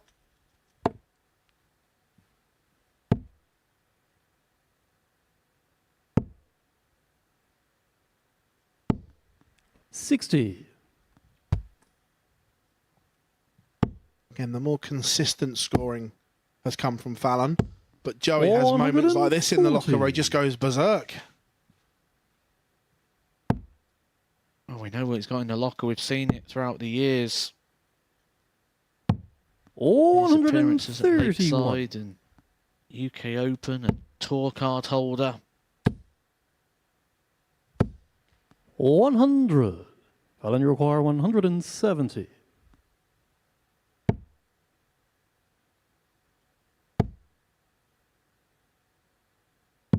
40. Joey require 160. This has kind of been a repeat here for Fallon. She was kind of in control of the leg, and then 85. Fallon, you a require slack visit 130. at that key times, letting Joey back in. Bullseye for a 130. 105. Wires the Joey outside of the requires 25. 75. 75, Matt. These are nice ones because you get 2 chances. Tops. Game on the second Stunning. leg. Joey Tenberg. Superb from Joey Tenberg. Leads Fallon Sherrick 2-0. And this would put the cat amongst the pigeons. Third leg Fallon to throw first. Game on.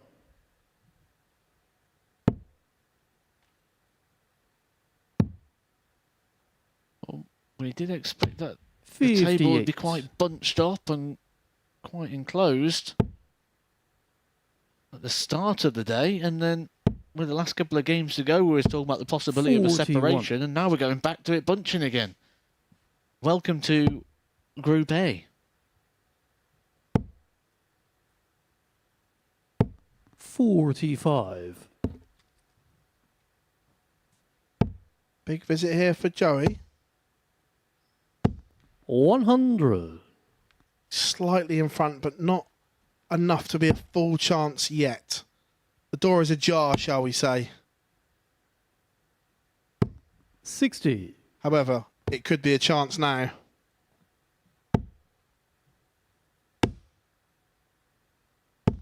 $140. Is it me, or is Joey playing with a little bit more pace to his game, a little bit more snap? I've noticed that throughout the day that the pace of his game is changing, and he tends to play 60. better when he gets quicker. But I don't think that's something he can force. I think that's something he's got to feel. I think the quicker pace is a reaction to the feeling that he's getting, rather 60. than something that he could physically try and work on.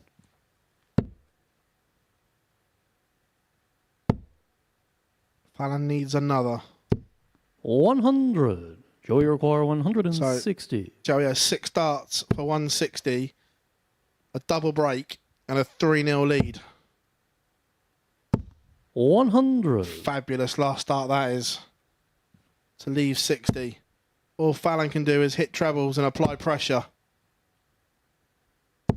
100. Joey requires 60. It was tops in the last leg for Joey. Game on the third leg. Joey Tenberg. Different double, same outcome. Joey is a leg away from the match. And if Fourth Fallon leg Joey to is to throw end the day first. at the top of the Game on. table, she's going to have to reel off the next 4 legs. That first dart looks absolutely plumb. 140.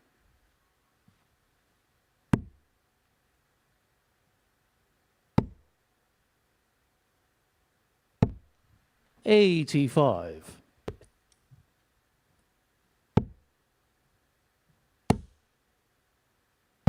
$140.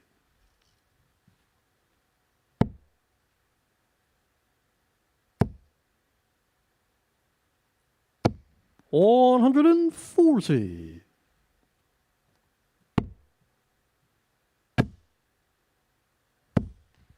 $180. And here we are, the 180 for Joey Tenberg. 40. Joey require 41. Match point.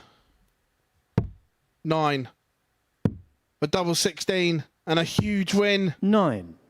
Fallon, you require Doesn't go. 136. Fallon needs a ton topper to save her skin. It's not going to happen. 96. So Joey Tenberg comes back. Double 16 shot, to and seal match, a Joey 4-0 win Tenberg. over Fallon Sherrick. And we were worried that Group A may start to have holes in it, but it's been congested once again. There we are, 85.89 for Joey Tenberg. 4 from 9 on the outer ring as he ends his day with a superb victory, as we hand up to Henry and Matt on the balcony. Well, thank you very much, Phil. Let's begin by rounding off that performance from Joey Tenberg. That was absolutely magnificent. 13 darts to the finish. He's got better as the day's gone on, hasn't he? Those last 2 games, brilliant from Joey ten Berg. He's starting to find a little bit of the Joey that we described at the start of the day, those achievements that he's had in the past and what he's done both on the PDC and on the old BDO tours. Starting to show that, settling in, getting more games under his belt. Be interesting to see how tomorrow goes now. You've been in a similar position to Joe, maybe not as long out, but you've come onto this stage after a long time not playing. What does it feel like when you get on that stage when it's been a little while since you played something competitive? Well, from my personal experience, when I got here, it was very, very different. Everything felt new. Everything you've done in the past didn't really matter. It felt like you was a new person and you wasn't a continuation of those darts.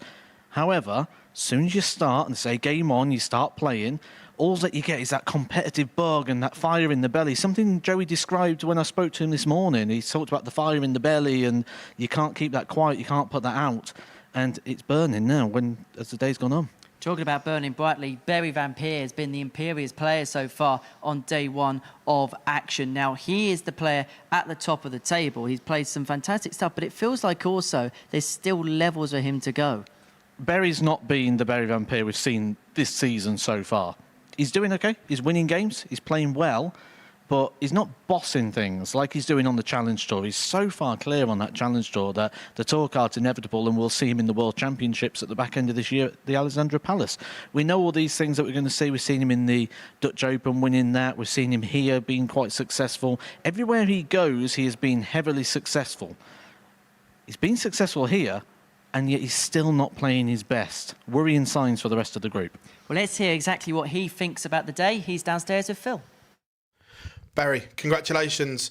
Group A on this Monday, top overnight. How would you sum that one up? Pretty okay. Not the best of games, but being top of the table after the first day is always nice. So tomorrow is a new day and maybe improving.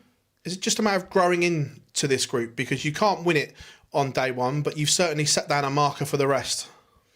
Well, I must be honest, I haven't really practiced as much as I did before. So for me, it's like getting back into the rhythm, getting back into like a nice quality of games. So having 3 days is actually going to benefit me more than 1 day anyway. But it's a good start. I wanted to win 5 out of 5, but losing 1 at the end, it happens. On that, going into it, you must have been confident, disappointed that you couldn't quite get over the line. A lot of breaker throws in that final game that you just couldn't hold your throw at key times. Yeah, he went when he was 3-2 down. I was like, okay, this is my game. I might actually win this. I'm like very good. And he went for a 9. He went for the 9, missed it unfortunately. And I was 3-all, and I was like, okay, 180 up, perfect for me. But I missed 12 darter and lost the leg, so not much you can do about that. You mentioned the 9s there, that Jim almost did one, but you threatened it a couple of times as well, going 6 deep. That scoring power is there. If you can just hook up the finishing as well, must fancy hitting one this week. I'm actually, I haven't practiced that much, but I'm still feeling like if it goes well, I might actually hit one. But in practice, I actually missed one as well. I'm not saying I fancy hitting one, but if it happens, so it happens. But maybe next time we should start on 19th last throw. Who knows? Maybe it helps. But yeah, it just has to fall into pieces. Have you set yourself a goal and a points tally that you think will get you into Saturday night's final? Points tally, no. Because it's a very tough group anyway. Now I have 8. But I think if I have 8 every day, then it maybe should be enough. But we'll have to see it because you never know, and maybe it'll be a very close group. I think so. So we'll just have to see. Barry, thank you very much as we hand back to the boys on the balcony. Phil, thank you very much. Barry Van Peer there, talking about how the 3 days here is really going to help him. Not play much recently, but we did see some glimpses of his brilliance. He had that 10 darter, threatened the 9 on a couple of occasions. This is the 10 dart leg here, and at points he showed some absolute marvellous things. Yeah, there was certainly the signs, and you could see it coming through, and he won all the big moments, didn't he? And that's probably the big key here. When he needed to produce, he did produce, and he's teased us to a 9 darter a couple of times today as well. Nearly had one hit against him. Is that signs that maybe we're going to see a 9 darter in a Barry Van Peer match this week? As far as he's concerned, he came so close to winning last time out. Lost out in the semi-finals. Is there going to be a feeling for him, considering what he's won this year, he's dominating the Challenge Tour, that this is one of the biggest titles you can win, and he'll feel like on top of the Dutch Open, if he wins this, he's kind of completing the set for the amateur game? Especially considering he's probably not going to get this opportunity next year. This is going to be his one season to do so, because where he's sat in terms of the Challenge Tour Order of Merit, he's going to go get a PDC Tour card, which is a 2-year card.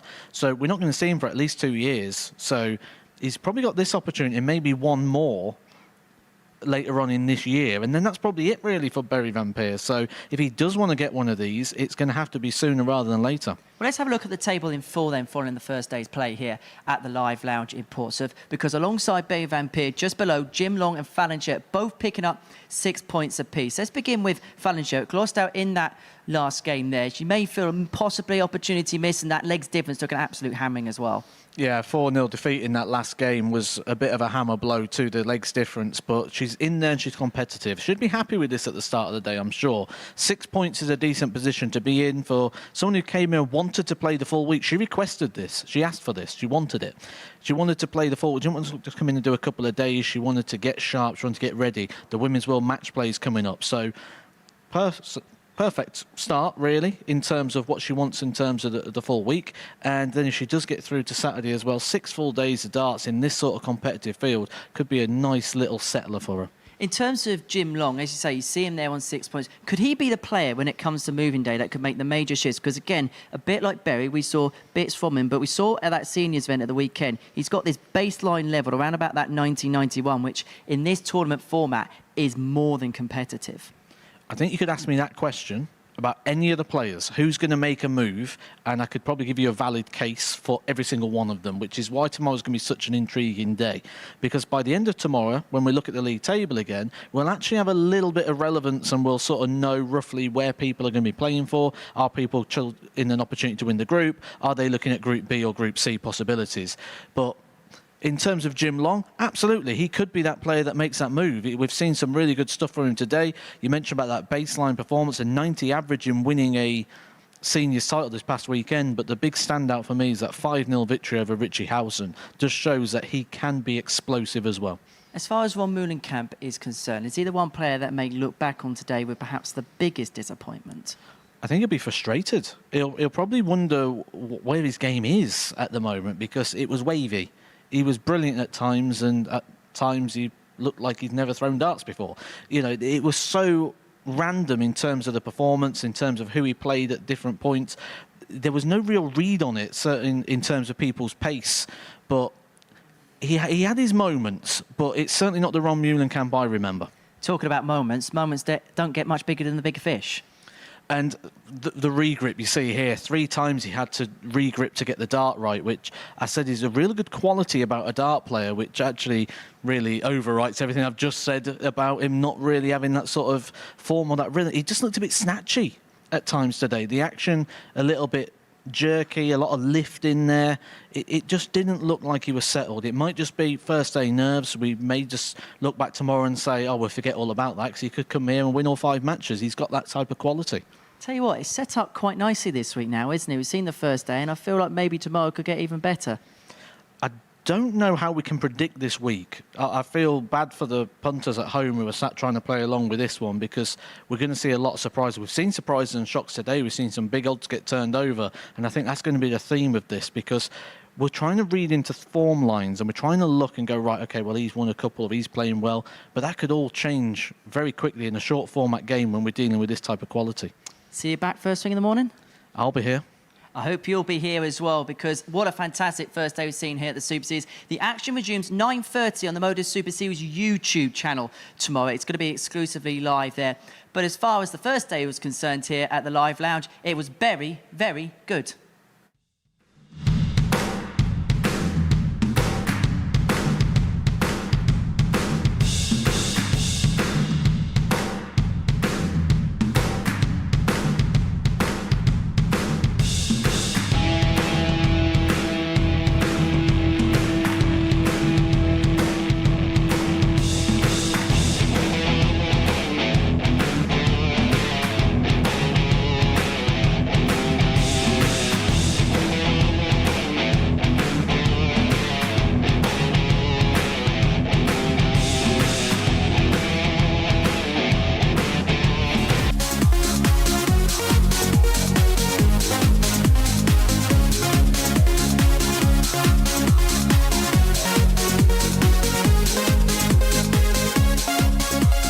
Here we go then. It is final time, and we can't wait. 7 legs potentially. And Matt Clark will have the darts because he won the bullseye in the practice room. Is Matt going to go back to Lancashire with £20,000? Or is Raymond Smith going to be on a flight in a few hours' time from Heathrow Airport, going back to Australia with a lot of Aussie dollars? In fact, I've just had a little bit of a communication from Chris Murphy, our commentary colleague, because he seems to think that Superman could be paid in crypto. Nice joke there from Murph, but I think he wants the cash. You could have sent me that one, Murph. I've run out of jokes now. No joke this final, no jokes with these two players, but it's Matt Clark who continues to impress. He's won the bull. But as Paul alluded to on the balcony there, I thought he made a very vital point. If anyone can handle the pace of Matt Clark, then it's the mental strength of Raymond Smith. And that's something that resonated me when you said that, Paul, because I think the last game there with Scott Walters, he was beaten when all of a sudden Matt really slowed down in getting his darts out. And he was Okay, first leg is Matt to throw first. Lesson learned. Game on. Final game. Who will win? £20,000. My life changed in Hull, the World Masters, when I won 25 grand. The winner of this league won the 5 grand. The winner tonight gets 20 grand. The biggest prize in amateur sport, over 1.17 million in prize money. The MODUS Super Series will be paying out every year. And it all boils down to Series 2, these two players. Who can emulate what the fantastic Conan Whitehead did? And just watching that play back earlier just brought a little bit of goosebumps. And how much it meant for Conan. And it'll certainly mean an awful lot for one of these guys. One thing I've noticed about this audience tonight is just how attentively they've paid attention to all of the matches tonight. There's been no chanting, no singing, no boisterousness like the week before Christmas when Adam Warner won. But we've got 2 players here who are not local to Portsmouth, and maybe everybody's on the fence. All they want to see is somebody creating a bit of history for themselves. Yeah, proper Daft fans are, and I think it's because one of the locals hasn't brought 20 or 30 people with them. I think the most was Scott Walters, who brought 7 or 8. So it's just been a crowd who are here to enjoy the darts, and we'll certainly be enjoying a match like that from Matt. Sneaky good on the maximums this week has been Matt Clark, whereas Raymond has been so close and yet so far to being the man at times this week. He did have a chance to win Group A against Justin Smith. He didn't win that match and had to play in Group B. And then he faltered on day 2. He has not won a group all week, but neither has Matt Clark. He was second in Group C. And if you put those two things together, it means that these two are playing each other for the very first time in the MODUS Super Series. And it's for £10,000. I always got the feeling for Raymond Smith. He's got the mantras, I never dreamed of success, I work for it. He's just a big thinker who's worked hard on his game, worked on the psychology of the game. I've heard him chatting with players this week in the players area. He has a lot to say, has a lot of thoughts about the game, whether you like it or not. I think one person who Warner listened is this guy. We talked about Alexander Merckx being in his zone. Game's on the first leg. Matt Clark just continues to do what Matt Clark does. And every time I've doubted him this week, and I will shake his hand and apologise if he wins this, because second leg is Raymond to maybe throw the focus, Paul, has been a little bit about the pace and how it has an effect on others. He's played some really good darts at times as well. Even myself on the balcony, I was 100 picking up Raymond Smith because I had him as a firm favourite. But sometimes when we let someone go under the radar, they're okay with that. And I think Matt Clark has been okay with that his whole career. Because at no time in his darting life has he been on anybody's radar in bold. Even when he made the England squad, the attention was about Painter, Beaton, Fordham, king when he was in World Championships. It was always about other people like Richie Burnett and Martin Adams. He made the quarterfinals of the World Championship on his debut season and didn't do any better in the next World Championships or anything after that. It's been a very interesting story, which for me has got a few dots after it because it's very far from finished. Ray Smith, he goes home as the runner-up. Does he go home happy? No, not at all. He's someone who gets on the podium in F1 and isn't happy unless it's at the top. He's an all-or-nothing kind of guy. He will take things on the chin. He will take the second spot if that's all he can muster. 134. Doesn't mean he's got to be happy about it. 10 grand to the runner-up, 20 grand to the winner, but also just the respect of being the MODUS Super Series Series 2 champion. In amateur darts right now. 100. And we start again on Monday. I've seen the names. I don't know if they've been announced yet, the names for next week, but some excellent players there. So all starts again Monday morning, 9:30. Sporty Stuff TV on the YouTube channel of MODUS. If you do want to know the names, because I don't want to be the person to give them out, I'd like you to go to our Twitter page at MSS Darts. Check it out. It will be released within the next 12 hours. Raymond Smith is going for a 116, and he's got at least 2 of these this week. He's been mastering these shots, but he's not going to get a shot at double 18 this time.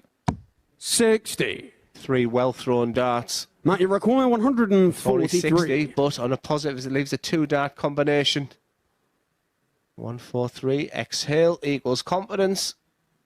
Treble 20, treble 17, double 16 is the route he's attempting.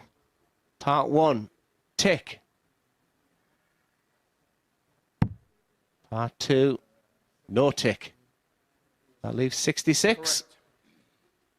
So we're getting close to about 30 seconds of Raymond Smith to 87. think about this Raymond, 56. you require 56. He's okay with it. I was looking at him the whole time when Matt was going for that 143. He didn't show any signs of impatience. Double top. Big dart. Absolutely. Game show. And he's the big man for the occasion. Smith. 1-1. We're down to best of 5 to see who takes the title. So it's Matt to throw first. Game on. Raymond Smith must break Superman in this match. It's kind of a big ask when you think about it. He has to be the general Zod of this game. He's got to be the bad guy to take out the good guy. If indeed you are a reader of comic books and other paraphernalia in fantasy universes. 57. He's got something about him, Raymond Smith, that could work in a comic. That big bald head there. Steely eyes. Or maybe if Matt Clark takes his glasses off, 100. he'll actually look like Superman. I think we just need a bit of order there, because one thing about a fantastic crowd, they have been in here a few hours now, it's the one voice syndrome, Paul. I used to hate it. I didn't mind 20 or 30 or 40, 50 people shouting at the same time. Or even in some of the bigger crowds, it's just like a big swarm of bees behind you. But when you can hear 1, 2, it's an absolute nightmare. Not getting anything from either player as to 140. state discomfort or impatience. I'm loving the bubble that they're both in. Matt Clark slow, Matt Clark this, Matt Clark that. Matt Clark currently 103.5 average. 100. That's all that matters. Matt, you require He hasn't averaged 136. that high all week in a completed match. In fact, the only person not to have averaged over 100 all week from our finalists was Jim McEwen, because we saw Adam Mould with a ton plus average earlier on tonight. The biggest average of the night was Shed by Raymond and Adam because they have both had 101.9. Got to get another. He's got to get another in a sense that 76 is not a gimme. 76. 76 is a finish that dart players like. And very simply, I'd say to people, 20 is a must, treble 20 is a bonus. They look at the 16s. Just like this double top. He'll once again take his time and do things his own way. Raymond Smith is just behind. Game shown the and the last thing that leg. Raymond Smith wants to hear is game. And that's exactly what he did here. So it's back to the drawing board for Smith. Focus Full leg on is Raymond to winning throw your leg of first. darts. And start off with a minimum 1 treble visit. Every time he blocks it by hitting that small 20, for me, he may be better off 60 going to the 19s, but it's easy for me to say that from the commentary box, but I just get the feeling that there is another level for Raymond to find if he can use the board a little bit more in the way of flexibility. 19s, 18s, uses the 17s a lot, but that's predominantly with 1 dart left when that 60 bet is covered. Because as you can see, those darts are very, very upright. And that was a much more inviting guide to get a 140. Case in point. I always think sometimes when you're in a situation like this where tension, anxiety in your body has to be taken into consideration, that when you're aiming for targets, you have the tendency of going low. It's just your body just telling you something. And in this situation, I've seen myself, whether it's on a TV stage, just going big. Just going just above that treble, and you're thinking, wow, that's gone in like that. I didn't expect it to go there. What a lovely angle that is to show you how his darts behave in the final third of the arc. 140. When they're going through the air, they're slowing down as they go to the board, that flight dragging it through the air. And 161 after 9 is a very nice situation when your opponent is a good 237 behind. It's going all the way, this, Paul, isn't it? 134. And the best Raymond finals 161. always do. A bit like 7 days ago in week 12 of qualifying when John Henderson took out a ton-plus finish against Niall Cullerton, but a 161. 136. He's going to be aggressive, obviously, and when he gets his shots, it doesn't matter where his opponent is. He's going to go for them. Very Martin Adams. Interesting with at least a 140 here.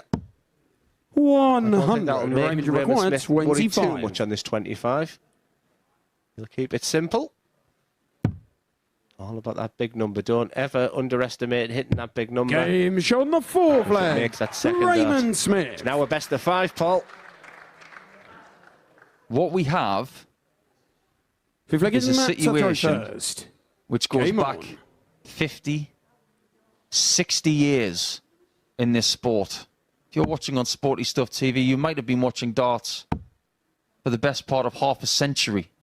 140. Loving shots like that. But if you cast your mind back to the 1970s and the 1960s, you might remember a tournament called the News of the World. And every single game in that tournament was first to 2 legs. 43. And that's exactly what we've got. First to 2 legs from here for £10,000. And when we talk about pressure, this is pressure, yes it is. But because they've played all week long, 100. they are ready for this pressure. They will never be more ready. It's just a question of who is more ready than the other. And right now, it's Matt Clark taking the full ascendancy in this game. Raymond Smith just showing that sign of distress, which we didn't expect. 125. Them last 2 darts will feel like gold dust once again. It just gives him an outside chance. But for Matt Clark, 1 treble visit here, and he has a huge advantage. Now, Matt Clark, it's in your hands. It's yours to lose now. He looks impervious on his own throw. Old school darts from Matt Clark. He's basically telling himself, you can do what you want on your throw, but you're not having mine. 9 darts thrown and 81 left. Matt, If he takes it out in 11, or 12 darts here, he's telling Raymond Smith, you're not having my throw unless you hit a 9-darter. Double 12 to be within one leg of the crown. That's an 11-darter at this time of the tournament. That's world class wherever you are watching from. Incredible from Superman. And Smith now needs a brace of legs. Otherwise, it's not meant to be for the Guru. And as Paul alluded to there, couldn't have put it any better. With his darts right now, Matt Clark looks unbeatable. And what you're doing, it's a bit like a penalty shootout in football. You're making the other team, you're going 1-0 up, 2-1 up. You're making your opponent make mistakes. You're making your opponent score 45. Matt Clark's on a free roll, he will feel, on this leg. It's not the end of the world if I lose it because I have the darts in the final decider. You hear 45 and you think, come on, exactly the same. Give me a couple of trebles. 42. Doesn't take advantage.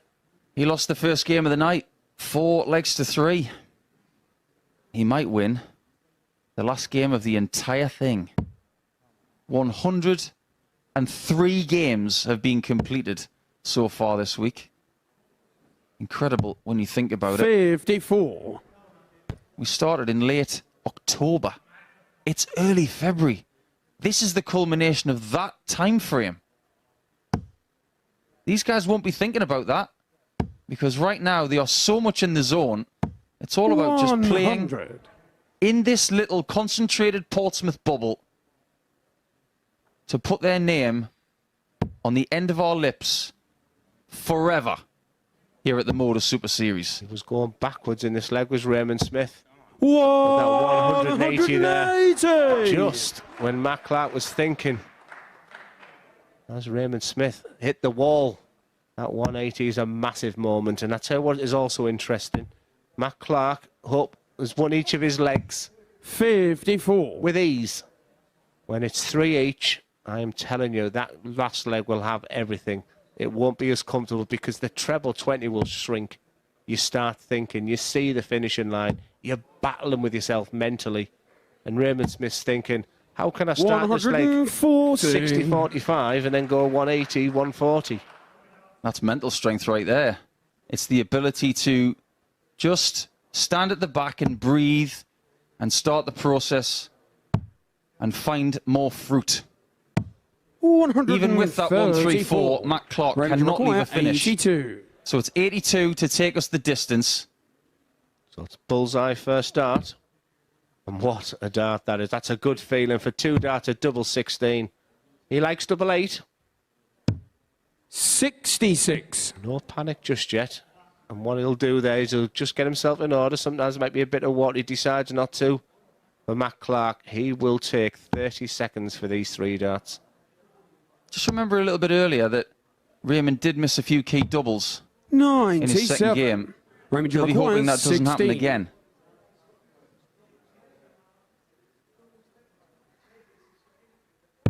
It doesn't happen again. And Clark Raymond Smith will take us to leg 7. Every leg in this contest has gone with throw. That does not guarantee that this one will. But the way that Clark has performed in this final, when he's thrown first, has been nothing short of miraculous. 12 weeks of darts. 12 winners. 6 41. Down to the finals night. Down to 4 for the semi-final. And now down to the last leg. If that doesn't sum up the whole thing about MODUS Super Series, nothing does. It's a marathon, this thing. This is game 1,352 in this series. And it will be the very last leg of it. What did I say about Matt Clark, who opened at 140, 180? He's regular on his throw. All of a sudden, one treble will feel like gold. 60. And all of a sudden, you're creeping into treble 7. It takes someone like Raymond Smith now to hit a 140 here. And he might just do it. You could hear a pin drop in here. Everybody can hear the darts hitting the board. That 140 is one of the best he's hit this week. Maybe the very best of the lot. I'm just trying to put you into the mind of the players. Matt Clark's now thinking, Shake them off. What you panicking for? You're winning your darts. 100. Raymond Smith now taking the dart. It's now a 3-0-1 game. Nico, what is going on? He's going to switch. Oh, he's not. I was convinced he was going to go to the 17s because previously in the week, that's what he's been doing. It's a great standard of a final. There you can see 3 180s in this final. And the averages are very, very 45. healthy. But Matt Clark falters. Raymond, you require 161. And Raymond Smith has got 6 from here to write his name into MODUS Super Series history. Finally, I've called something right. I just had the feeling Matt Clark wouldn't have it all his own way after dominating his darts. 65. And that leaves a 2-dart combination. Matt Clark on 255. There's the breath. He'll feel like it's all away, but you've got one chance, Matt. The biggest 180 of your life right now. And all of a sudden now he's have to go downstairs. Now it's the connotations. If he stays there, he leaves a bogey. 100. That was dangerous. That was a gamble. You require 96. Is the gamble going to pay off, though? Because Raymond Smith has the first shot for the title. He's going to stay straight and go for double 8 and win it! Raymond Smith is the man! The guru thinks his way to the end, and he gets it done! £20,000 belongs to him! The gamble of coming across the planet has paid off, and he will be on a flight back to Australia in a few hours' time, and he doesn't even want to keep his own darts. He's given them to a fan in the front row, but now he can afford a new set. The biggest paycheck possible from the MODUS Super Series belongs to the guru, Raymond Smith. Wonderful performance, averaged well, the confetti is everywhere, and unfortunately for Superman, he found his kryptonite in Raymond Smith.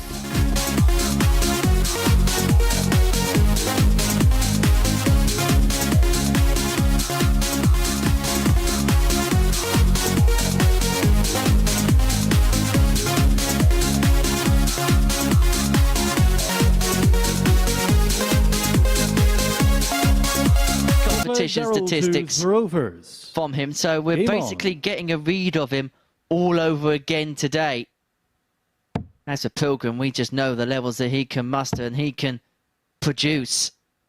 There was a point last year on the Pro Tour, because he got a call-up courtesy of the Challenge Tour system. He got called up to the Pro Tour. He lost out in a first-round game, averaged impressively, and for so long was top of the Pro Tour average order of merit.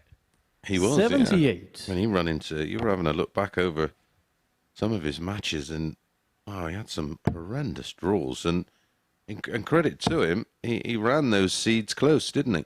Yeah, having a look at how John Worsley ended his Pro Tour career.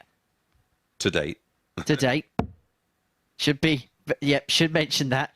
Now, he got drawn in his last few Pro Tour events. In the last batch, 40. He had Johnny Clayton, Joe Cullen, Dave Chisnell, Nathan Aspinall.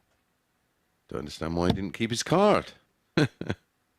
Interestingly, his last game to date as a tour card holder was in the World Championship qualifier where he came up against Steve West. Well, may come up against him for 20 grand on Saturday night. 97. We are sold out to capacity Saturday night. Looking forward to seeing all of the lucky ones that were sensible enough to book their tickets. 79. Unbelievable amount of people that, can you get me in? Can you get me a ticket? I've been telling you for ages, book your ticket, it's £1. In some ways, it must be doing something right for getting messages to say, can you sneak us in? Yeah. No, 78.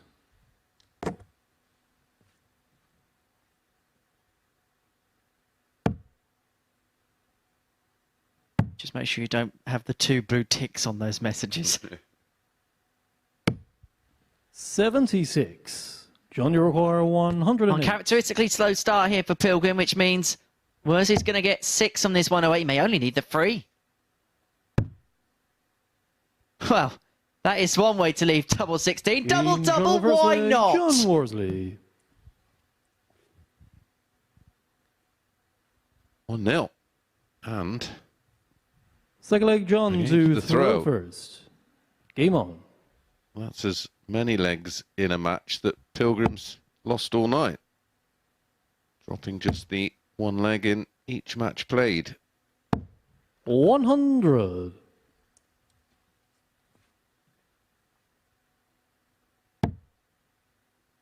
As I was mentioning on your way down, before tonight, because the last time we saw him was progressing through the Champions League, not many other metrics or statistics we can look at because he hasn't played as much competition darts as the rest of the players in the field. We're kind of getting a reading for him all over again. Yeah, he's just been playing 140. playing some local stuff, a lot of Super League, and he feels like that's been more than enough for him at the moment. 100. And sometimes you find with players, sometimes just taking that step back can always be the step forward. Agreed, absolutely spot on. 85. Look at Martin Schindler, dropped off the tour, went back to Q School. That little step back for him in his career turned out to be okay in the end. 60. For sure.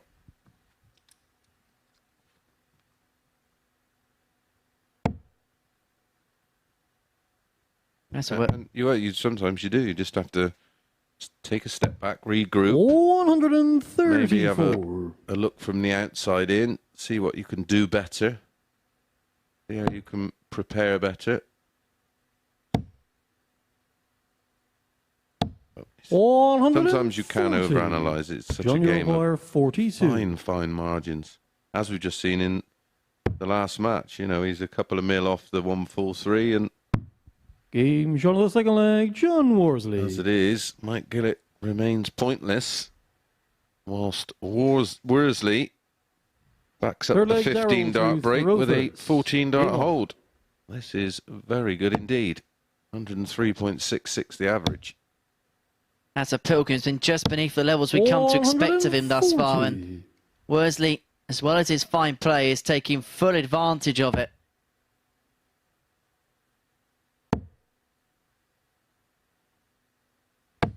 And when you have a player like Dale Pilgrim who has had a slow tentative start to this game, jump all over it, don't allow him to then sneak back into it.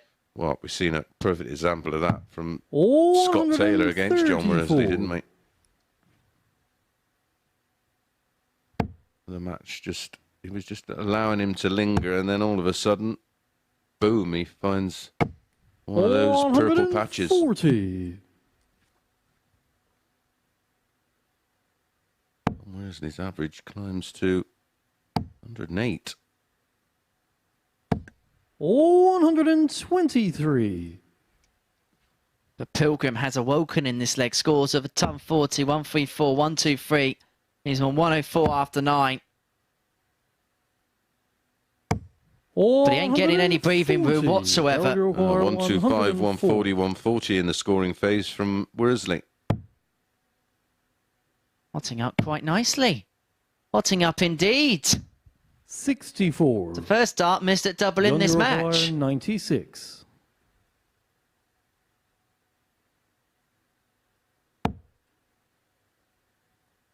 He's already taken out 96 tonight.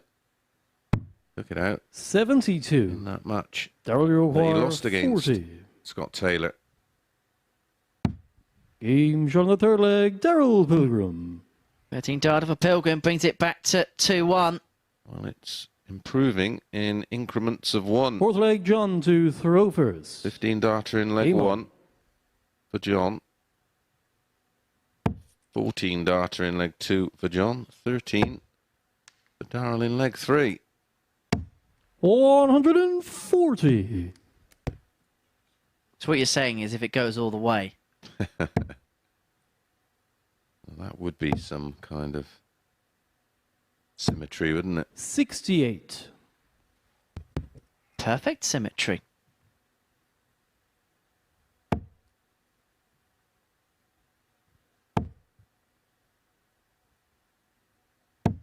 $100. But these two won't want to work in symmetry. They'll want to work on points. And Worsley can go level with Pilgrim in that particular department with a win here. And if he can do it by a big scoreline as well, he can really eat into the advantage that Pilgrim had in that department following 2 games in the group. He could somehow turn this 2-1 advantage 140 into a 4-1 win. He will go top. 1 leg difference.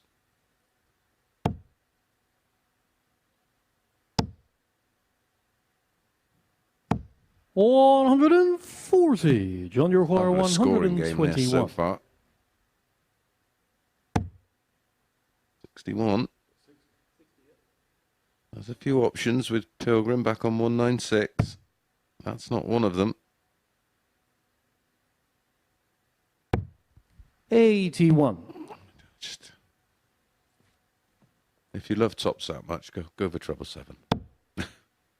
And then go single 14 if you don't hit the treble. 125. That's unlucky. That took a John, wicked you require deflection. 40. Horrendous. Or to keep our improving leg by leg, he should have gone for the ball. It would have been for a 12. 30. As it is, Darrell, you require given 71. Pilgrim an opportunity to break back.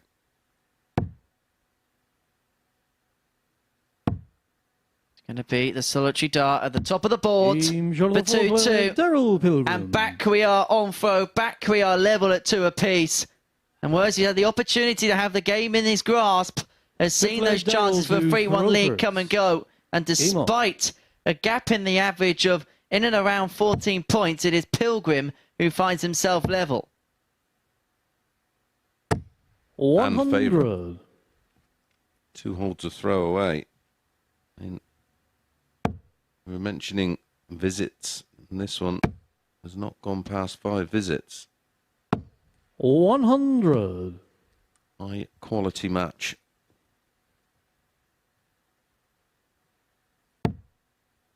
You know a game's good if you're not seeing 16s, 17s and the like on the score sheet. They've all 91. red pens.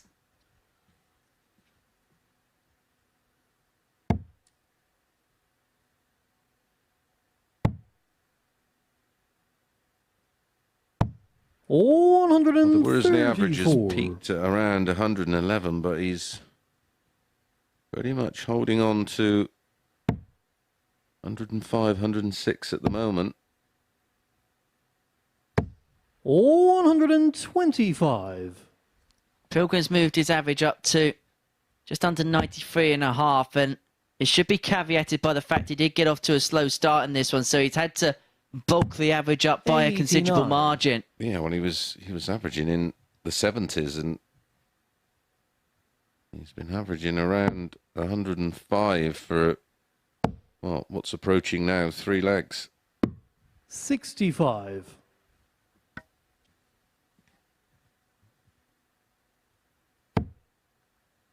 Oh, a real chance for John here. He's going to leave double tops with a single 18, forcing 138. Pilgrim Darrell, you require 120. to hold the advantage by taking out a 120. Now that's awkward. Oh, another one of those for an absolute beauty. Game shot Wow, flag, what Darrell a Pilgrim. finish that is. John Worsley has left Six-leg tops John after to 12 Rovers. and not got to go with a Game on. spectacular 20 that blocked out the 60.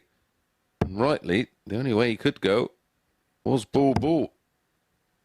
And all Worsley could do was just shake his head in 100. absolute bewilderment. Yeah, it was disbelief, wasn't it? Oh, that was stunning. He's in the groove now. 140. And players like him have this insatiable ability, no matter what cards are dealt with early on in the game, to then really go through the gears, finding different ways. 60. Yeah, and I think that's knocked the stuffing out of John Worsley. And he wouldn't be human if it didn't. He'd have been stood behind 134. and he'd have seen that first dart and thought, you ain't in a treble 20 from there, pal. But if you do, good luck. And I should imagine when he 85. heard the dart enter the board and looked up and seen a bullseye, would have feared the worst. What was that case of, yes, he's hit the one, but surely he's not going to get another. Then he gets another and you're just left shaking your head. One of those moments where you just say, fair play. Inspired darts. It may have been the inspiring moment of what could be a comeback win for Pilgrim, which would see him move on to 6 points in the group and would open up a 4-point buffer on the rest, even if only temporarily.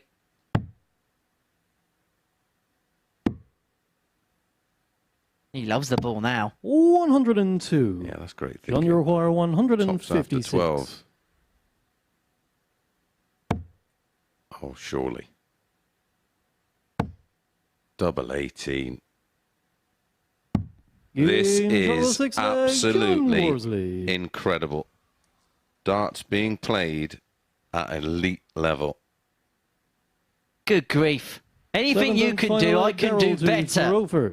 Well, it's right up there with the 120. Doubling. 3 from 4 for 93. Pilgrim, including 2 bullseyes to take out 120. 156 from Worsley, who's still maintaining that 106 average. 100.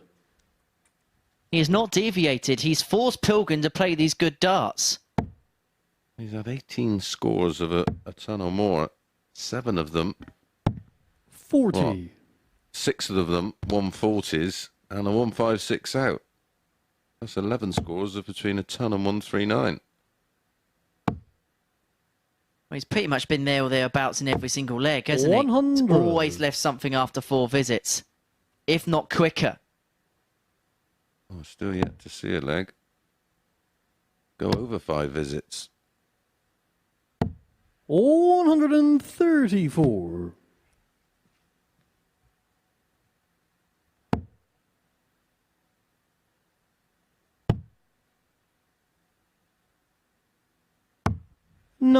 Well, this has been one of those Super Series classics, and I'll start putting these games in the library and getting them out there. 96. One we could watch again and again and again. Absolutely. Unless Pilgrim can take out the 138. 60. May well be the first leg to 138. go past the 5 visits. Wouldn't put it past him. Now, this should be ultimate if Worsley went bull, bull, bull here. 98. John, you require 150. He's not. No. But he may win it on a 150. Good grief. You can see the frustration. 95. Daryl, you require To win 40. an absolute blinder.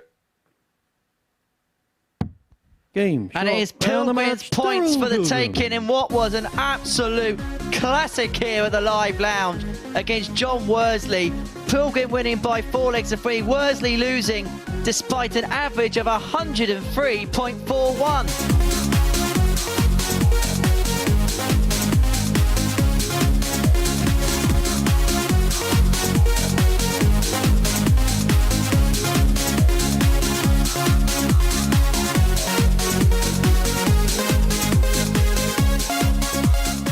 Off the night with a 94 average, 50% on the doubles against Gary Stone. But it is Andy Bolton, the opposition, the man who has been so steady, so solid for the last 6 days. And so battle commences in the final of week 4. It is Bolton who's won a bull off in the practice room. It's the only game throughout the course of the week where the players participate in such an exercise. And a man who is well versed in winning finals is alongside me in the commentary box. Hello, Glenn. Yeah, thank you, Henry. This is what everybody practices for. You can speak so nicely, so eloquently, so fantastically well about someone like Andy Bolton all week. But it's always just about this moment. Scott Taylor is the type of player who can spoil the party, who can spoil the headlines. I think he's up for this. 134.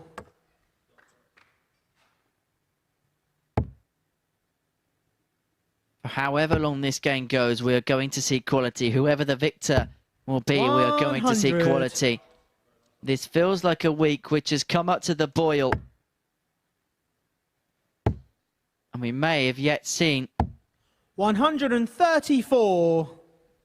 the best of the action. Taylor first to finish, 134, but Bolton's going to apply ample pressure upon that. 140. He just continues to impress, and it's difficult to do all the time. And what he was looking for there was treble 18, 2 tops, which is, once again, a very modern way to go. A treble here would be nice. 94. What a dart. I can't tell you how good And that he dart requires was. 67. And puts all the pressure on this 67.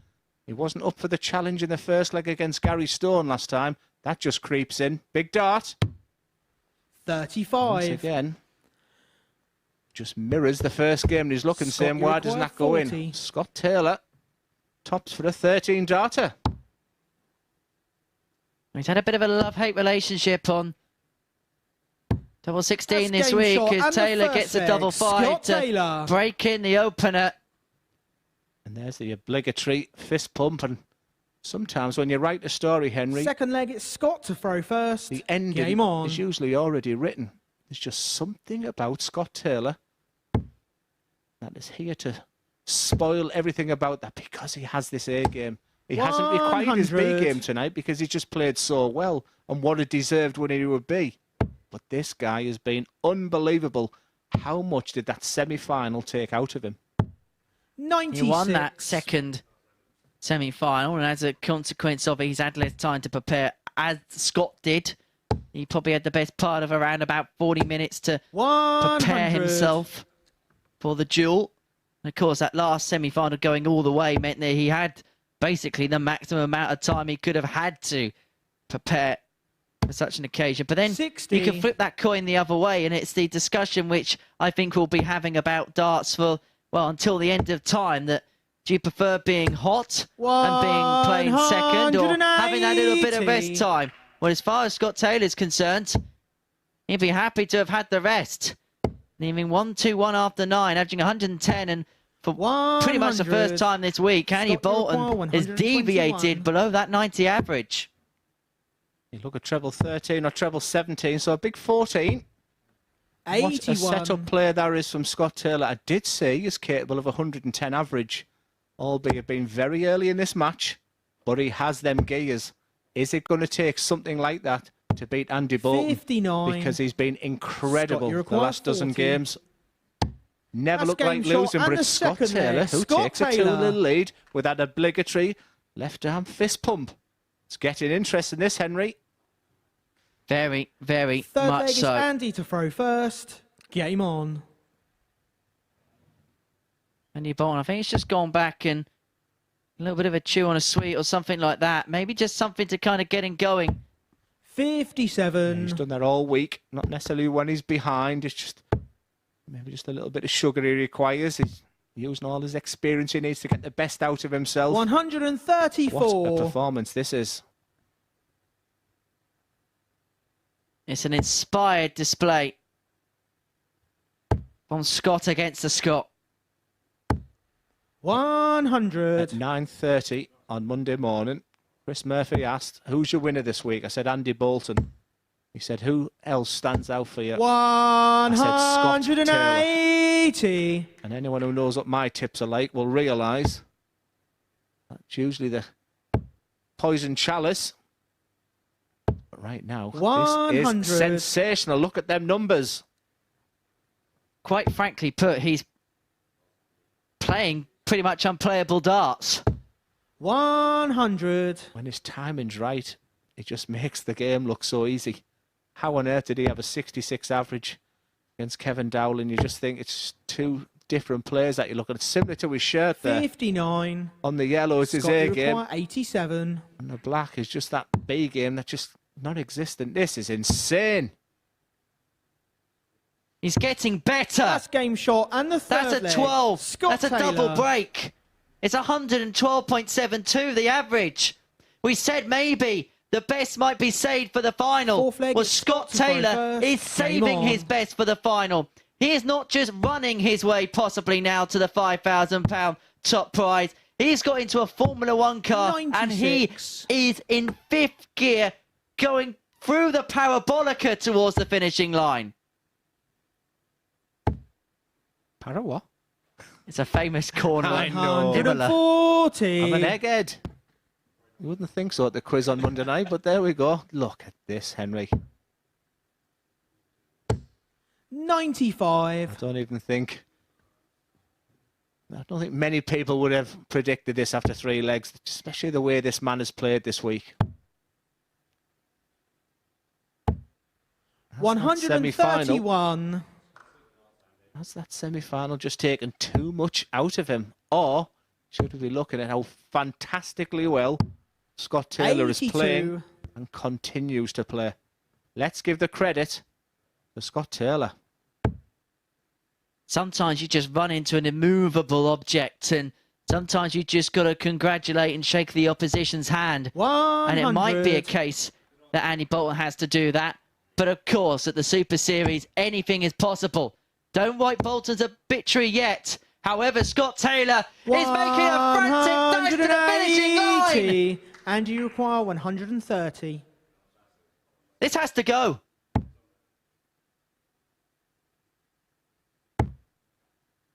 It's bull for Bolton.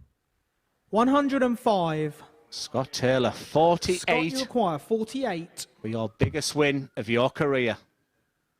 Double 16. That's game And it is shot. Super and your week 4 Scott winner of the and MODUS Super Series. Scott Taylor has produced an unbelievable performance to qualify for Champions Week.